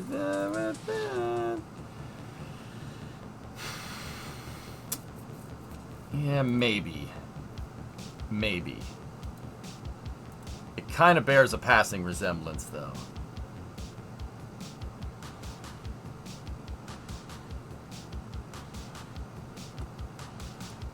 Yeah, that thing is pretty cool.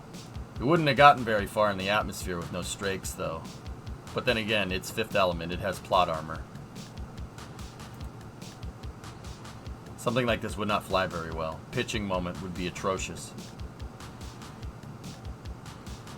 You'd have trouble pulling up because your center of lift is way in the back. Will both look like planes? You're right. Yeah, that's a very good point.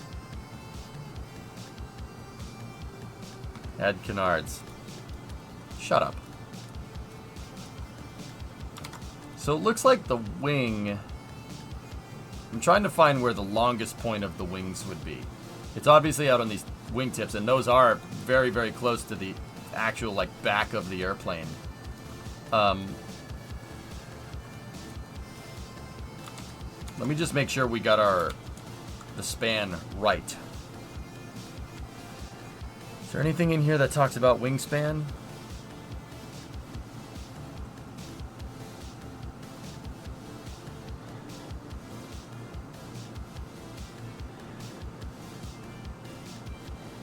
The high bypass supersonic turbofan. Air turbo, exchange your ramjet air breather engines. That's a lot of words.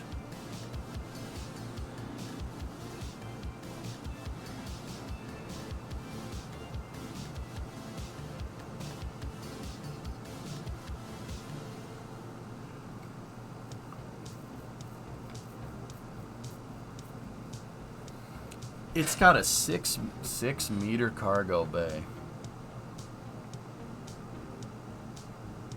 6.1 meter cargo bay. No, I think that's total.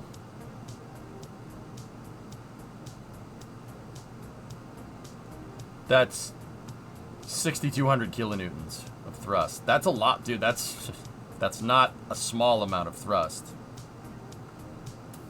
Are we going to do the OV from the opening of Star Trek Enterprise, which is based off of the Aerospike-powered Lockheed X-33?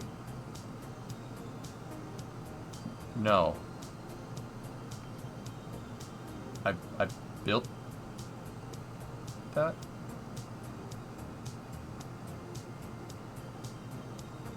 I built that already, and its launch complex.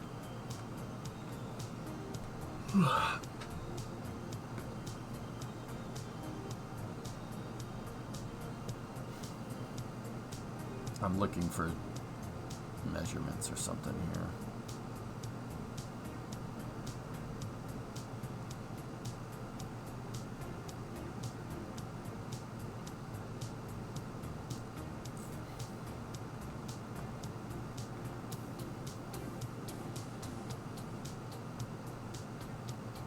This is talking about payload.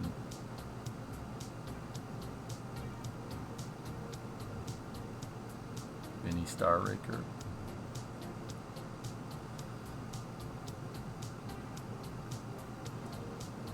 Thomas F.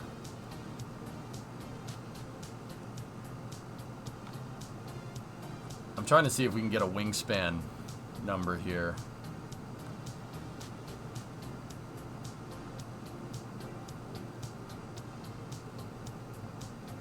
Yeah, the cargo bay floor design is similar to a C5. Yeah, interesting.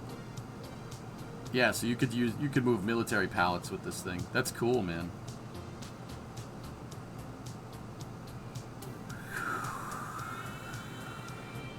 I'm trying to, excuse me, I didn't mean to yawn. I'm trying to figure out, can you tell us the length, the width here? I'm trying to get all my measurements from one article, guys. There's an article over here that says how wide it is, but those measurements don't jive exactly.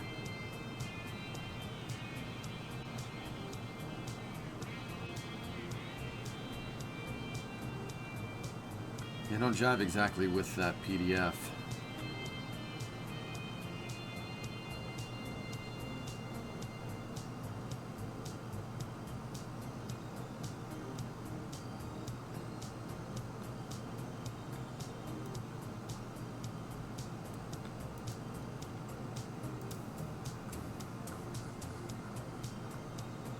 Press F for Thomas.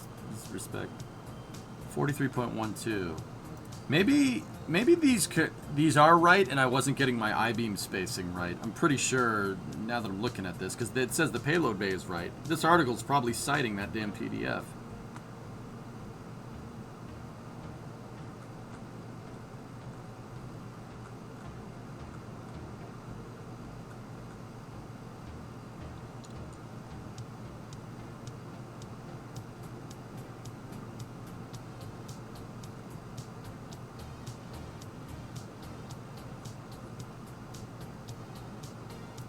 I'm looking for some dimensions. Anything, man. I can't even find the dimensions in this damn thing. Can you imagine the logistics impact of having orbital speed capable cargo transfer at scale?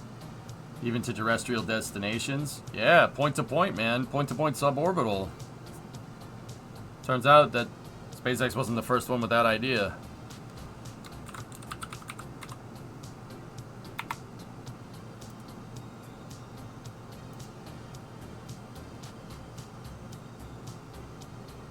.103 meters long. See, this says it's 103 meters, but the PDF says it's 93.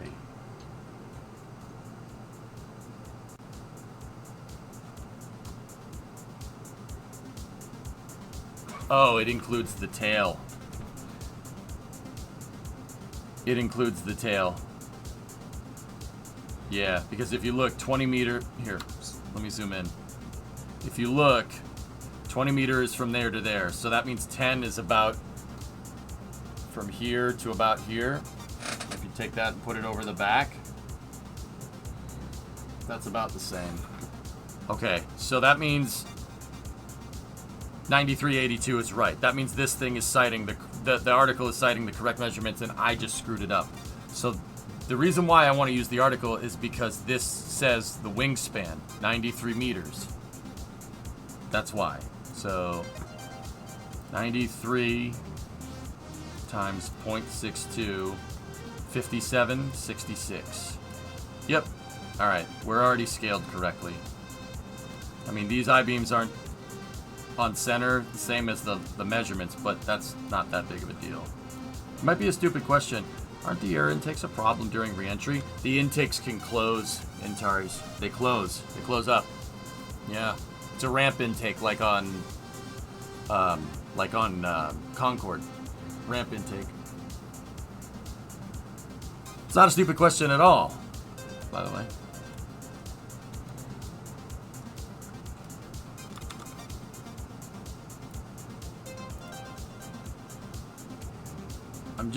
Now we got to figure out where the widest point on the wings are. I'm going to say probably somewhere 10 meters off the back. Let's just guess that, and if we can verify it later, that would be great.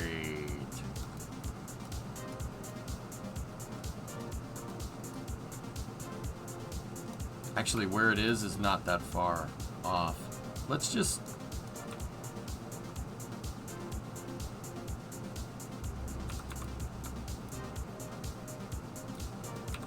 That's the widest point of the wings. Wow. This is an absolute monster of a launch vehicle. Yeah, this is gonna be a little bit of a tough project here.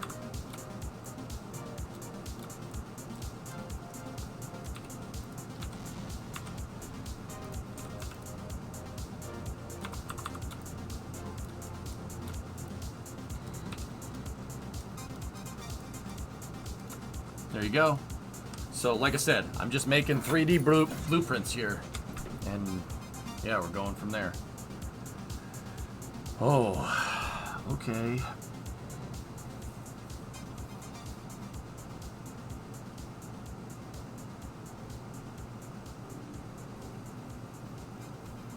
SpaceX is live with pre-stream music? What?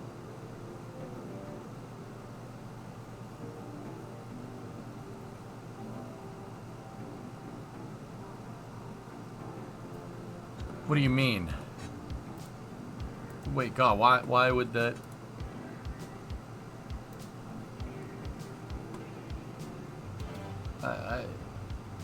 For the Jupiter 3 mission. That's at 11 tonight. Unless you're watching some YouTube channel that's restreaming the scrub. Because here's Jupiter 3 mission. And it says live in 4 hours.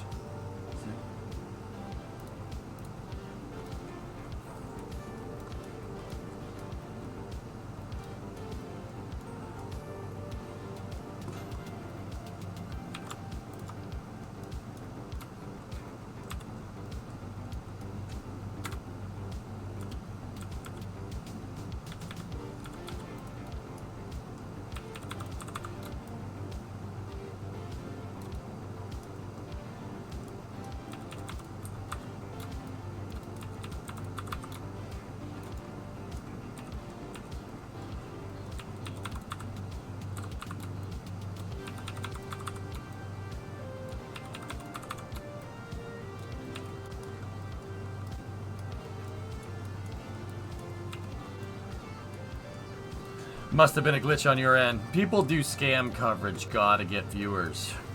They say SpaceX is launching EchoStar 3 right now. Keep that video up. If it scrubs at 105, T-minus 1 minute 5 seconds, there's your answer. But my guess is that maybe they might cut the footage or something to make it seem like it launches. Yeah, they're pretty weird.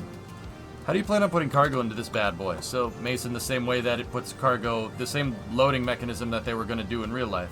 It's going to super guppy itself, dude. Super guppy. Front hinges off. Just like the, super guppers. See? That's not the first time they've had the front fall off. Well, the front fall, yeah, the front falls off.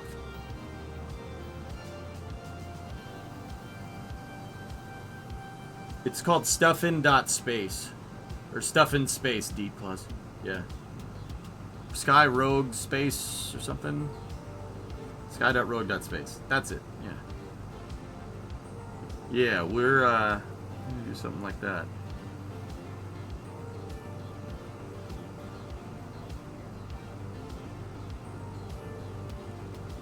NASA still uses one of these things.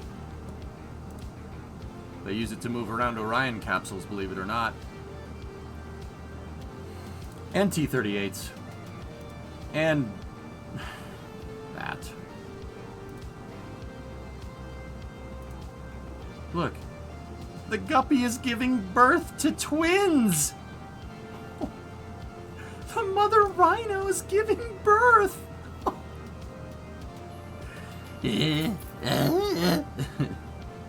Cool!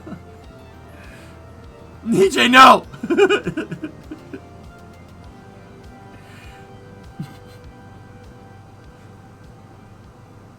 You've seen footage of them air launching an ICBM out of the back of a C-5. Yep.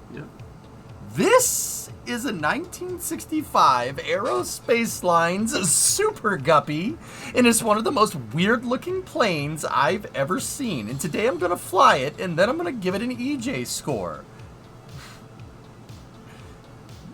The plane just has this weird, crazy, over-the-top part where that's designed to put cargo in there. I don't know why Aerospace Lines put such a big cargo bay in such a weird-looking plane. That's just what they did.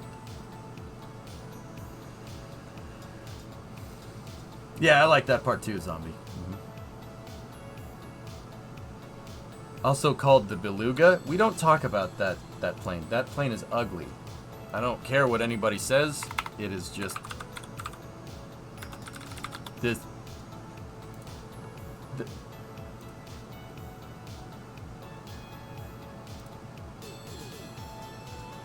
Oh, that's...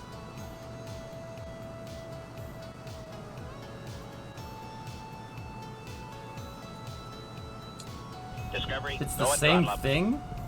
No, Rem.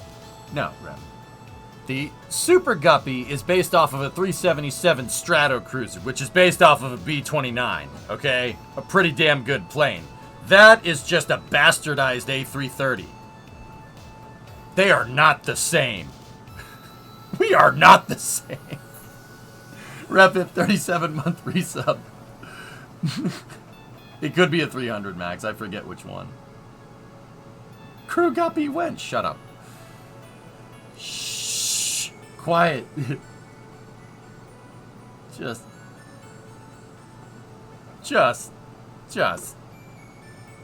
Ugh.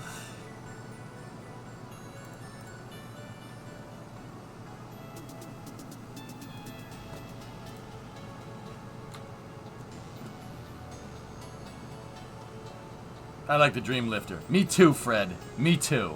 Now that's a cargo plane. Not whatever this is. They didn't even paint the mouth where the front actually opens.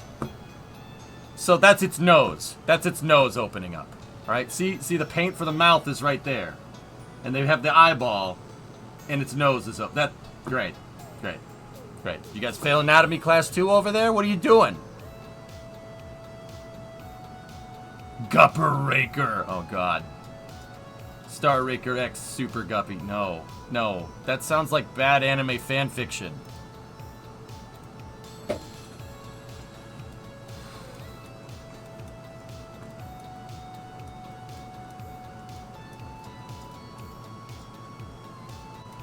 Cargo plane? No, Strimmer. Car no do that. Cargo road.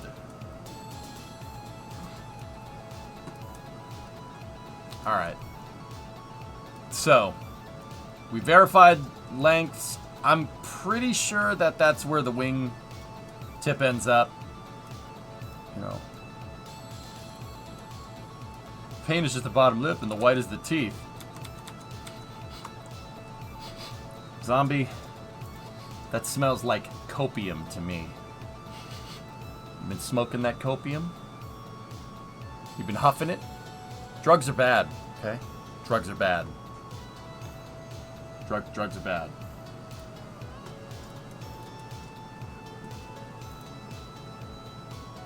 Both of these planes are way better than the...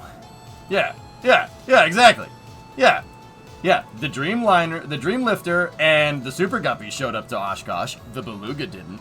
Just saying. Heinous amounts of it. Can they mix Stationeers and KSP together with some Star Citizen, please? Dude, they should do that. Remember I told you the other day, you know, like, who's they? You should do that, right? We had that conversation. In this regard, though, they should do that, yeah. Who's they? Don't know. They should do it, though. I know! Okay. Alright. I'm not gonna lie to you. I'm looking at this, and I'm getting a little overwhelmed. This is a gigantic freaking plane.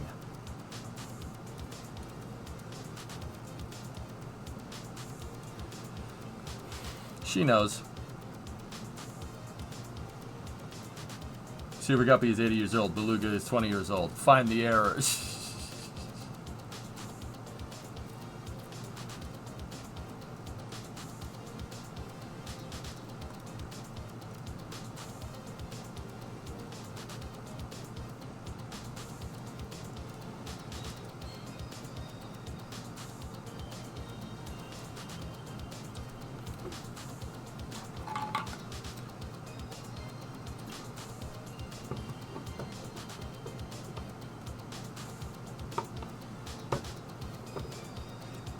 I'm thinking. Why overwhelmed? Just start. Good point. Ain't nothing to it but to do it. So I'm trying to think about how this thing's gonna go together. Let me talk it out. So let's look at a picture of it. What shapes are we really gonna have problems with?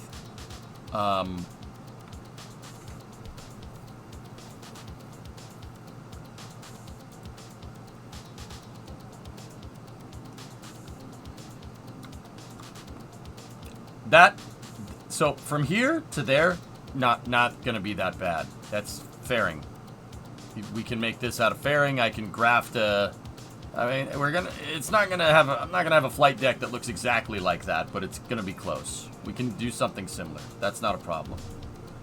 The cargo bay, I'm actually not too worried about. I can use something very similar to the K90, which is modeled after a C5's cargo bay anyway, and the Star Raker is modeled after a C5's cargo bay as well. What are going to be some systems that are more difficult to engineer? The pivoting mechanism, that's going to be a little weird. Oh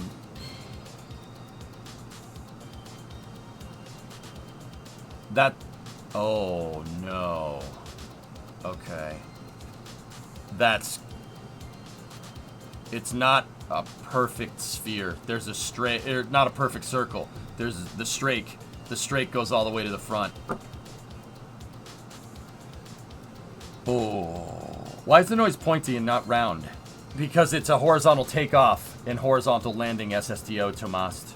Yeah, it's HTHL, not VTHL like Venture Star. So because it takes off like a regular airplane, you're going to need a nose that's more like a regular airplane. But because the wingspan on this thing is so ridiculously freaking big, it's not like the re-entry trajectory would not get nearly as hot as, say, like a space shuttle or a capsule, because it could just sail in the upper atmosphere because the wings are huge, dude. Right? Mark IV size. It actually kind of is. I wonder if whoever made the Mark IV parts did it like this on purpose.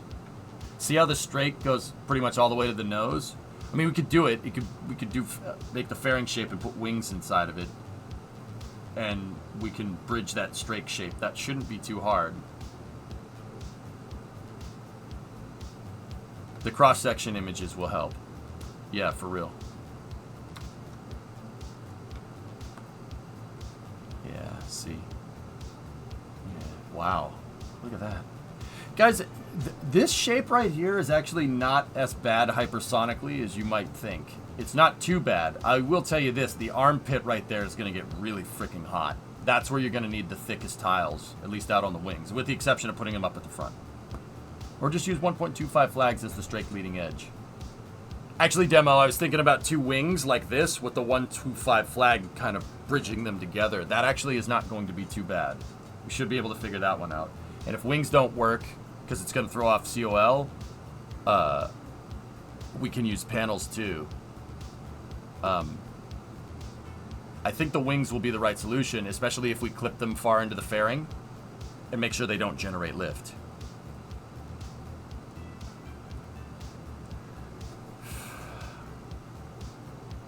Seems to be a lot of wing to bring into space with you. Well, when you have to lift, Ananas, when you have to lift basically a space shuttle external tank worth of fuel in the back of the plane, you're going to need a lot of lift. This thing can do 100 tons to a 500 kilometer circular orbit, which is just okay. Right. All right, so fuselage stuff is pretty straightforward. They have a cross-section of the airfoil here, so the wing shape. And I'll tell you, that is a very strange-looking wing.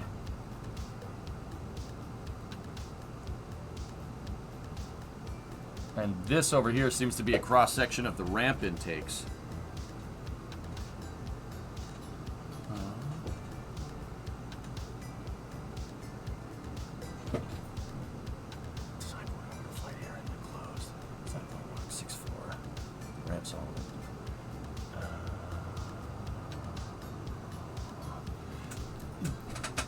That's the XB70's intake. That's an XB70 intake. That's exactly what that is. Funny, because the XB70 was developed by North American.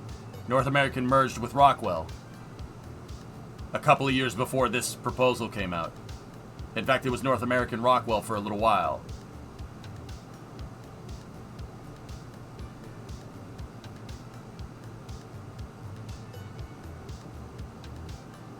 Okay.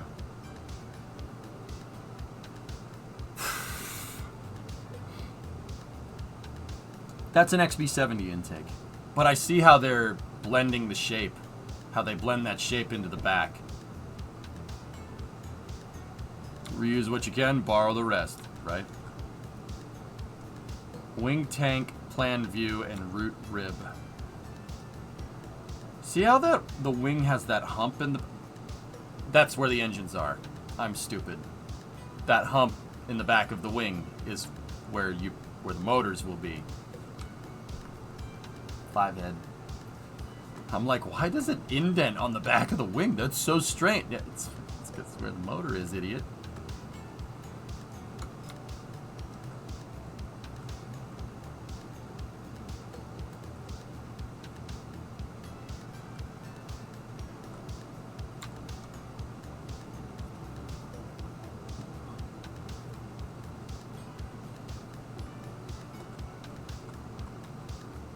Let me scroll up a little bit. Where do those engine intakes start? Just, can we get like a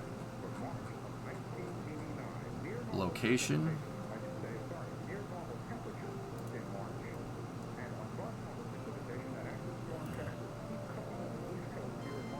The intakes start more or less right around the main landing gear. So let's look back at this. So that's the main landing gear right there. So the ramped intakes basically start right where the cargo bay ends. Jeez. Because we can clip parts together, making that shape is actually not going to be too bad.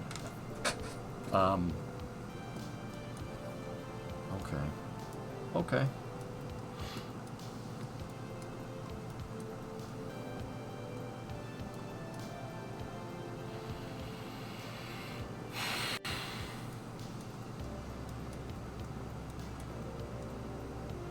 Alright. Do you make a new SSTO? I'm working on one right now. We're going to build Star Raker. Star Raker is basically like an AN-225 and an SR-71 and an XB-70 and the space shuttle all rolled into one. It's pretty insane, actually. Yeah, see? That's the Rockwell logo right there. I mean, the thing is absolutely insane. This is an insane piece of engineering in a good way. The render looks like something out of a Jerry Anderson show. Yeah, definitely see it. Okay, getting this all to line up and be straight on the back is going to be a little bit of a challenge, but I think we can do it. I'm just trying to think about what we're going to make first, what we should make first. Yeah, that's the size of it compared to a 7.4, by the way. What engine would it use? So Star Raker for the air breathing part is using a hydrogen turbo ramjet. Think SR-71 engine, but running on hydrogen. There's 10 of them. So 10 hydrogenized, not a word, SR-71 motors. More like the XB-70 than anything, but a bit operationally unsustainable, I think, but nonetheless awesome for sure. Yeah, Rocky, yeah, this thing's like this thing's like flying strato launcher into space. That's, I mean, it's definitely a nutty idea, but it's Kerbal. This is what Kerbal's for, building stuff like this, right? What are the middle 5 holes? Space shuttle main engines, 1, 2, and 3, and then 2 ohms thrusters. This is a shuttle, and this is the back of the space shuttle, guys. It's the engine section from the space shuttle with the ET in front of it, with the external tank. The external tank is shoehorned into the back of this plane with the aft segment of the shuttle. And then the ohms engines are up there. I'm going to use the KS-25 to mess. Yeah, absolutely. Would you like it if KSP2 got the ability to make the fuel tank smaller and larger in places? I don't necessarily want that, Yannick. I would like different propellants. Hydrogen is already a resource in the game, so why not make Hydrolox motors?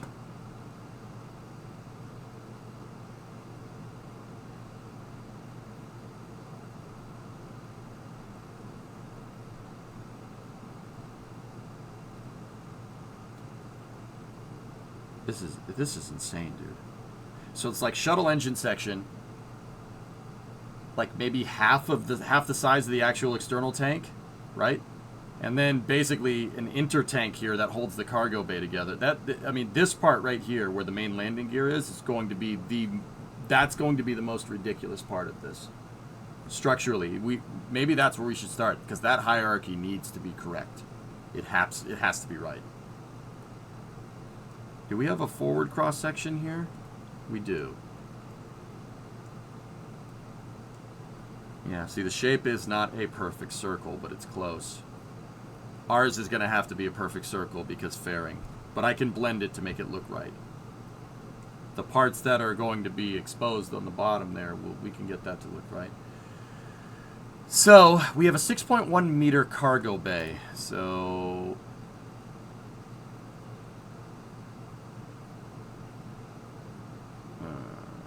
how can we extrapolate a circle from this? 6.1 times 0.62. Our cargo bay is 3.7.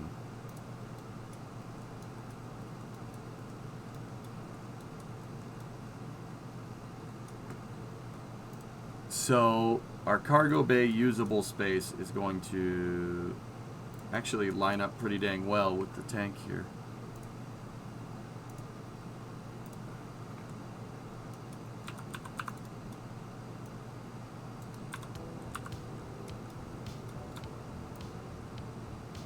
Just say that the cargo bay is going to be right here. But remember, that's scaling off of a square. So this gives us the width, and we got to kind of build a square cargo bay around this thing. So now what we need to do, and this is just me getting more proportions.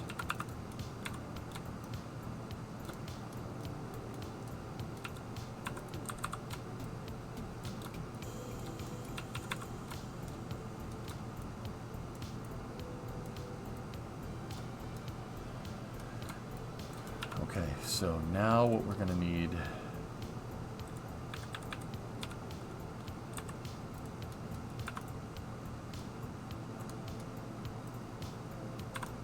So good point. How do we land? Got to ditch the landing gear after positive rate. it ditches, it doesn't ditch all of the landing gear, Rocket Guy. From what I can tell here, dude, you have your main landing gear, and then you have these ones. Those are definitely there for the load from the payload, the extra load exerted on the gear from the payload and from the LH2 tank. So it would jettison 2 sets of bogies there, 2 sets of bogies there. The third one is the one that's fixed, and then another set of bogies here. I'll be 100% honest with you. Gear in Kerbal is not that much mass. I'm just gonna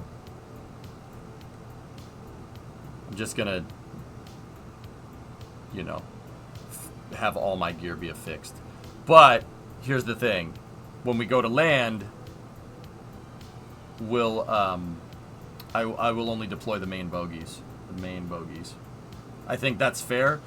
If not, I can make a jettisonable landing cart, and then I can use Kraken Tech to make sure those gear are reattached if we want to do that. I don't want to do that. I don't want to do that.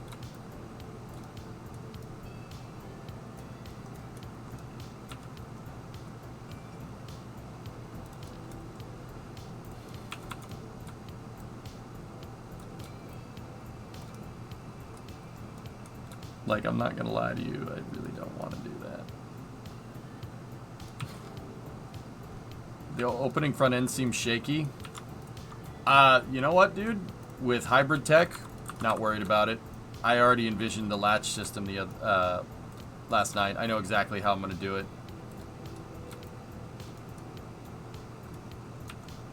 Okay, there's our cargo bay.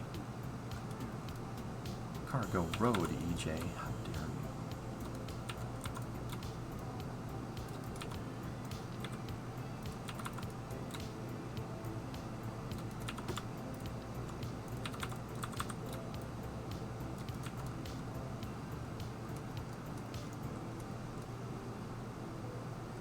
EVA strut after closing? Don't need to. Hybrid tech, like I said, hybrid tech will make that thing, yeah, stronger than any freaking robotic hinge. And then Hellfish, did you see on my SSTO pad the other day when I deployed the launch box into the downward position? I toggled same vessel collision to be able to lock it down into the lowered position. There you go.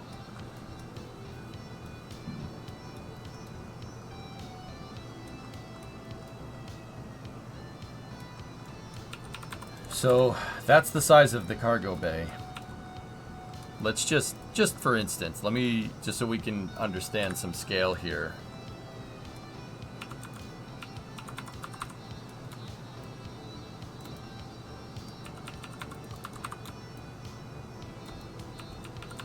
Let's put something next to this. How about the shuttle?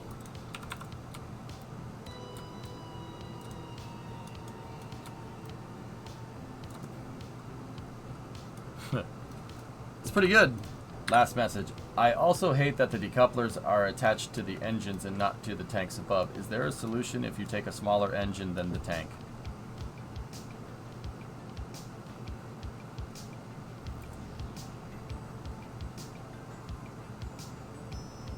I'm not sure. NASA temporarily lost communication with Voyager 2. I don't know what, I'm not sure what you're trying to ask me, Yannick. I'm sorry. NASA temporarily lost communication with Voyager 2. A series of commands inadvertently caused the antenna to point 2 degrees away from Earth. Voyager 2 is thankfully programmed to reset its orientation regularly, next time on the 15th. Leaf.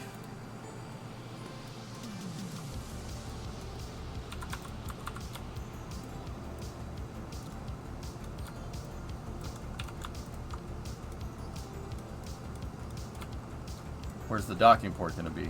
What docking port?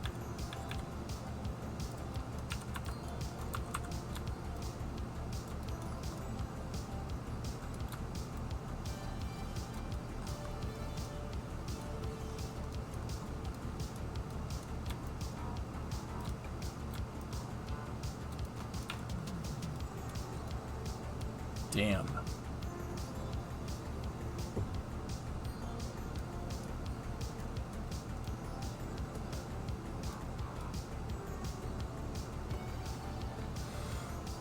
I also hate that.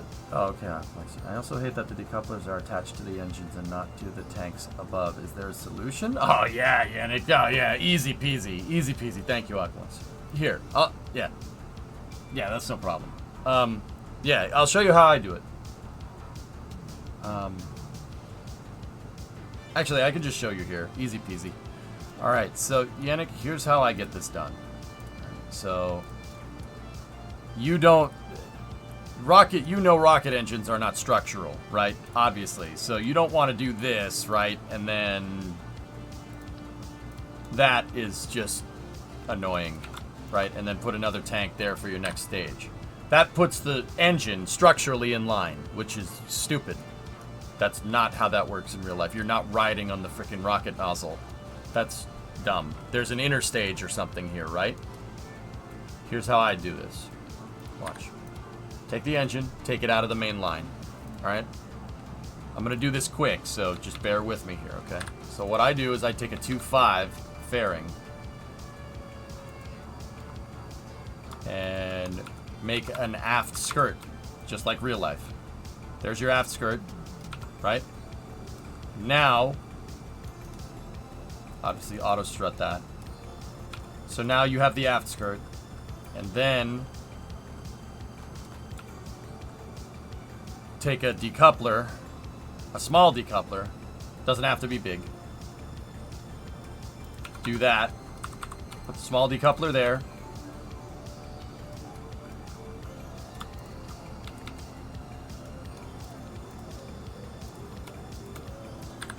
Attach another decoupler right here.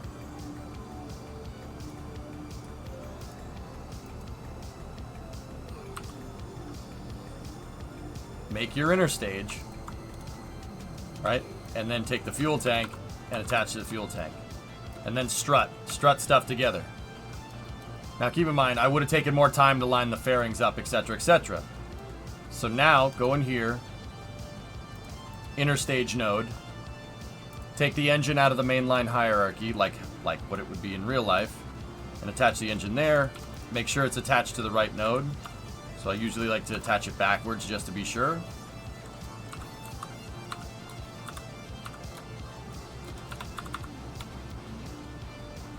Put that into position. And now, when you go to separate, it'll do this.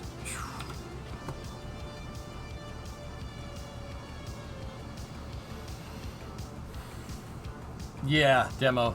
That's a, yeah. The 1.85 maxes out exactly 375 diameter. Yeah, but we're not, the chord is 375, not the diameter. Which is, yeah, annoying.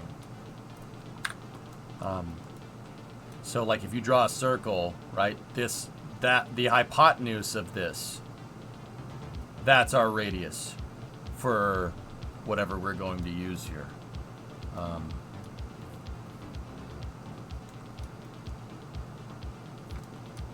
We could do this, right? Turn that like this.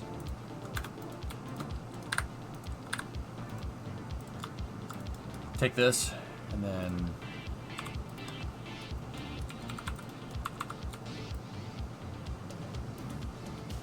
just make that go to the outside. There's your diameter right there.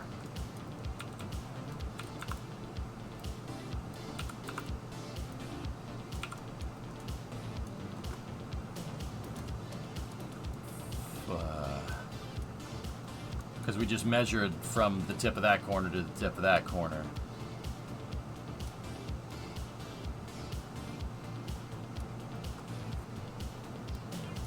So now if I take this piece, right, we just go up here like this,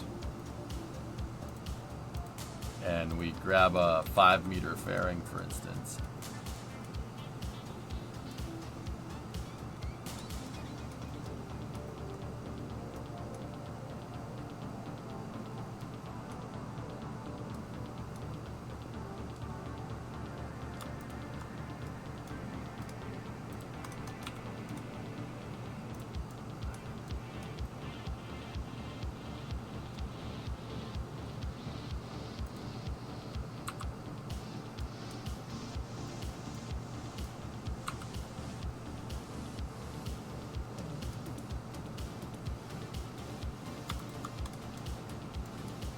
That is our fuselage diameter.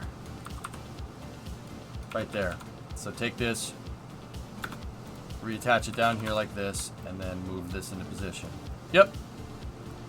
Perfect. That's the fuselage diameter.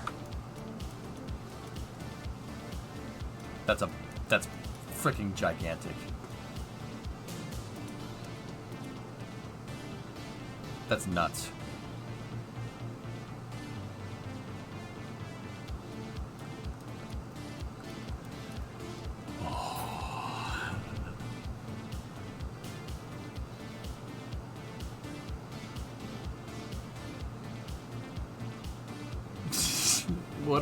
What are we getting into here?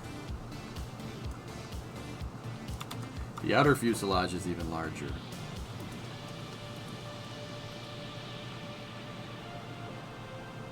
I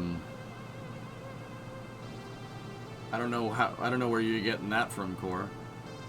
I mean, the bottom left corner here is basically right at the skin. I mean, there's a little bit of a gap there, but this more or less is where we need to be, I think. Am I wrong here? I mean, it is... When do you give it an external payload system?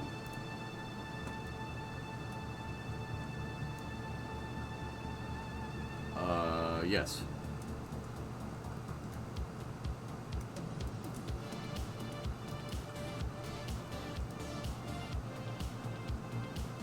I mean, Core, you think we should go a little bit wider? The image with the dimensions has the height one. Oh. 10.67 on the outer skin of this thing. Thank you.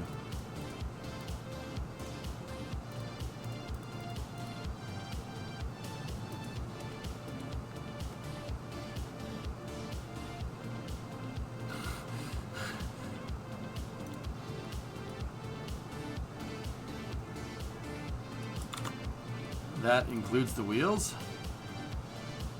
Ah, yeah, it's ground to top of the fuselage.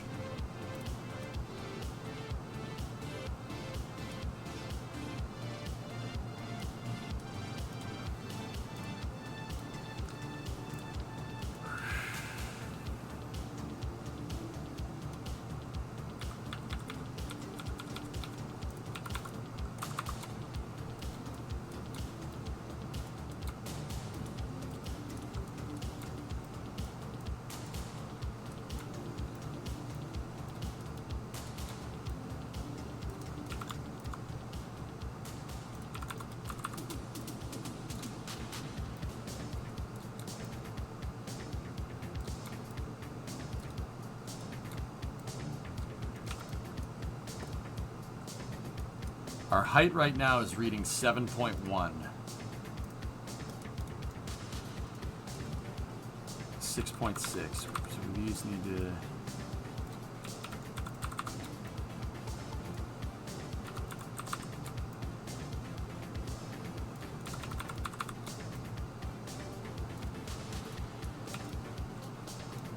That's awfully low. That's awfully low.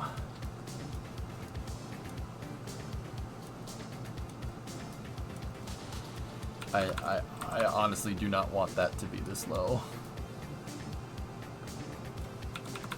To the ground. There we go. I think that's right.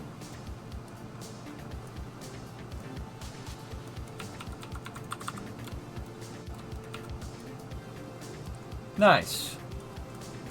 Nice. Nice. Nice. Nice. Nice. I'm sad EJ gave up on KSP2. I'm sure the devs were super happy with him playing it and helping them improve the game along the way. KSP1 had its run. KSP2 has a lot of potential.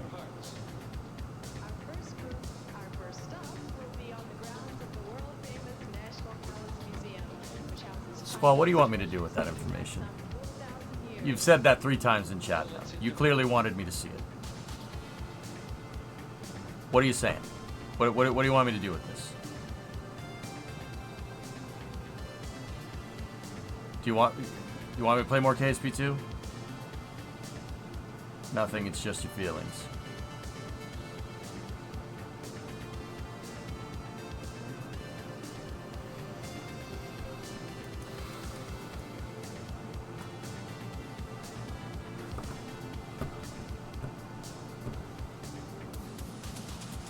Consider yourself heard, dude, but Kerbal 2 isn't substantial enough to be able to do the kind of projects that we like this. I can't do this in KSP2. It's just not there yet. You know? Like, it's not there yet. Soon, absolutely. I didn't give up on anything.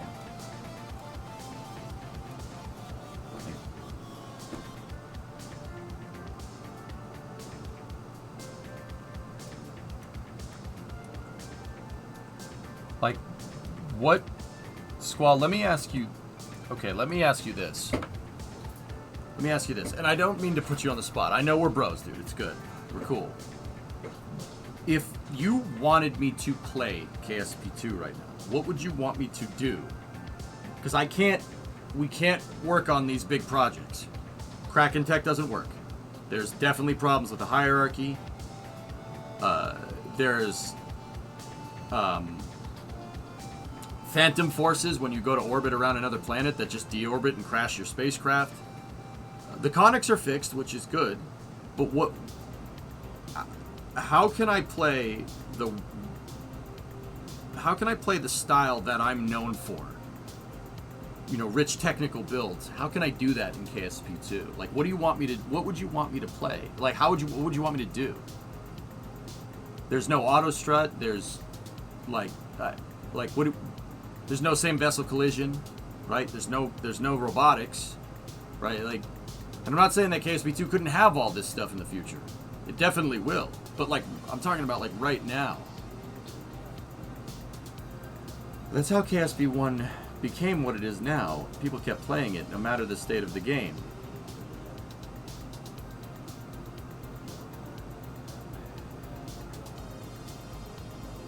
I mean, yeah, I suppose there's some merit to that statement.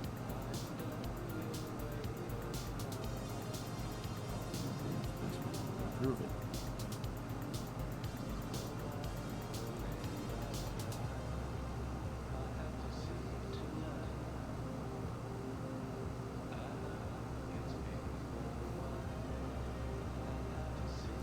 I mean, I guess, yeah, but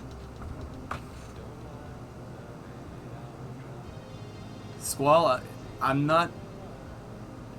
I hate that it comes to this, but no one wants to see me sit there and troubleshoot KSP2 all day. I tried doing that. I don't mean to... I figure I'd just be honest with you, dude, because, you know, I know you watch the stream, right? Like, I know you've been watching for a long time. No one wants to see me sit there and troubleshoot KSP2. I spent weeks doing that. Back when the game came out. I spent weeks doing it. Like, I would, and if I had the choice, I'd love to just sit there and fix the game and give the feedback that I need to give. But at the end of the day, I gotta put food on the table too, man. Like, you know, I can't go 1 second in KSP2, playing KSP2 with something going wrong and something being like, oh my gosh, this game is so broken. Like, what do you want me to do, man? Like, I don't... Kind of between a rock and a hard place. And I know people say, like, well, you shouldn't... Who cares what people... I know people are going to say, who cares what people say? Just play the game. Yeah, I did that already. And it tanks the stream. Like, it's not... All it does is turn into a circle jerk about how people want me to play KSP1. Like... The point is, dude, I value people's feedback, and I'm listening. The reason why I'm listening is the whole reason why we're doing Star Raker right now in the first place. You know, like I hate that it has to be about money. Like, that really pisses me off. I really don't like it. But, I mean, and the other thing is that, you know, I could just go play KSP 2. I could just go play it and just play completely out of my build style and just build stuff and have some fun. That's fine. That only gets you so far. You know? Sorry if it was out of place. No, Squall, the reason why I haven't cursed you out and said get the hell out of my stream is because I know you. Don't worry about it, man. It's all good. I'm just telling you kind of why I don't really want it, why it needs more time in the oven. Like,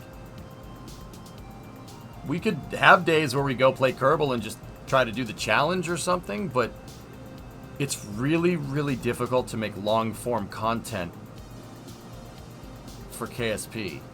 For KSP 2 right now. It's really, really difficult. Dude, I gave it my best shot. I tried basically from when the game came out, like, for 2 to 3 months to try and figure out ways to make more long-term content. And every time I had a new idea, making Kraken tech, making landing legs, the game croaked. It croaked. Like, and don't get me wrong, I did report bugs. Yeah, I reported a lot of bugs, actually. You know, it's just, I did that damn Drez challenge, right? Where, you put a rover on Drez and you have to, like, hop it around and stuff. And I made something that should have been completely, it should have been something that should have been completely easy to make, right? Like, it was just my K200. Very simple build with a hover pack on it. The Kraken had eaten that thing so badly by the time I actually got to Drez. It took me like 5 hours to get, like, no launch pad with time warp and everything. It took me 5 hours to get a Drez transfer and landing done. I put it on a rocket, the rocket blows up on the pad. I put it on another rocket, the rocket falls into the flame trench.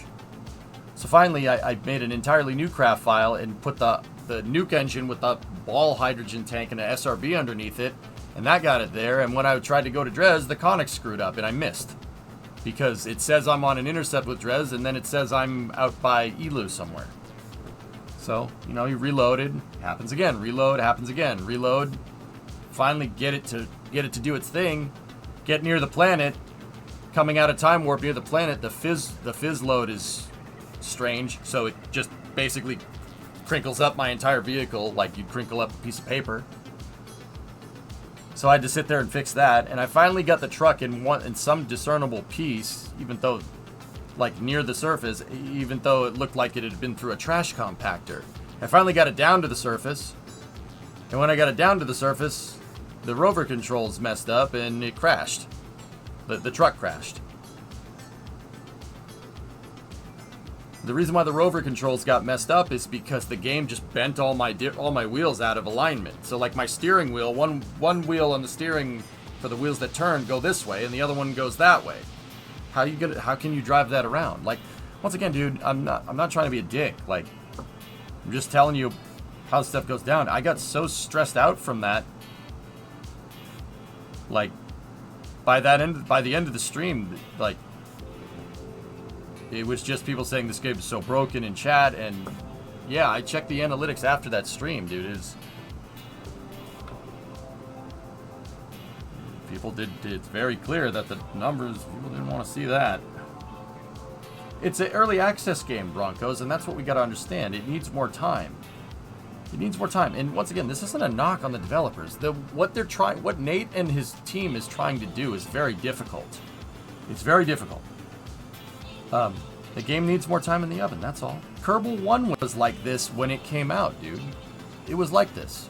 2013, 2014. Had to take a break.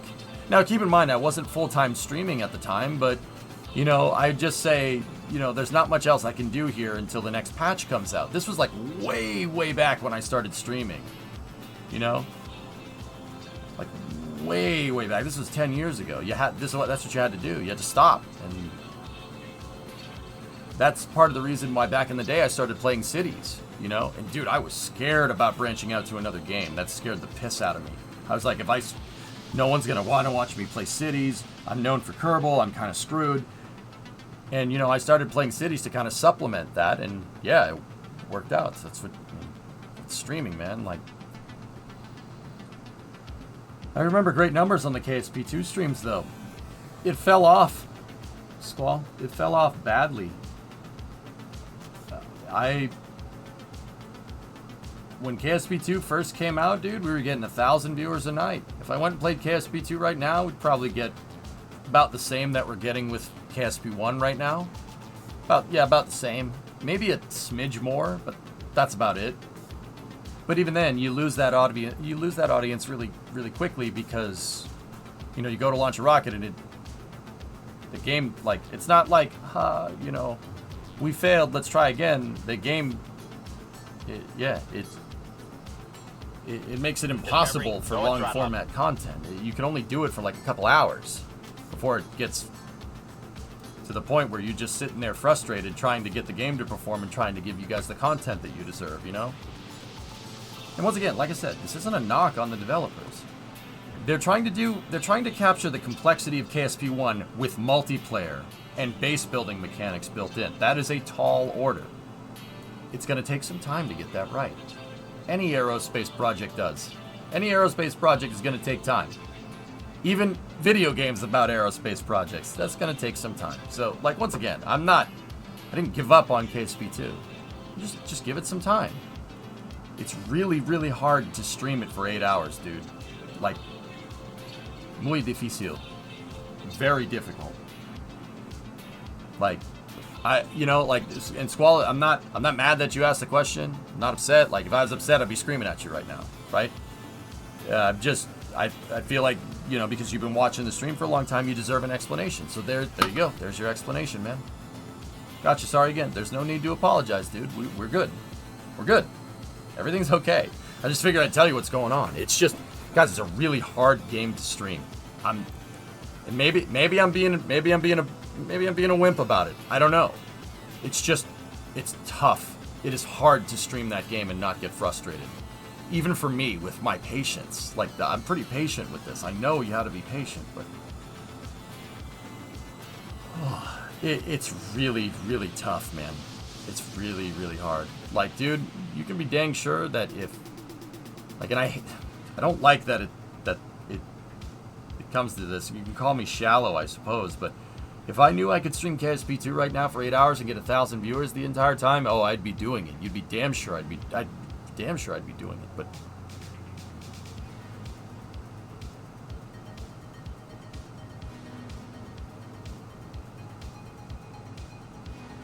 yeah.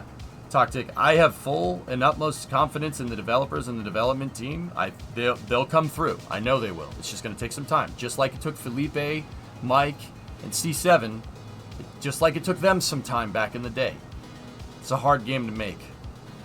A simulation game, simulating orbital mechanics, that's about as difficult as you can do for a video game. Yeah. Simulated orbital mechanics, that gets complicated real quick. I know that. I understand that.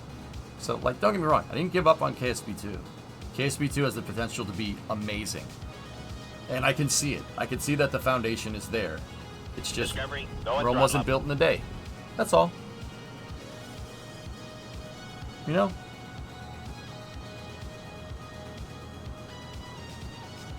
So don't sit here and ask, like, you know, if you're going to ask a difficult question like that, like you've burdened me or something. You know, it's all good, man. Don't worry about it. We're good. But, you know, like I said, you helped pay my salary, so I figure I'd owe you an explanation. In a year, the game will improve immensely. Yeah, just give it some time, dudes. Trust me, it's going to be good.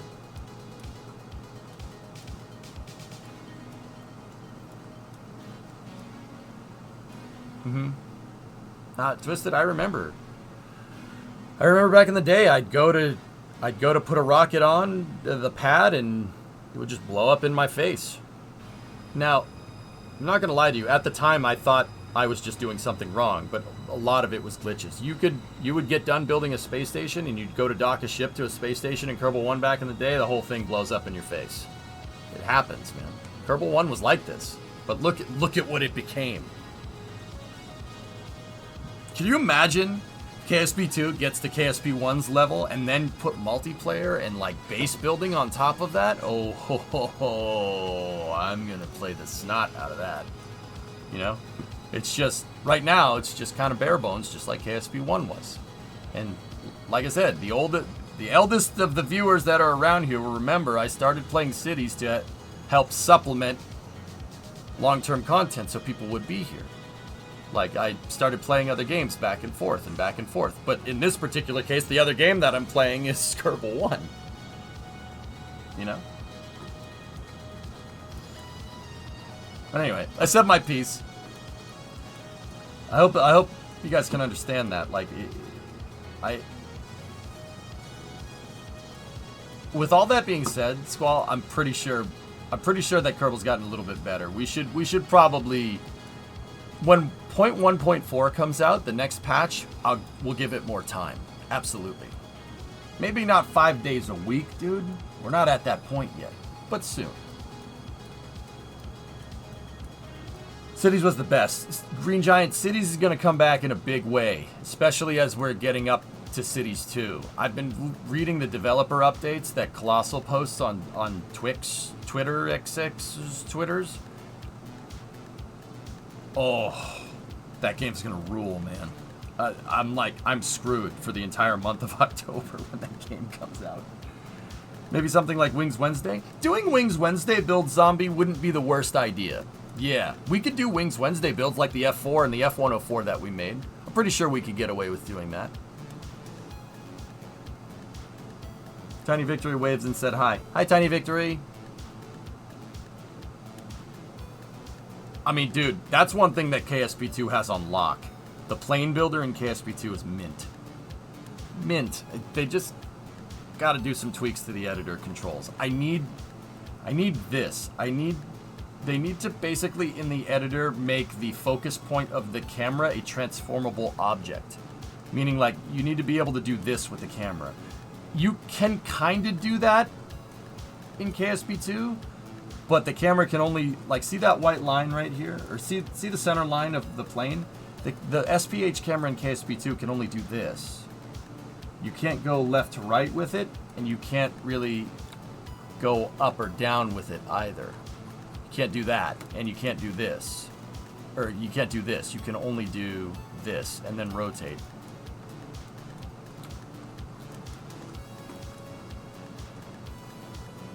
Can't fly with a damn keyboard. Yeah.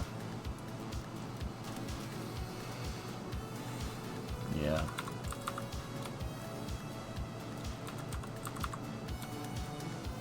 Dude, I would love to go and build this in KSP2 right now, but if I built it, we wouldn't be able to open up the cargo bay. There's no robotics in the game, and undocking and redocking vessels in KSP makes it very upset.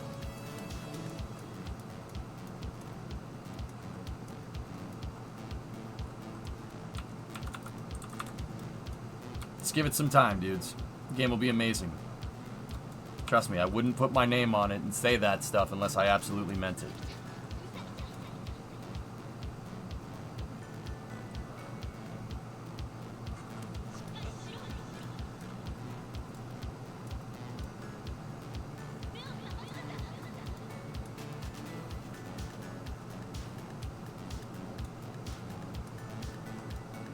For real, Aqualex. I mean, KSP2 is worth the price of admission for the load times alone. Game loads incredibly fast.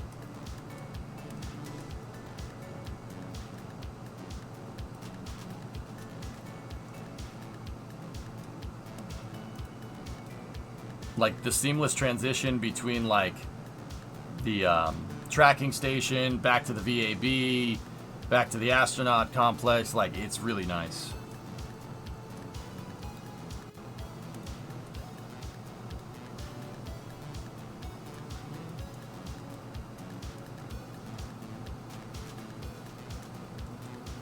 Right now, Backsock, for sure. Of course. All right. I'm just, like I said, I'm just filling out parts here.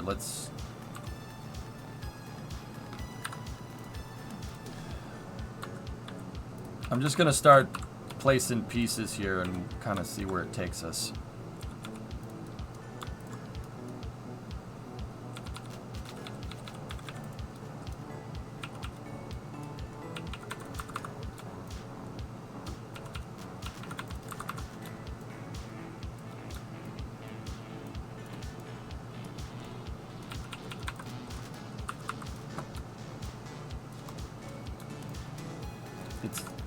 It's going to be easier to place the multiple sets of landing gear if I have them on a root part like this.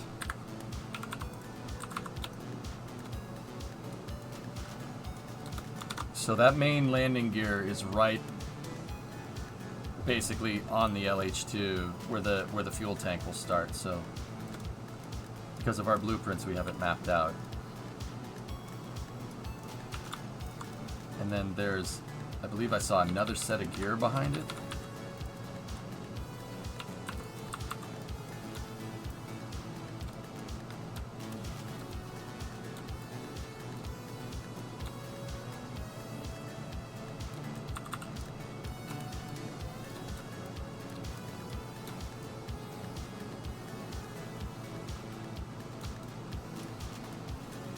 And then there's two sets of gear in front of this.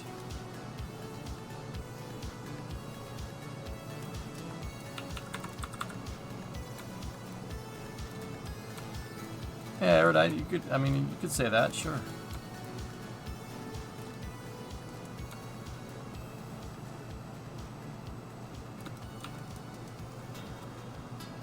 Man, this thing is a freaking monster.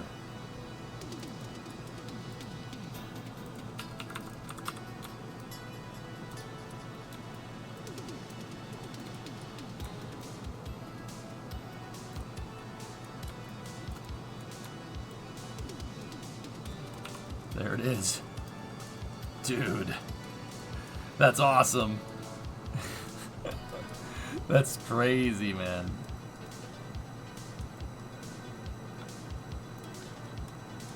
Let's see, where does the front gear end up?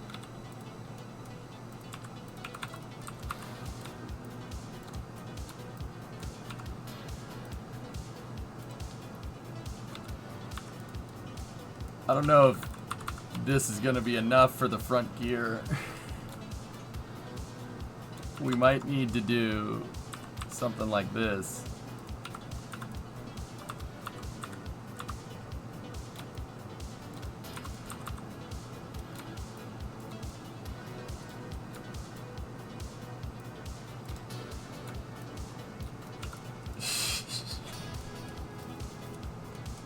Wow. All right, here, let's move this down.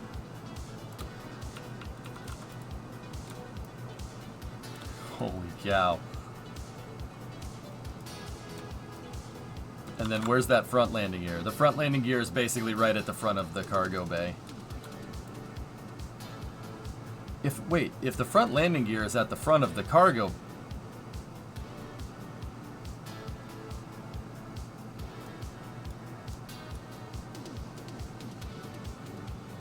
Huh. How will you make the flat top? You'll see.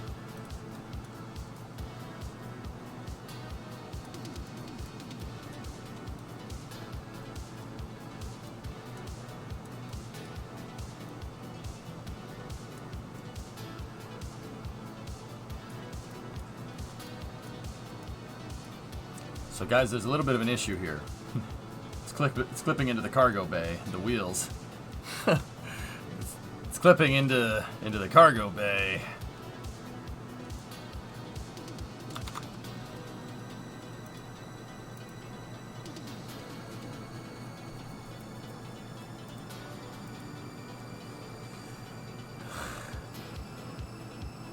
Time for little wheels.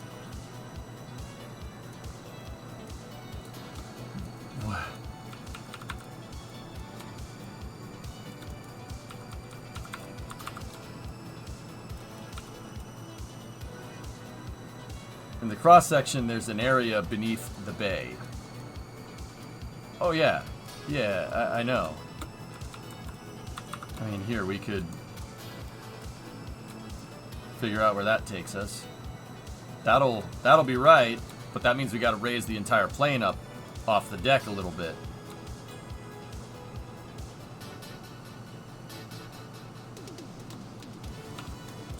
I mean, we could do that. So our plane will end up riding a little bit higher.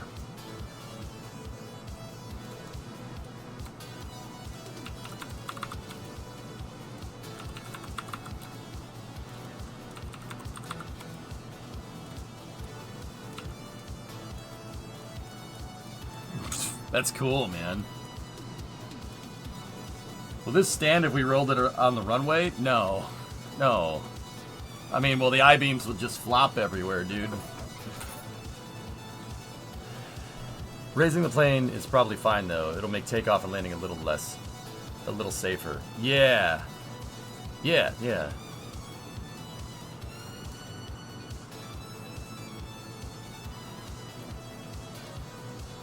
It's just that's going to make getting stuff into said plane a little bit more difficult.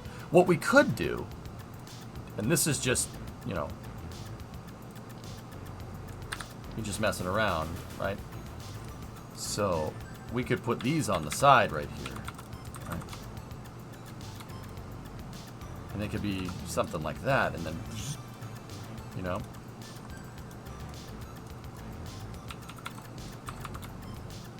It's going to be hard to do up at the front of the plane. This way we could get the plane to melt down a little ways. We could probably do it with a smaller hydraulic because, you know, a hydraulic way up here, far away from the center of mass, is going to have a lot of moment. You don't need a lot of force to push the thing up because leverage. Because the center of mass is way back here. That's the pivot point. You push it up here, it's not going to be that big of a deal. What's the overall length, Hammer Nails? 58 meters.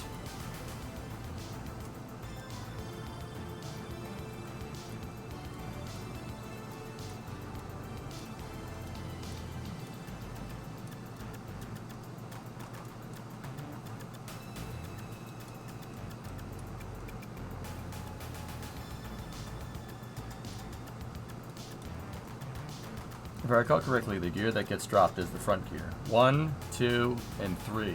Those are the gear that get dropped. Check out the blueprint. See? Jettisonable landing gear. 1, 2, and 4. The third one stays. Front landing gear stays the same. This is definitely going to be up there with one of the bigger planes that we've made. But, yeah, Aqualix, I'm not jettisoning these. What I will need in order to deploy this gear, have them deploy down and maybe, like, hopefully not crack and strike the gear, is maybe some kind of mechanism to an airplane jack to lift the entire plane up when it's empty and deploy all the gear and then set it back down. That would prevent bending on the gear. But yeah, I think that's our landing gear configuration. This is how it's going to be for takeoff.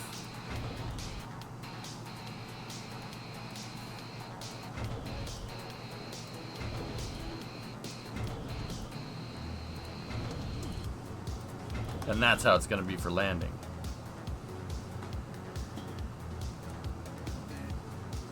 Exactly, Hibbit. But yeah, landing gear in real life are heavy and they're a lot of mass. In Kerbal, that's not the case. So we can get away with adding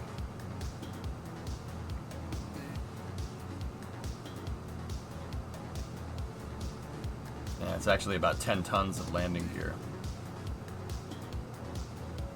I mean, but then again, if I was going to make these things jettisonable, we'd need to go get them. We'd need to repack the chute and then find a way to elevate them up and reattach them to the plane. But reattaching the landing gear like that, especially if it's on a docking port or something, might get a little crackeny. You know?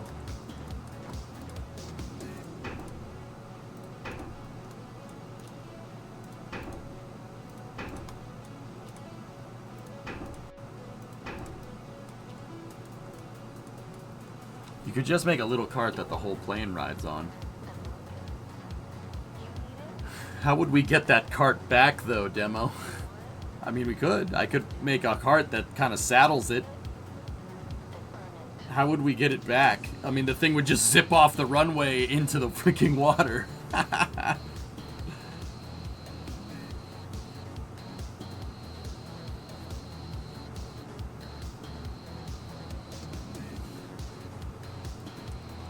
Let's make the plane work first. Yeah. The landing gear is probably a good place to start, Hellfish, because we ain't getting far if the landing gear doesn't work. Just have it not take off with the plane. Use parachutes as you take off. But even then, we still have landing gear being attached via a docking port, dude. We'd have to do some testing to make sure that that works correctly, but...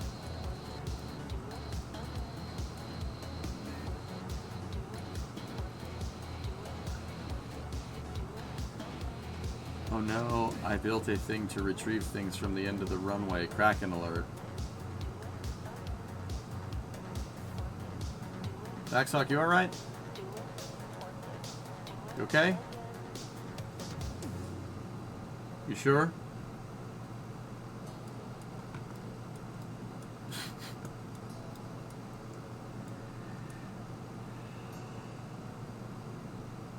The parts are 62% scale, Nova.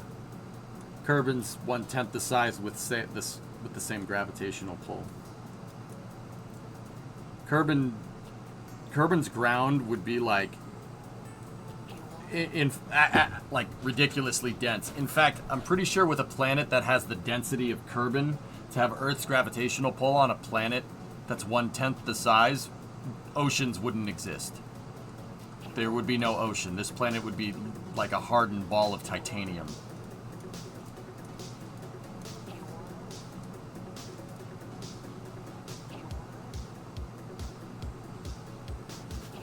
You built a crane to drive things to the end of the KSC runway and attach, and it was hell. Yeah, that's a tall order, Vaxhawk. That's hard to do. Ooh, titanium! Resources! I like the way you think, Jib.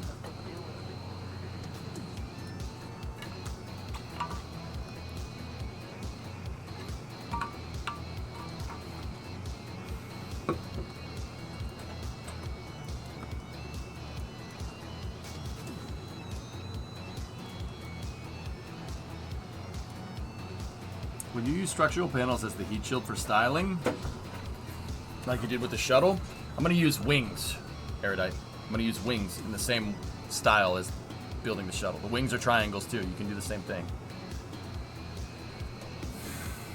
Significant quantities of uranium deposits in the core. Yeah, that seems fine. I'd like to think that Kerbin has an excessive stockpile of fissionable material for all those nerve engines. That's why it's so heavy for its size. That's pretty good lore. That makes sense. Yeah.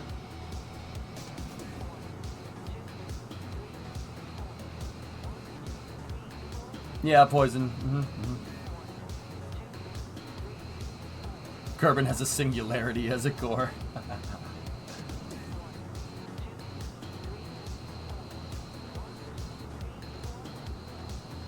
Kerbals are excessive in everything that they do. It's a good point. It's a very good point.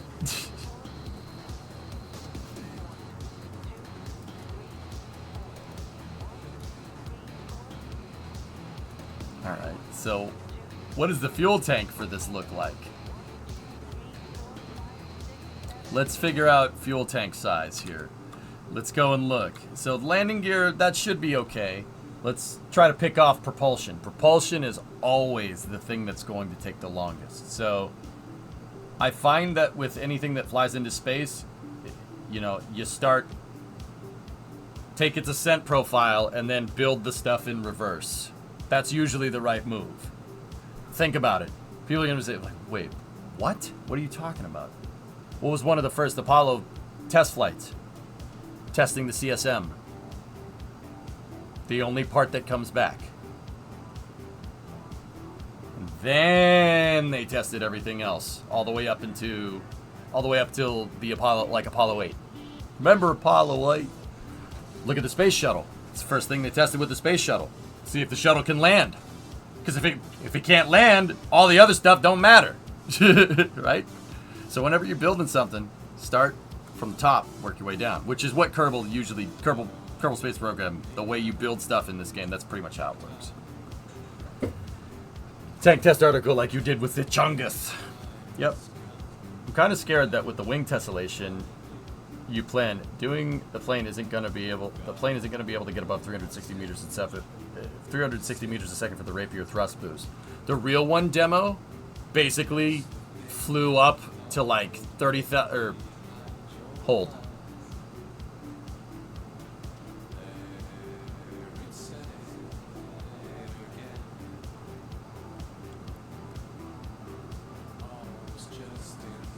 Take off and climb to 100,000 feet, or the air breather propulsion. Okay, yeah, here we go. Parallel burn of air breather and rocket propulsion occurs between 768 to 2195. Rocket power propels Star Raker from 2195 into orbit.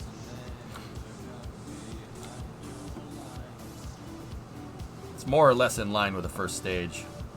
2195 staging velocity is, yeah, that's not bad. But in Kerbal's case, you know, proportionally, it's, you know, 9 kilometers a second in real life, right? And I'm not sure what speed this is. Is this delta V, or is it just the straight velocity? If it's the straight velocity, we're looking for 7,600. So that's more or less.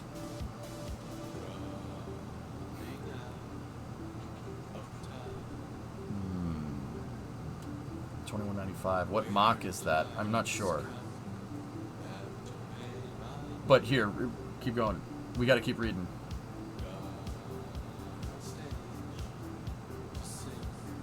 Basically, it flies up to 100,000 and it doesn't level off. It does a nosedive to get the speed, and that turns the turbo ramjets on, and then it pitches up and out. There's a graph showing it. Because the real one had the same problems, dude. Look. At least if I'm reading this right.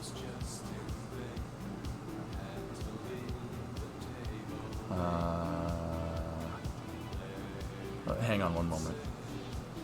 Yeah, there. Yeah, see? It does basically a nosedive for a second and then goes up. Actually, no, that's turning out of the Cape.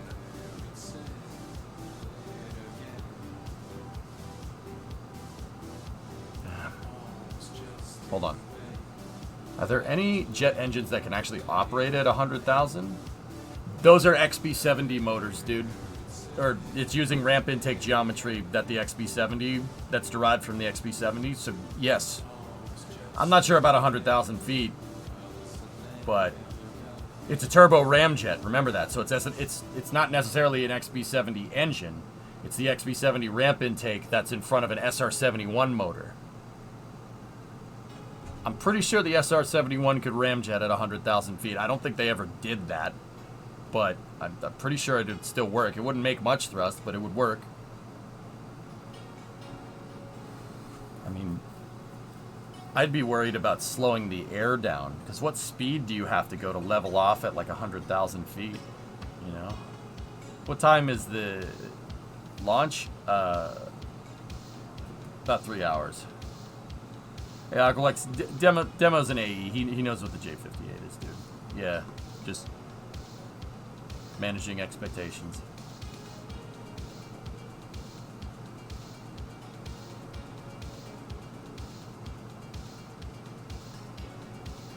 Yeah, no, I'm just letting you know. I'm not trying to be a dick. So you can tailor your explanations in the future.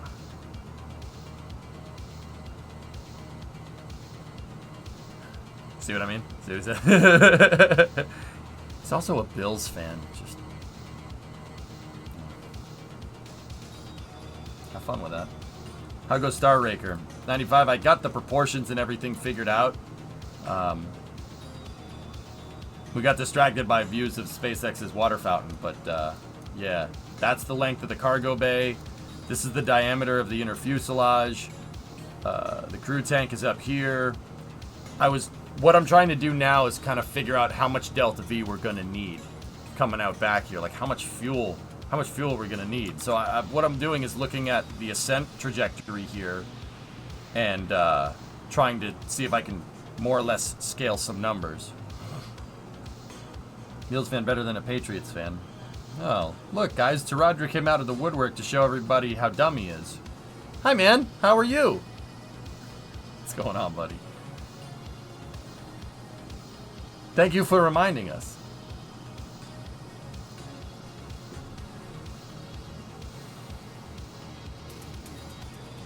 Hi, I'm always dumb. No, you're not. Shut up. That was actually the problem. It was the heating on the intake where it managed and diverted the supersonic shockwave. That limited its top speed, hence the LH2 cooling on the intakes for this thing. So it needs Skylon engines. Well, not necessarily Skylon engines. Pre-cooled. We need pre-coolers. And we're probably going to need pre-coolers in KSP as well. We're probably going to need to stack a lot of pre-coolers. And we might need to overclock some whiplashes. Might.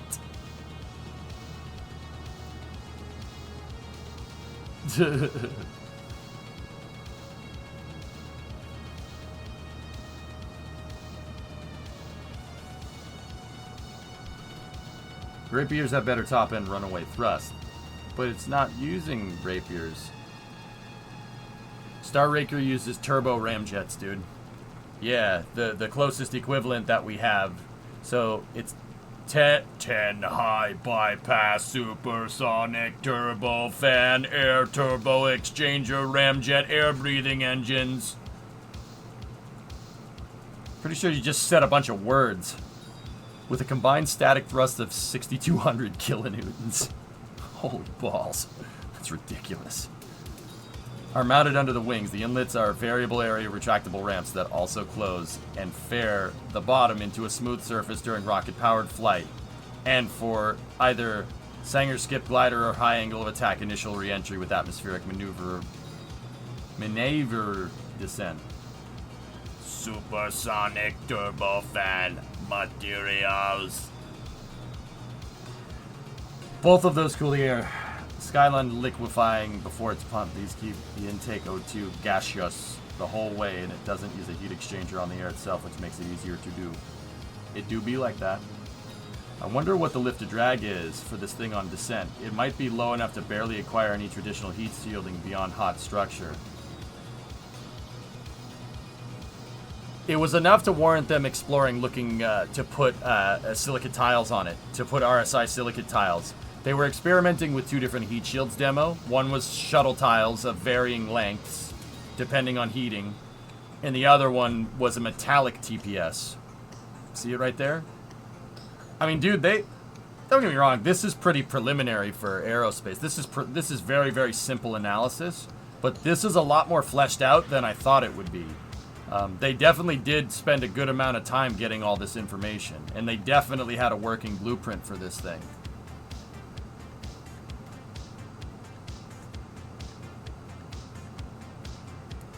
Yeah, I know. It's very strange, Chaos.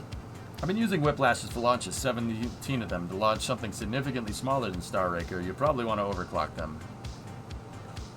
Well, yeah, the reason why I want to get in all here is because we need to scale around propulsion. That's why I needed to look at the ascent.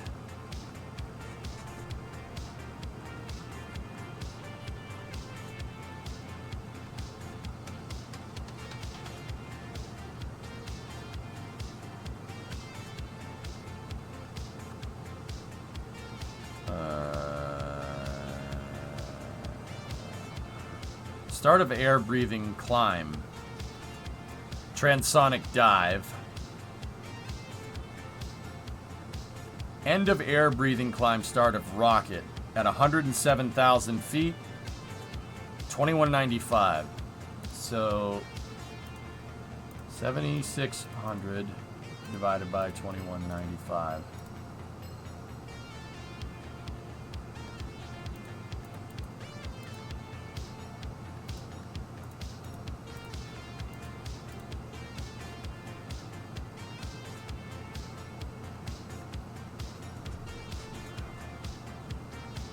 That's in line. I was going to guess 900 meters a second stage velocity for this thing at probably 35,000 meters, something like that. But if we, I mean, this math probably is junk. It's probably junk math, but we're looking for a staging velocity around 1100.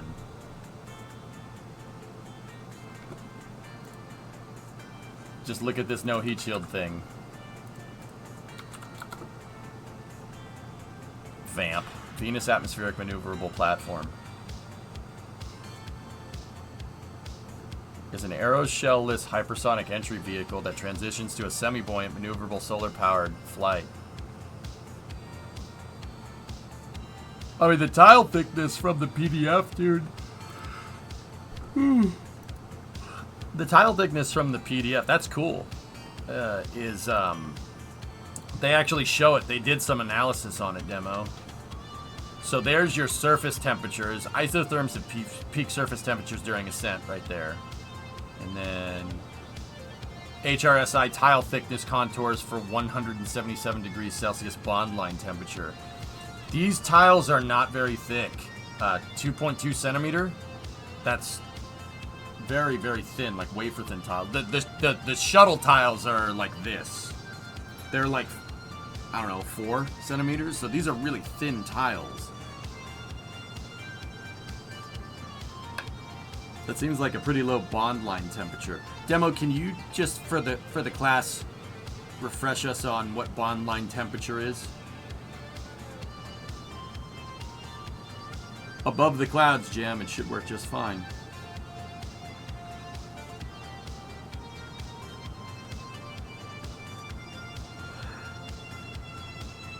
The maximum temperature beyond the tile on the structural side. So the bond line temperature is how hot this can get right here.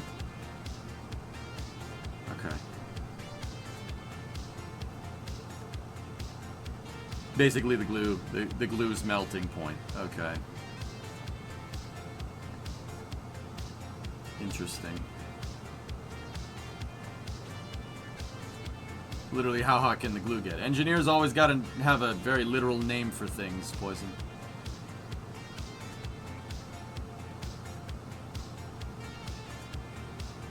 So this thing is actually... Oh yeah, also there's more ullage tanks out on the wingtips, by the way. That's the ullage for the wet wing tanks. Yeah, there's wet wing tanks in here. Yeah, hydrogen is in the wings. Because, you know, how much complexity do you want? All of it.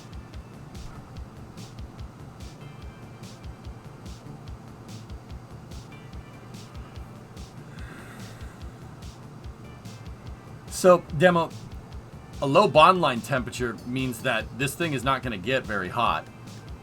I mean, that kind of makes sense, dude. It's like, I mean, the way I look at this thing, if it's coming back dry with no hydrogen in the tank, right? Like little to no hydrogen in the tank, and it probably would have jettisoned its fuel just like the shuttle and only had some form of reaction control or whatever, like very, very, very simple reaction control systems, right? I mean, this thing, I mean, that's a lot of wing for not a lot of mass, right? I mean, I think a reasonable extrapolation would be here that if the plane needs 4 landing gear to take off in 4 sets of landing gear to take off and 1 set of landing gear to land, I think it's safe to say that most of this plane's mass is fuel, right? Because rocket. And if that's the case, right, like, this thing could sail through re-entry. Think of like a Falcon 9 fairing, guys. The fairings, you don't see any tiles or anything on the fairing. Don't get me wrong, they have thermal protection in certain areas, but it's mostly just whatever insulative fairing material they have on the outside, and it gets burned a little bit. But the fairing doesn't need like thermal tiles or an ablator heat shield. It just can, because it's so ridiculously light and so ridiculously large, it'll just sail down. It would be like if you dropped a piece of paper from on top of a building. That paper is going to land relatively intact because it just... bond line temperature just tells you how thick you need the tile to be. You could still have lower temperature limits somewhere else that would require cooling to prevent overheating on the ground. Yeah, interesting. That damn dynamic part of aerodynamics.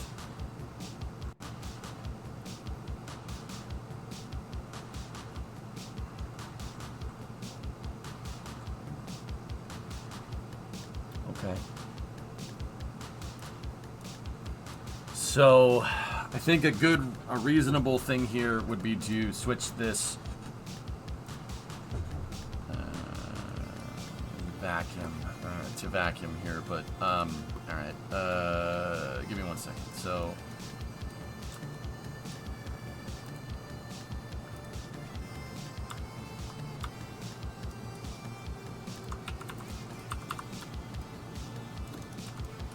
Just out of curiosity here, like, let's just start playing with some stuff.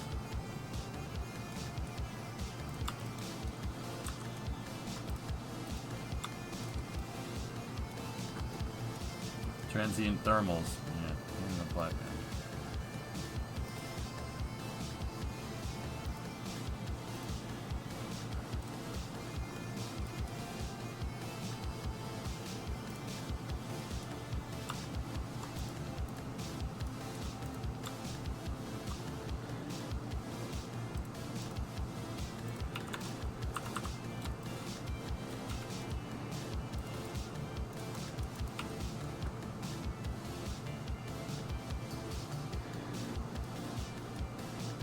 They make pretty colors in the simulations, though. Ooh, pretty colors.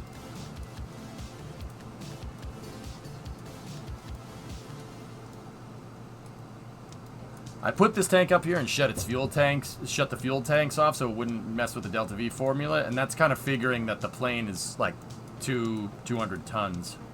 I mean, because that's how much that. Oh no, that tank's 144. Let's overestimate just to see. Like this. Shut that tank out, right?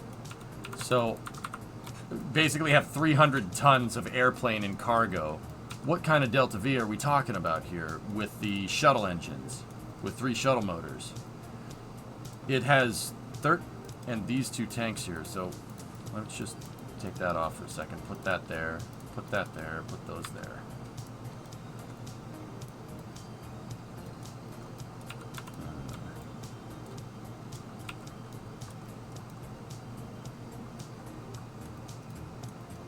Well, we don't need to calculate it, dude. It's right there. It's about 1,300. And that's figuring 300 tons of plane. What happened if the plane gets to be about 160, or well, give or take, yeah, 160 tons? 1,900. Okay.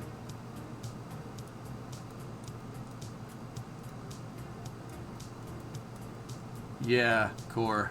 I saw it. I saw exactly what you mean. Yeah, there are. That's the other thing I was worried about. Our engines aren't proportionally the right size.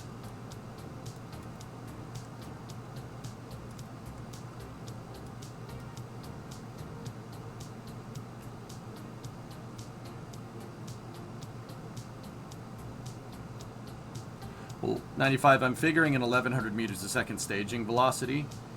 1,100 meters a second staging velocity, take into account some aero, means we're going to need, I mean, we got to get to 2,400 meters a second orbital velocity, right?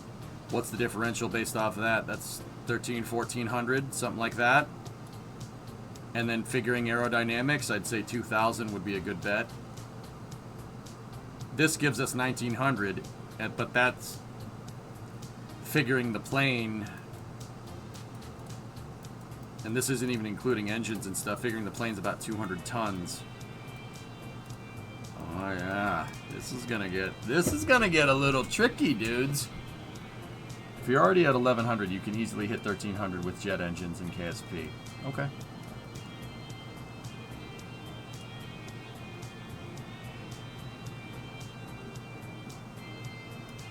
We had a tank in the tail. There's no need. We'll have plenty of space in the wings. I'm just kind of ballparking and measuring what I need. Let's just say we need 2,000, okay? So let's go here like this, get rid of that, and then do this. That's 1,600.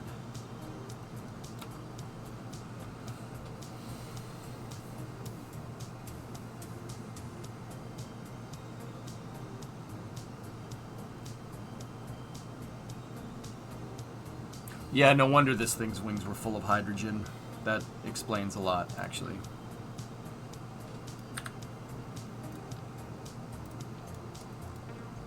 $21.09.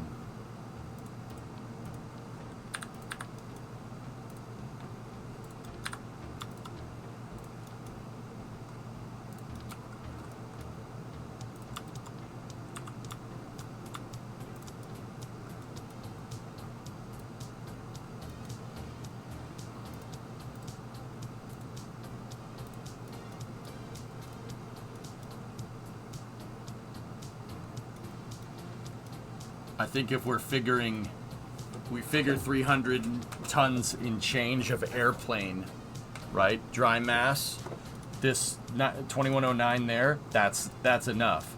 The real question is, can we accelerate the plane to that? Can we go that fast? Can we get that fast? But what's your TWR? 0.39, that's fine for an upper stage. That's okay. And then you said Wolfhounds. We could use Wolfhounds for the Ohms engines, dude. Wait. Paste it into Windows right, into Windows right, into Windows right, into Windows right, into Windows right. Yeah, right. Huh? Sorry, don't mind me. Just getting tired.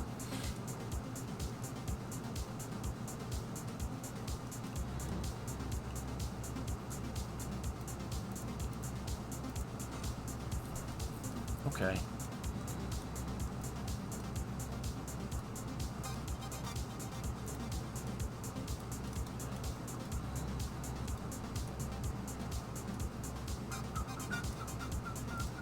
.39, Tessa? Yeah. But that, like I said, that's figuring 300 tons of airplane. I think this might be an overestimation. I mean, wings aren't that heavy. And I-beams are very heavy, you know? Problem is you can't climb to an AP of 70 kilometers with 0.3 TWR. Unless you plan to raise the AP with the jet engine somehow. Yeah, Ben, it is cool, isn't it? The problem is you can't climb to an AP of 70 with 0.3 TWR. The jet engines will get us past that demo.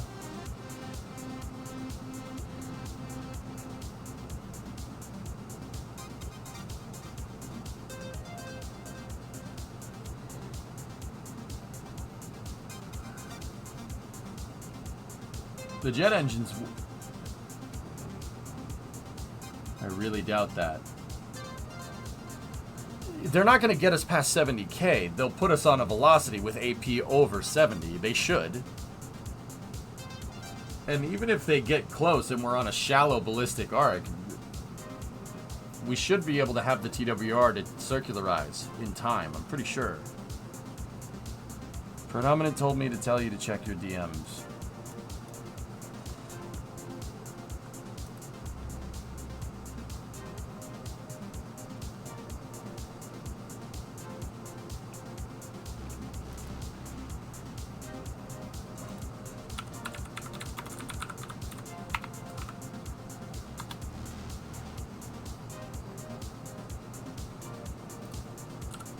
Yeah. Yeah, okay. Thanks, 95.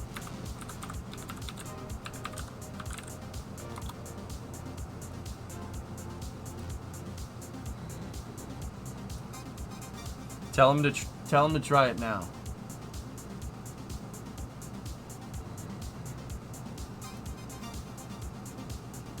From all my work with space planes, you won't. Anything under 0.6 TWR, you're not getting to orbit without burning truly obscene amounts of fuel. Okay?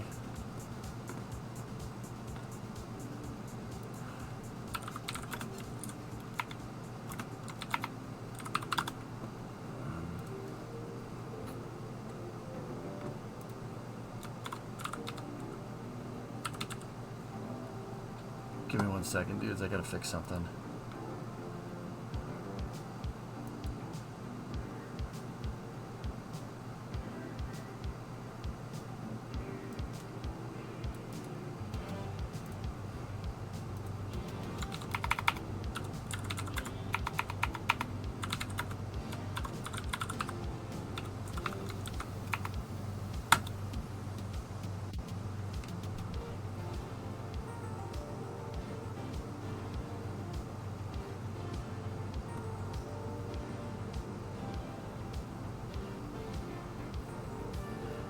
Tax, noob here. Why when I speed up time do my ion engines cut throttle but not the liquid engines?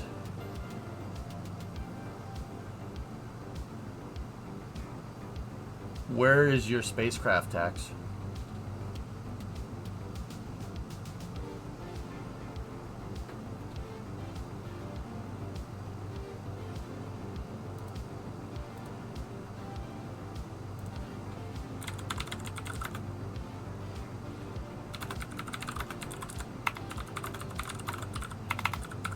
Give me 1 second, dude. Dudes.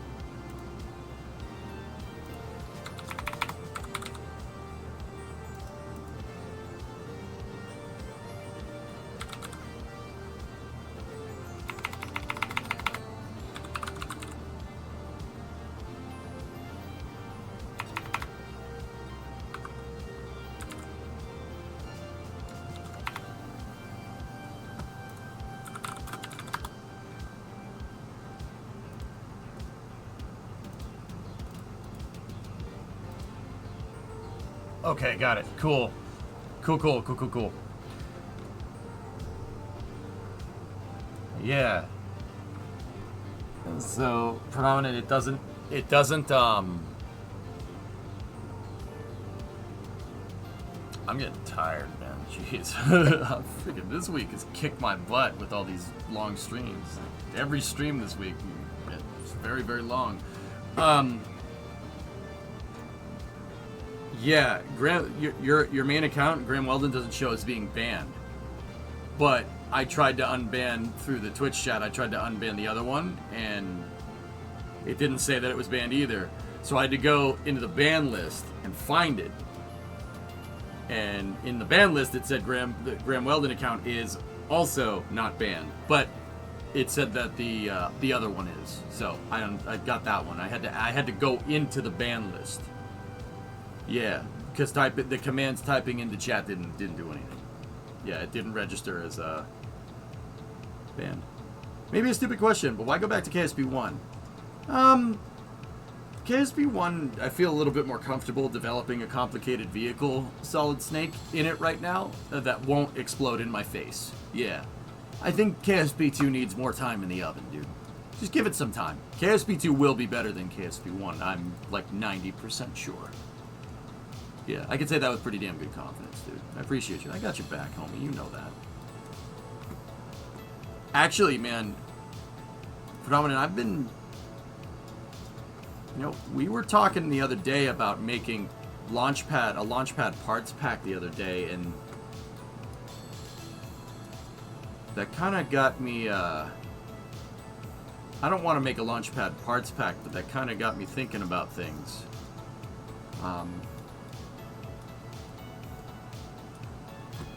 Yeah, we'll like to talk to you off stream. I want to take you out on a date. That's what I'm trying to say. Like, I'm gonna wine and dine you. You know what I mean?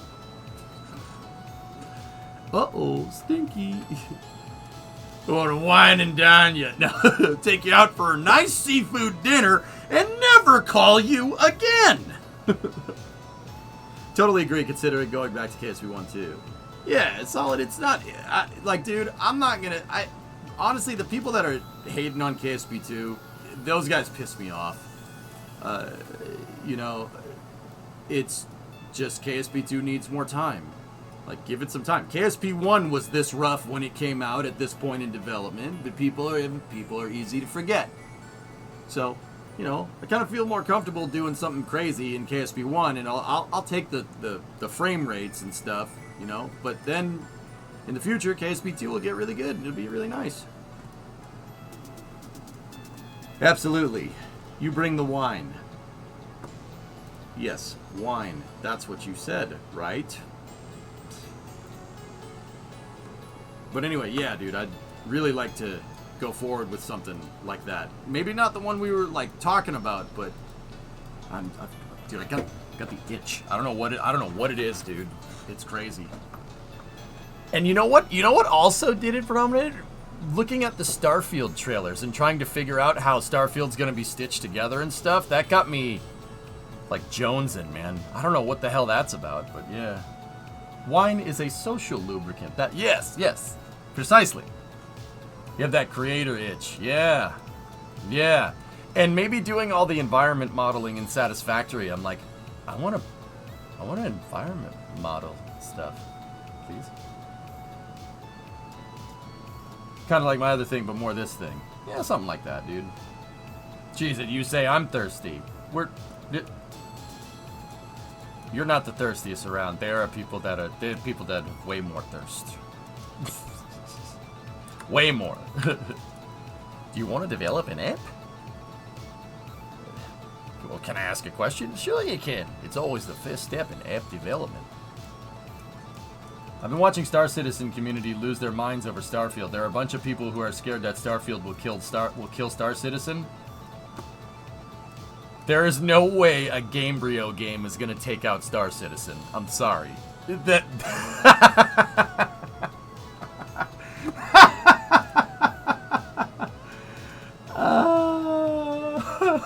that was good. That was funny. Like, I love Fallout and Skyrim and those games and stuff. There's no way that's gonna take out Star Citizen. I mean, it might, maybe. I mean, Green, maybe, but no. I love refrigerators. You don't know me well enough to say that.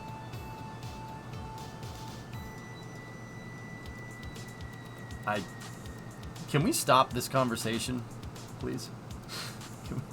Can we change the subject? Change the subject. Pull out the neuralizer. Yep.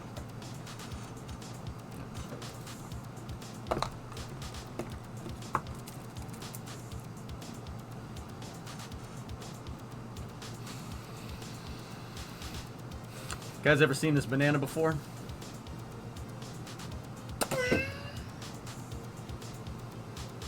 There was no banana. You are not thirsty. You want to sit here and watch me make rockets all day.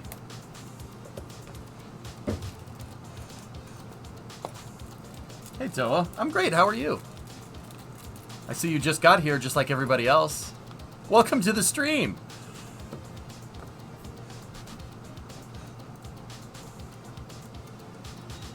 Who's a banana? Hello. What is yes, rockets. Drink. Yeah. Oh crap! I may have flashy thing too hard. Hey. Oh hey, what are you up to today? No. We're building Star Raker. Yeah. This tank design looks strangely similar to the Lorge X-33.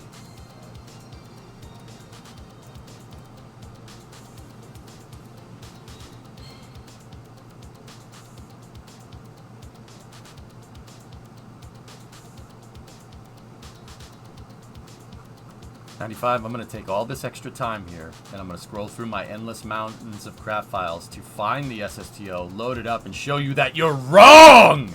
Well, old woman, you are wrong! Yeah, it kind of does.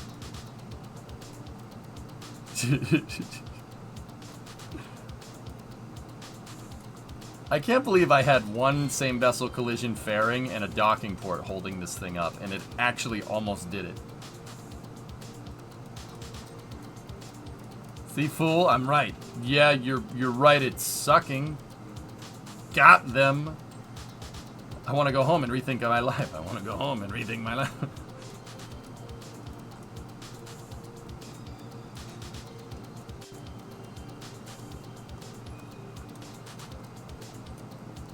What a freaking monster, dude. I love this thing, man. I really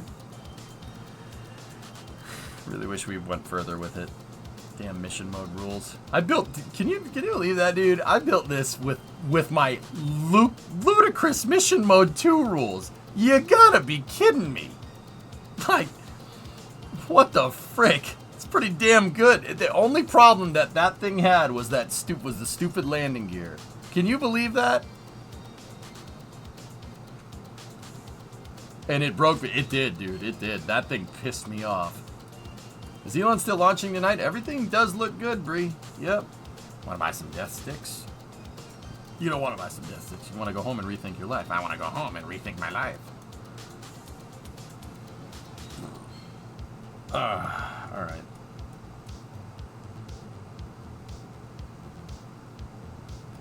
Elon is going to space? No. Falcon Heavy is launching Wefrel. Yeah, we got a Falcon Heavy launch. I'm going to try to get all the way to the Falcon Heavy launch, dudes. Yeah, Echo Star 24 is launching at 11. We'll pick up the coverage probably in about 2 hours, give or take. Yeah. Falcon Heavy, baby. Double RTLS. Expendable center core. Dude, this satellite, this is a chonker of a freaking mission. I know it doesn't seem like much, and it kind of sucks that they're expending the center core, but this mission is absolutely nuts. The satellite's 9,200 kilos. That is probably, if I'm understanding this right, if I heard it right the other day, that is the single heaviest thing ever, or highest mass thing ever lobbed to geostationary transfer. No one's lobbed a bigger satellite out that far, ever. The only bigger things that we've launched further into space are like the Apollo CSM and the Lunar Excursion Module. Seriously, this is like at the top of the list of heaviest payloads moved to GTO. It's nuts. Yeah, that's why this Falcon Heavy mission is hardcore. That's probably why SpaceX probably has super stringent abort criteria. That's probably why the other day they were just said, nah, we'll do this later. Geostationary, is it an equatorial launch? No, Cosmo, they're launching out of the Cape. Falcon Heavy has to, at some point, do a 27-degree inclination change. They'll probably do it out at apogee, and that probably explains the bi-elliptical transfer that they're going to do.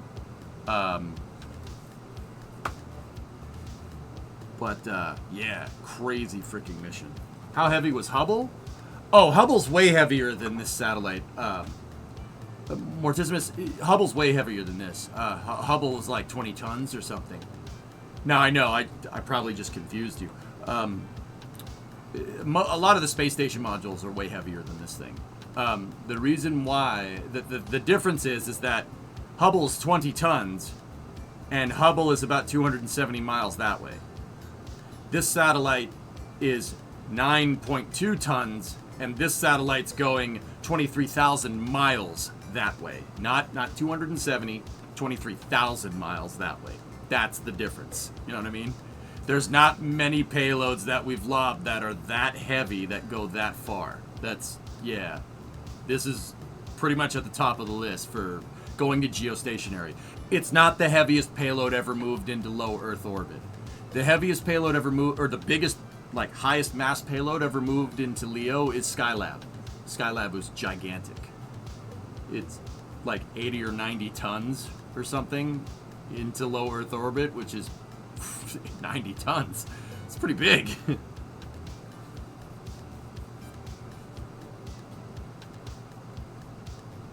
Skylab was not in one piece. What?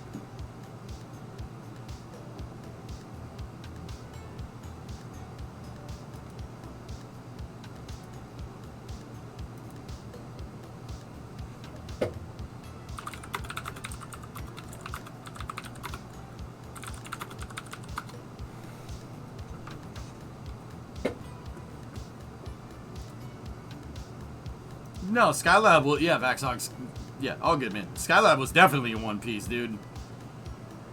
Anyway, back to the TWR. An SSTO space planes. All right, we'll shoot for 0.6 test, so we're going to have to overclock some stuff, though. When is Falcon Heavy? About 2 hours.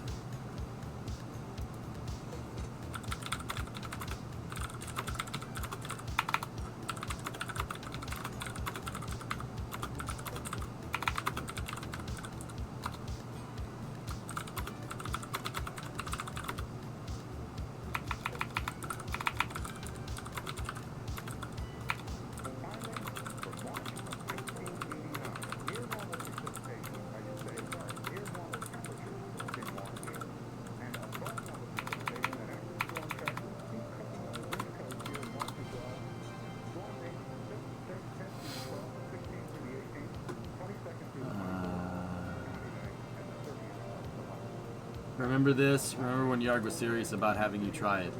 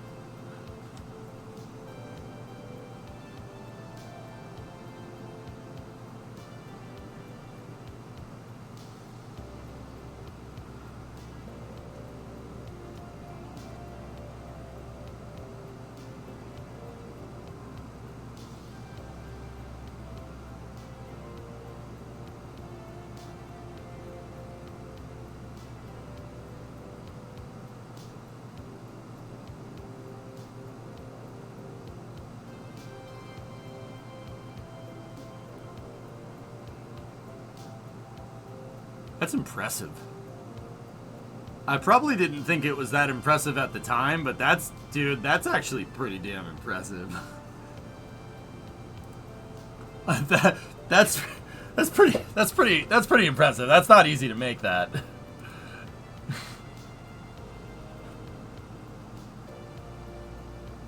You have to. Gil, I remember the reason why I didn't want to make this is because you have to do some hacking with the editor, and yeah, I just thought that wouldn't be in the spirit of what I was trying to do with building SSTO pads. Oh, Storm, we've built some dumb stuff like this in the past, dude. I wasn't always as conservative in my design efforts as I am now. Thing shoots off the end. It's so funny. It was in the stock game, just clipped out of the editor. Did they not use editor? Did Yarg not use editor expanded for this?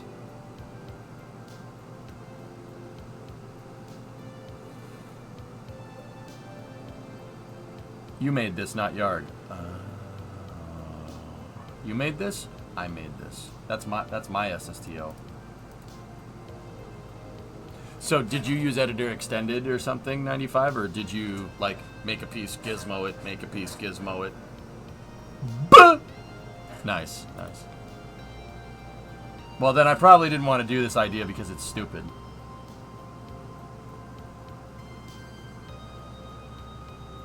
Yeah, remember when I said it was impressive a second ago? Yeah, I was lying. Sorry about that. No, you're stupid! Yeah, so? But at least I didn't sleep with Lumberg.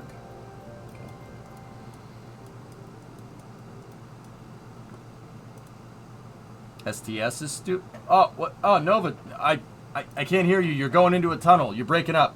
Call me back. You gotta call me back. I can't hear you. You're breaking up. You're going into a tunnel. All right. I think we got the dimensions right here. How many of these are we gonna need? We're gonna need a lot.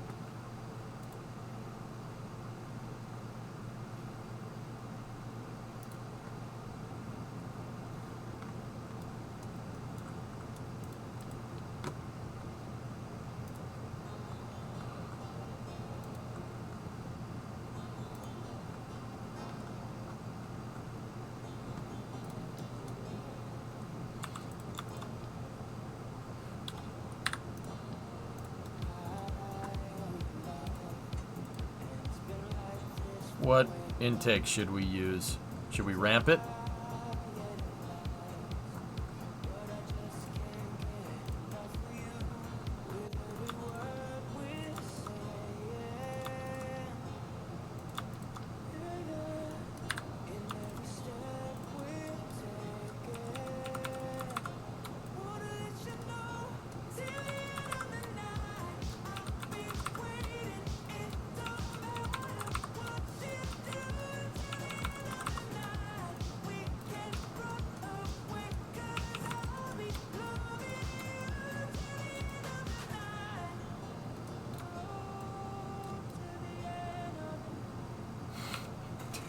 Dude, this plane's gonna be insane, man.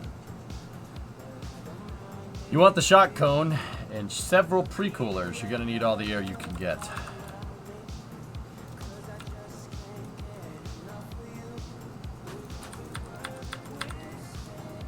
What's a lot of pre-coolers, Tessa?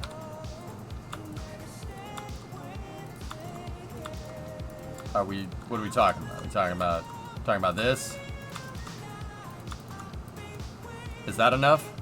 I mean, that's as big as the freaking, almost as big as the nacelle is going to be. The intakes on the nacelle are pretty much start like right here. Right where the main landing gear is, from what I can tell.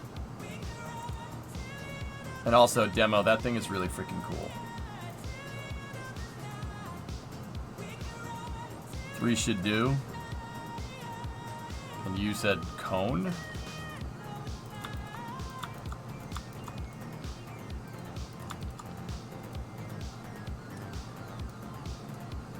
Reminds you of the Killer Thunderbird?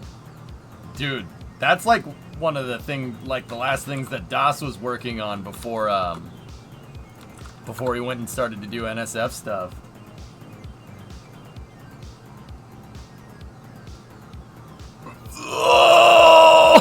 Oh my god.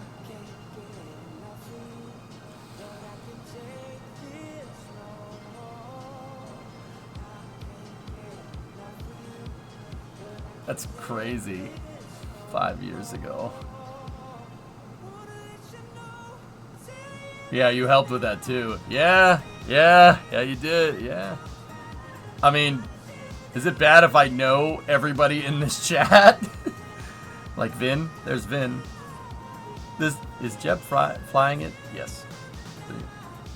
Vin, I know Chuck. Eon is there. Gegan's there. I know all these people. Well, all these are regular viewers for me. That's funny how that works. What? Watching DOS as a KSP streamer seems like a fever dream to me. Ark, dude, that is all we used to do. From 2015 to about 2020, like 5 nights a week, DOS and I we would just both be playing KSP. Like, yeah. That's like all we did, dude. And then like if we wanted to go and cover a rocket launch and go down and stream a rocket launch, like that was something we did in like spare time. I mean, Das did it more than me because he lives closer to the Space Center than I do, but yeah. He's a great KSP player. Seriously. Really good. Yeah, before Kerbal, Das was a huge World of Tanks player. Oh yeah. Oh yeah, big World. He comes from World of Tanks. Me, I came from StarCraft, from the StarCraft community. Kerbal, if you really want to know. Didn't you have to schedule alternative times? No, Melon. Neither of us really cared about pushing like that. We would both stream at the same time. Oh yeah, you just go back and forth. I mean, like, okay, if you really want to know about streaming, like doing kind of co-streaming with another person, so like. The good thing is, the thing that you got to do is not treat it like it's competition. Work with people. That's what Das and I used to do. That's what we would do. We would work with each other. So I would start streaming a couple hours earlier than him, right? And then I'd build up the KSP category. He would start. I mean, some of my viewers would go over there. Whatever. So what? Who cares? And then I would ramp down. And his stream would go into the night. I would switch for after hours, right? Dude, we had this down to a science, man.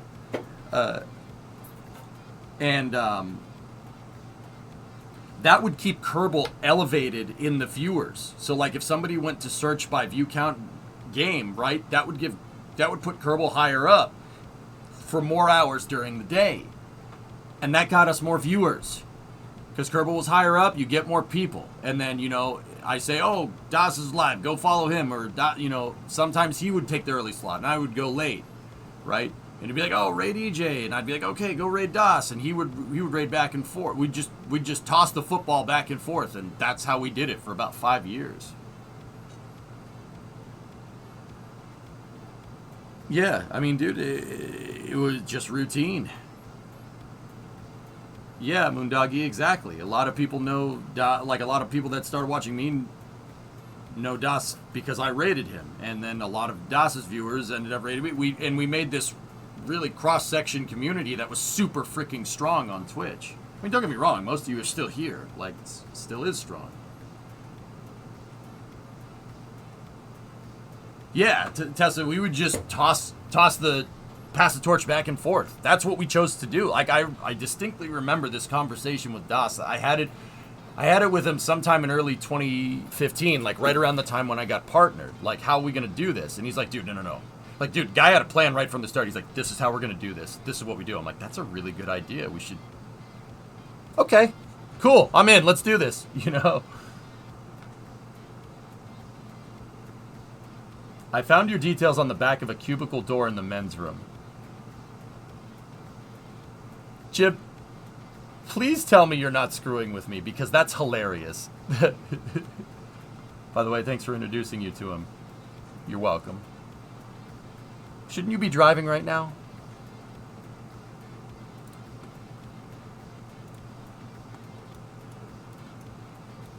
He doesn't, trash, no, he's a big contributor, like big contributor. Chris B is the guy you're looking for. Wait, Jib, are you kidding or not? I can't tell, man. Are you screwing with me? Because that's funny if you're screwing with me, but also that's really hilarious that someone was like, follow EJ in a bathroom cubicle. Please, like, I kind of halfway want you to be kidding and halfway want you to not be kidding. Yeah, I'm messing. Damn! Damn!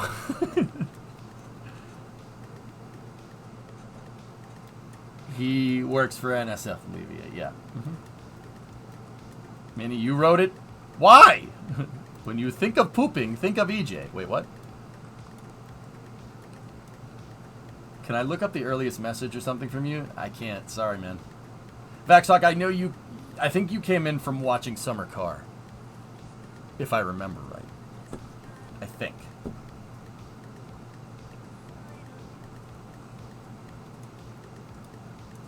Oh, alright, Zeros. That's fine. Please don't vandalize someone's property in my name. Don't do that. Well, I started playing Summer Car when it came out. I started playing Summer Car in 2015.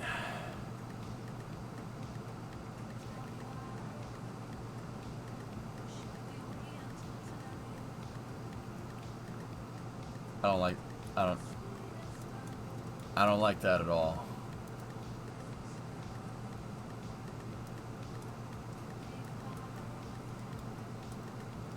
Yeah, there you go. That looks neat. NASA spaceflight. Yeah, guys, I don't think people realize how old NSF is. NSF is from the early 2000s. NASA spaceflight's over 20 years old. It started as a forum for spaceflight enthusiasts. And guess what? In high school, I read the NSF forums. I never posted, though. I remember... Discovery, go at I remember reading those forums about the shuttle in study hall in 2003. I didn't understand anything that they were saying, but I remember doing it. I can even remember what the old NSF forums looked like. It was blue and yellow. Yeah. It's weird, man. Yeah, the KSP TV stuff, Ditour. That was good, yeah. Hey, Soviet, what's up, buddy? I've been here for ages, just lurk nowadays because of my job, but I'm still here. I appreciate that, man. Thank you. Blue and yellow, good colors. Yeah. Here, I'll see if I can show you.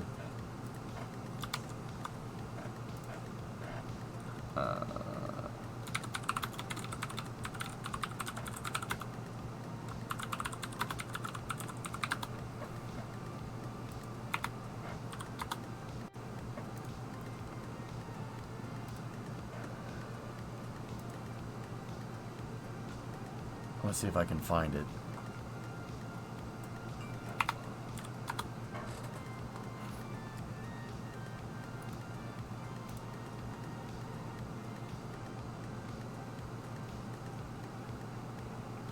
Yeah, here you go. Here you go. Here it is.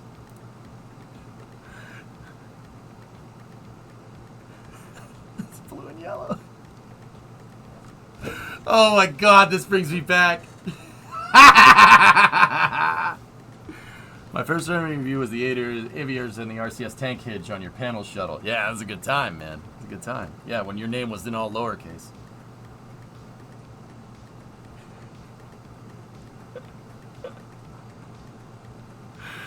Oh my god. This is crazy, man.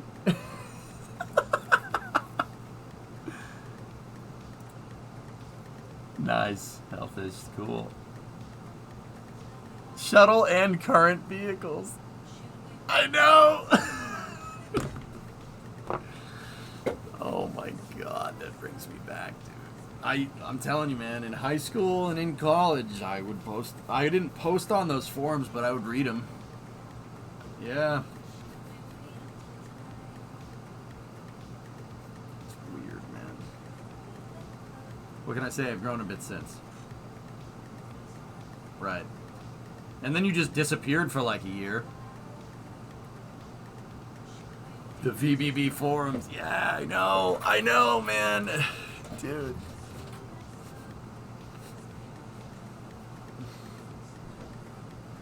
The landing gear coming out of the shuttle bay at landing, or the on-orbit shuttle repairs. Such good stuff. Maybe getting married does that. Yeah. Yup.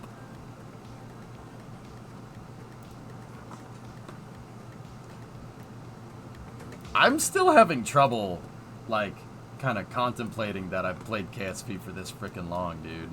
And that I've had this job for this long. Like, this by far and away is, like, the longest amount of time that I've devoted to pretty much anything. Like, I went to college for 2 years. Graduated. You know, before that, high school for 4 years. Graduate. I've never held a job this long. But then again, grade school, 6 years, right? So including kindergarten, right? Kindergarten through 5, right? 6 years, right? Like, this is by far and away the thing I've dedicated the most amount of time to, which is nuts. Don't jinx it. What, kindergarten?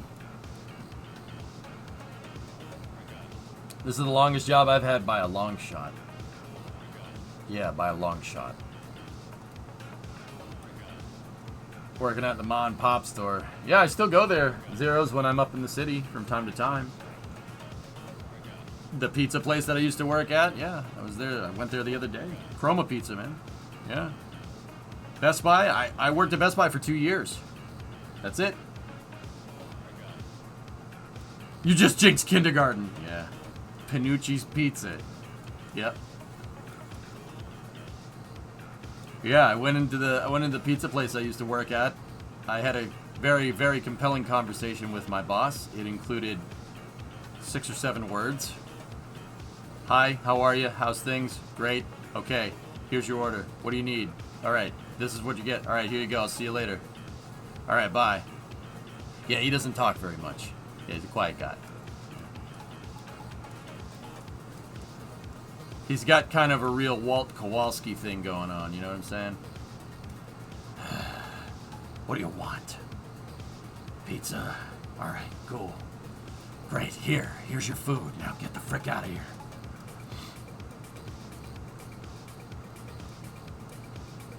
Oh yeah, Hippie, you mentioned that before. I haven't been in by in a while. Did KSP2 not work out? Hippo, I'm waiting for the next patch. Yeah, waiting for the next patch. KSP 2 is just rough, just like KSP 1 was when it came out, dude. That's all. That's all. We good. I'm kind of running out of steam here, though.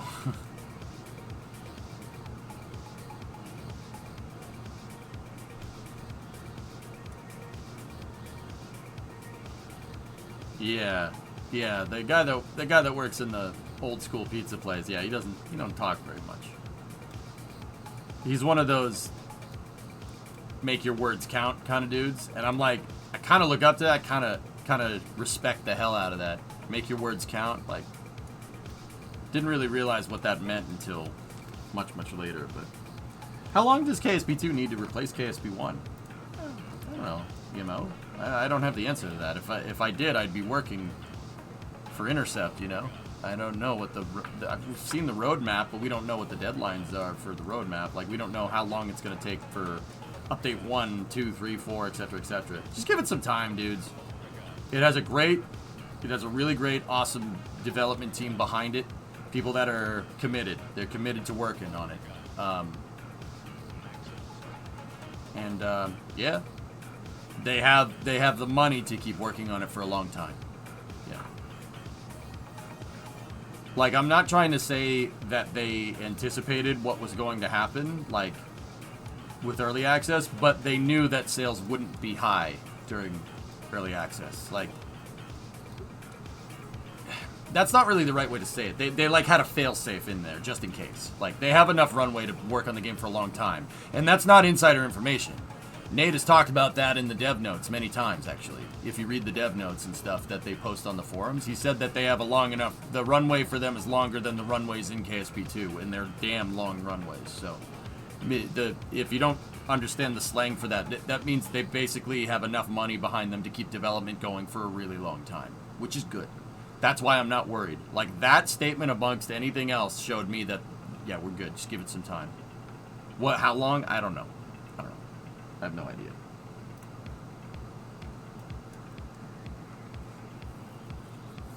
I can't bring myself to buy an early access game anymore. Firefighter, I'm with you. I'm with you on that one, dude.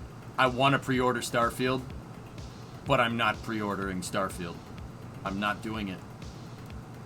I'm not pre-ordering a game ever again. Ever. Like, ever.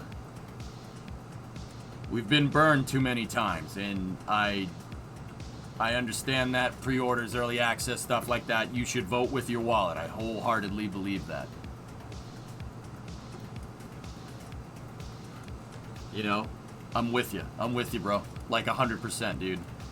Like, dude, you know, I'm not trying to be like, oh, how do you do, fellow kids? But I like video games. I assume it's Twitch. We're here because of video games, right? You know, learning the science is cool too, but learning the science with video games is why you watch. But not like, but you get what I'm trying to say, right? Like, it's not exactly the case anymore, but you know, like, I assume everybody here plays video games, you know, like, you know, it's kind of not the case nowadays on Twitch, but you get the idea. But yeah, and I've been playing video games myself for a long time, and I understand we've been burned too many times, dude. Now with KSP 2, I'm kind of willing to turn a blind eye because I know the developers. I know them, and I knew the developers for KSP 1, so I didn't really have a problem with early access. Like, when, you know, they basically say that, yeah, we're seeing this through. Like, that's fine. That's all I need to know. Cool, we good. But for the most part, I'm generally careful with, like, early access and like pre-orders and whatnot, dude.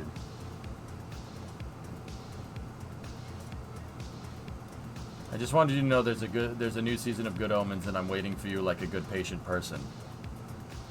Okay. Yeah, sequels. Dude, I know I've been just doing a lot of talking here for like the past hour. I'm getting tired. Maybe we should switch to like just chatting or science and technology or something, because I think we did some good R&D here to lay down a baseline for this.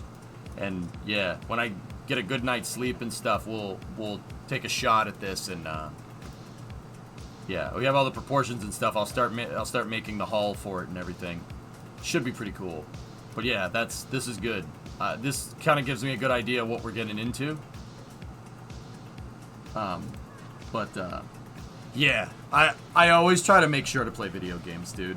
Sometimes you do a stream that's just Space News the entire time. It happens. I did that when I came back from the wedding. We just did Space News for like 8 hours straight. But one thing that I can say with confidence it'll always be integral to this channel is, look, we're always going to play video games. Always. We'll never move to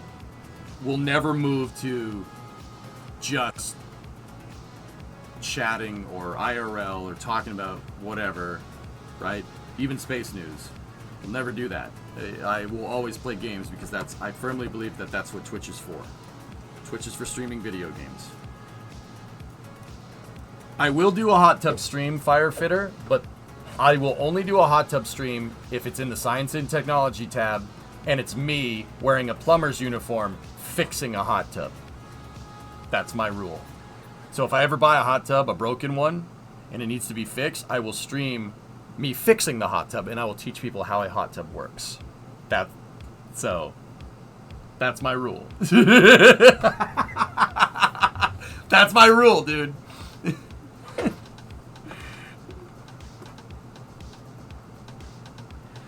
Give it a quick run down the runway. Let's see what speed it can get up to. I mean, Tessa, this thing's just going to fall apart.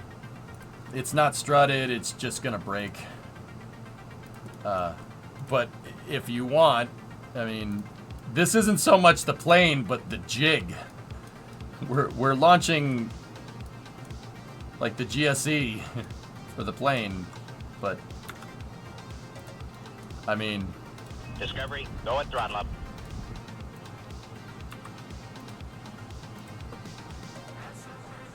This thing is going to crack and strike. It's going to crack and strike and explode. Hey, Jib. For the hot tub stream goal. Oh, God.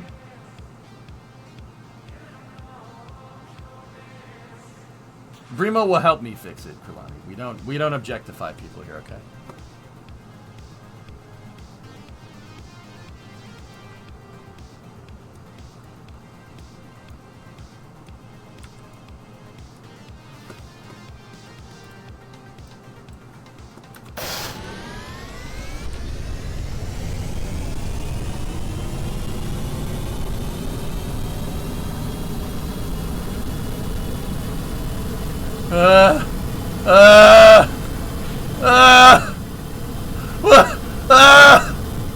What's happening?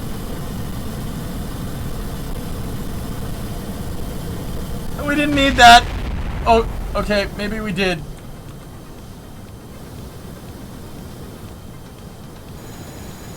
Hey, landing gear design though, that's pretty damn strong. I'm sure that's good for it. That's a fitting end to anything with a Carolina sag. Whoosh. Ow! Yeah, seriously though, you're right. Seriously though.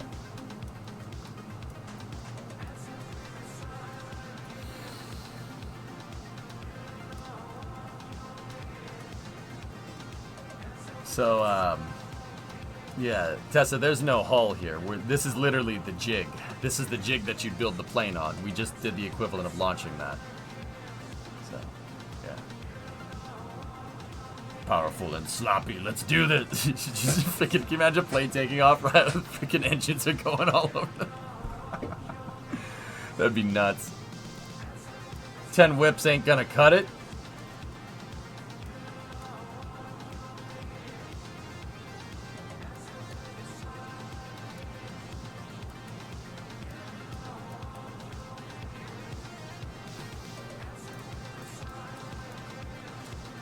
Hang on a second, Tessa.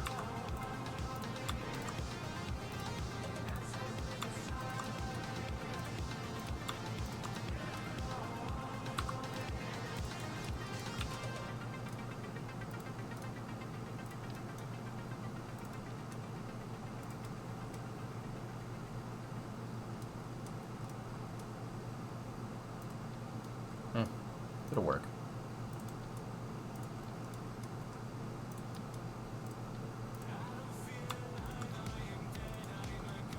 I like to play the kazoo.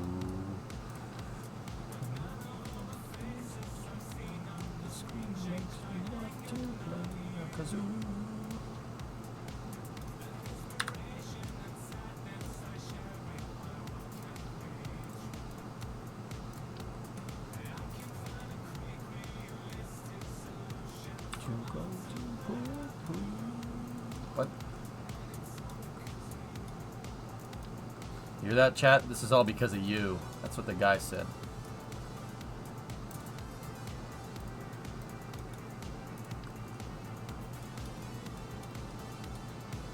You're welcome.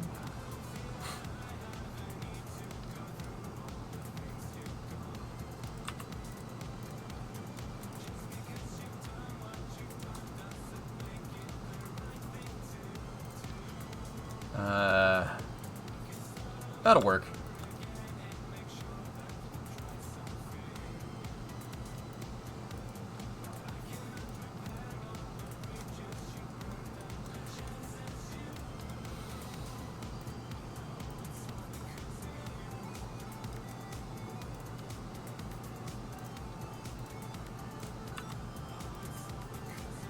Remind me to kill this craft file. There we go. Yeet. Yeet us. Delete us.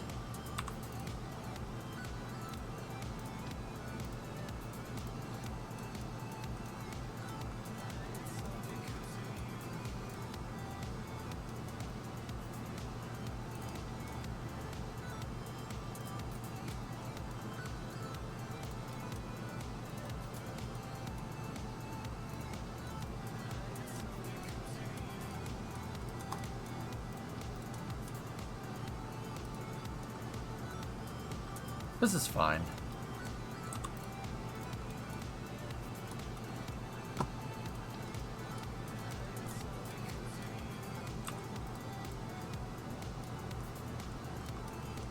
It'll work.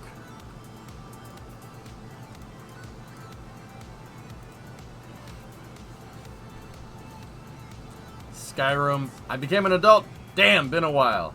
July 19th, 2015. You followed this stream 8 years ago. Hi, where have you been? You still have the automaton? Yeah, the automatons are in the... They're in the... whatever, send it.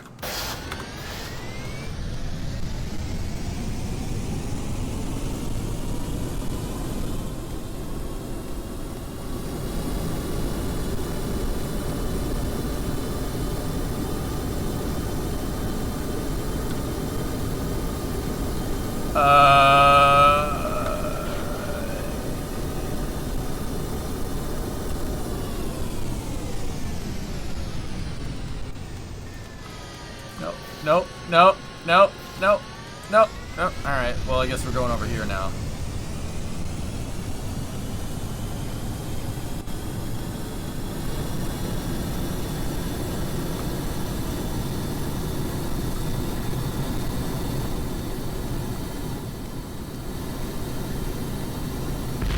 Oh, frick!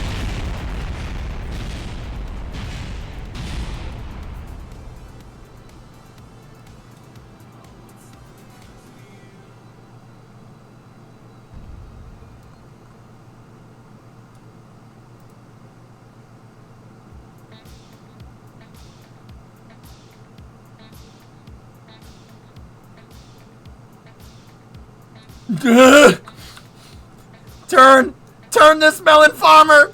Ah! We're dead. Oh, seaweed. Cool.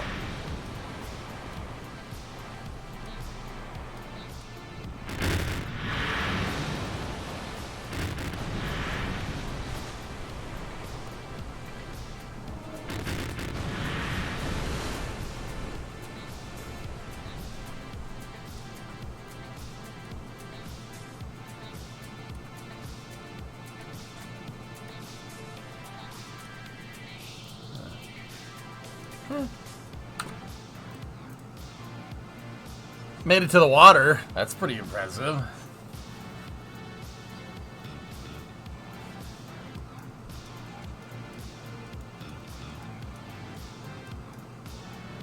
Now, what builds have you done that are successful launch vehicles, farming equipment, and submersibles?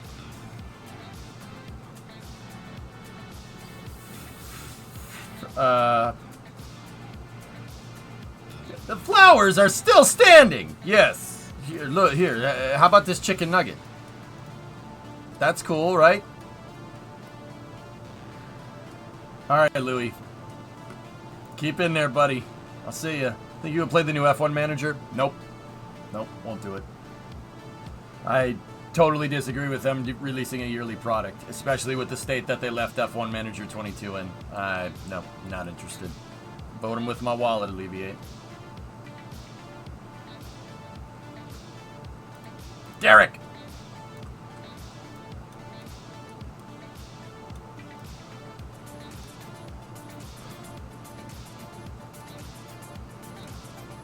Thank God for that. Same reason I'm not buying. Oh, Alleviate. I thought that your response would be different, but yeah, no, I'm not doing that. Yeah, I'm not doing that. Even a game that I'm kind of looking forward to, like Starfield. Nope, we're not doing that. What are you kidding? Yeah, I'm not doing that. Derek, I'm enjoying a treat, Derek.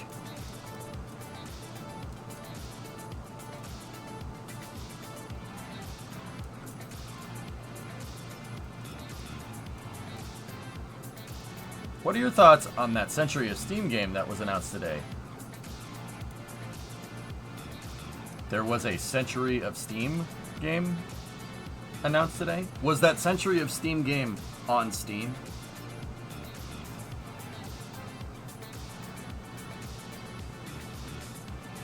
You had my curiosity, Five-Tail, but now you have my attention. Heist announced it.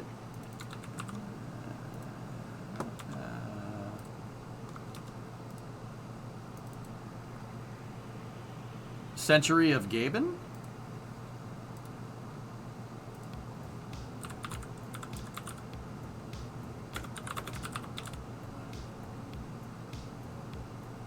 Steam Stealth Fest. I don't even want to know what that is. Stop.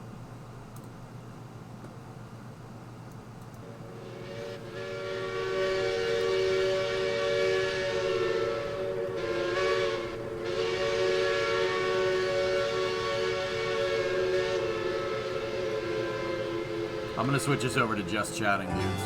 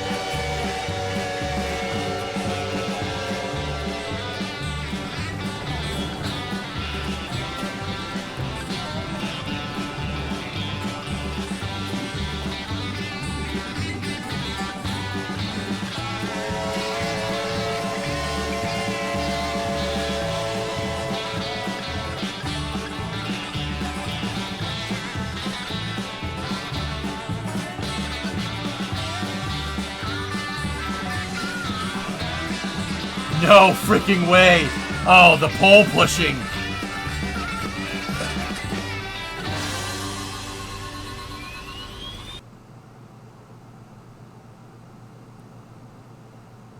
Ah, frick!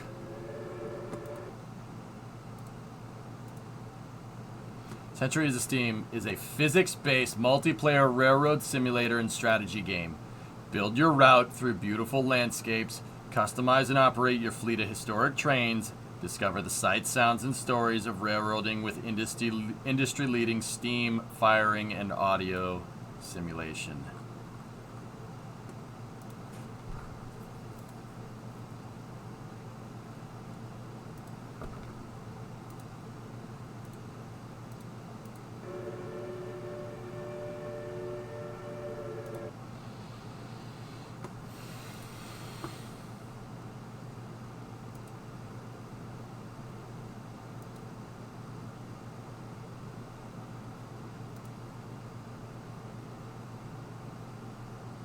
damn it. It's just RRO again. Yeah, but it's Railroad. Okay, Hibbit. Guys, I'm going to be very candid here. It's Railroads minus the bullshit. Yeah, that's why they did it. I'll time myself out for that one.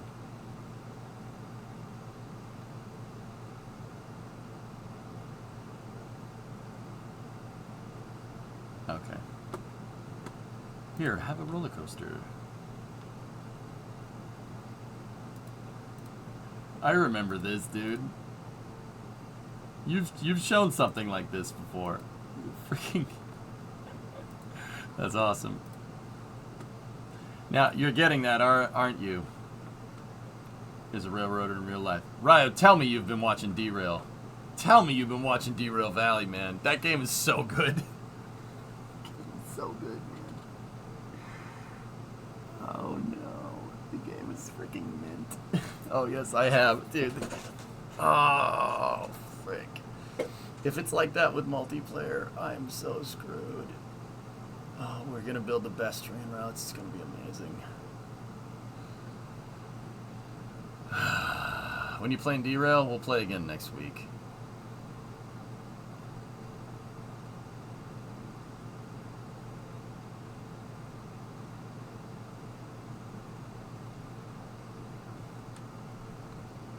All right, that's enough KSP for the day.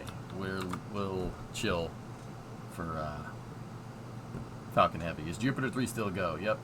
Brimo is bored and bummed Elon's launching rockets at inconvenient times. Sorry, Brimo.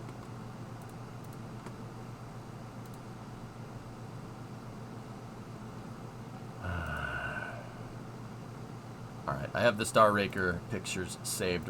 The Star Raker project, guys, we're going to start hitting hard development with it on Monday. Yeah, we'll do it on Monday.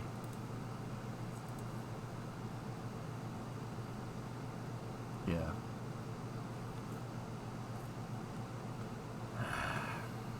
Brimo, do you want to play trains with me?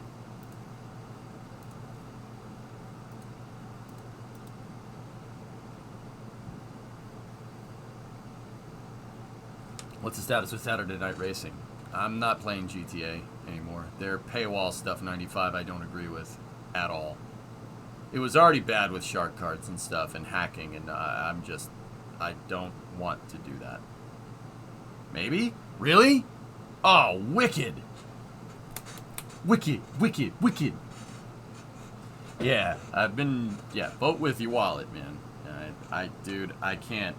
I'm not doing that. Like, GTA is one of my all-time favorite series of any video game. But, we ain't doing that, dude. Yeah, GTA Plus, you freaking bird.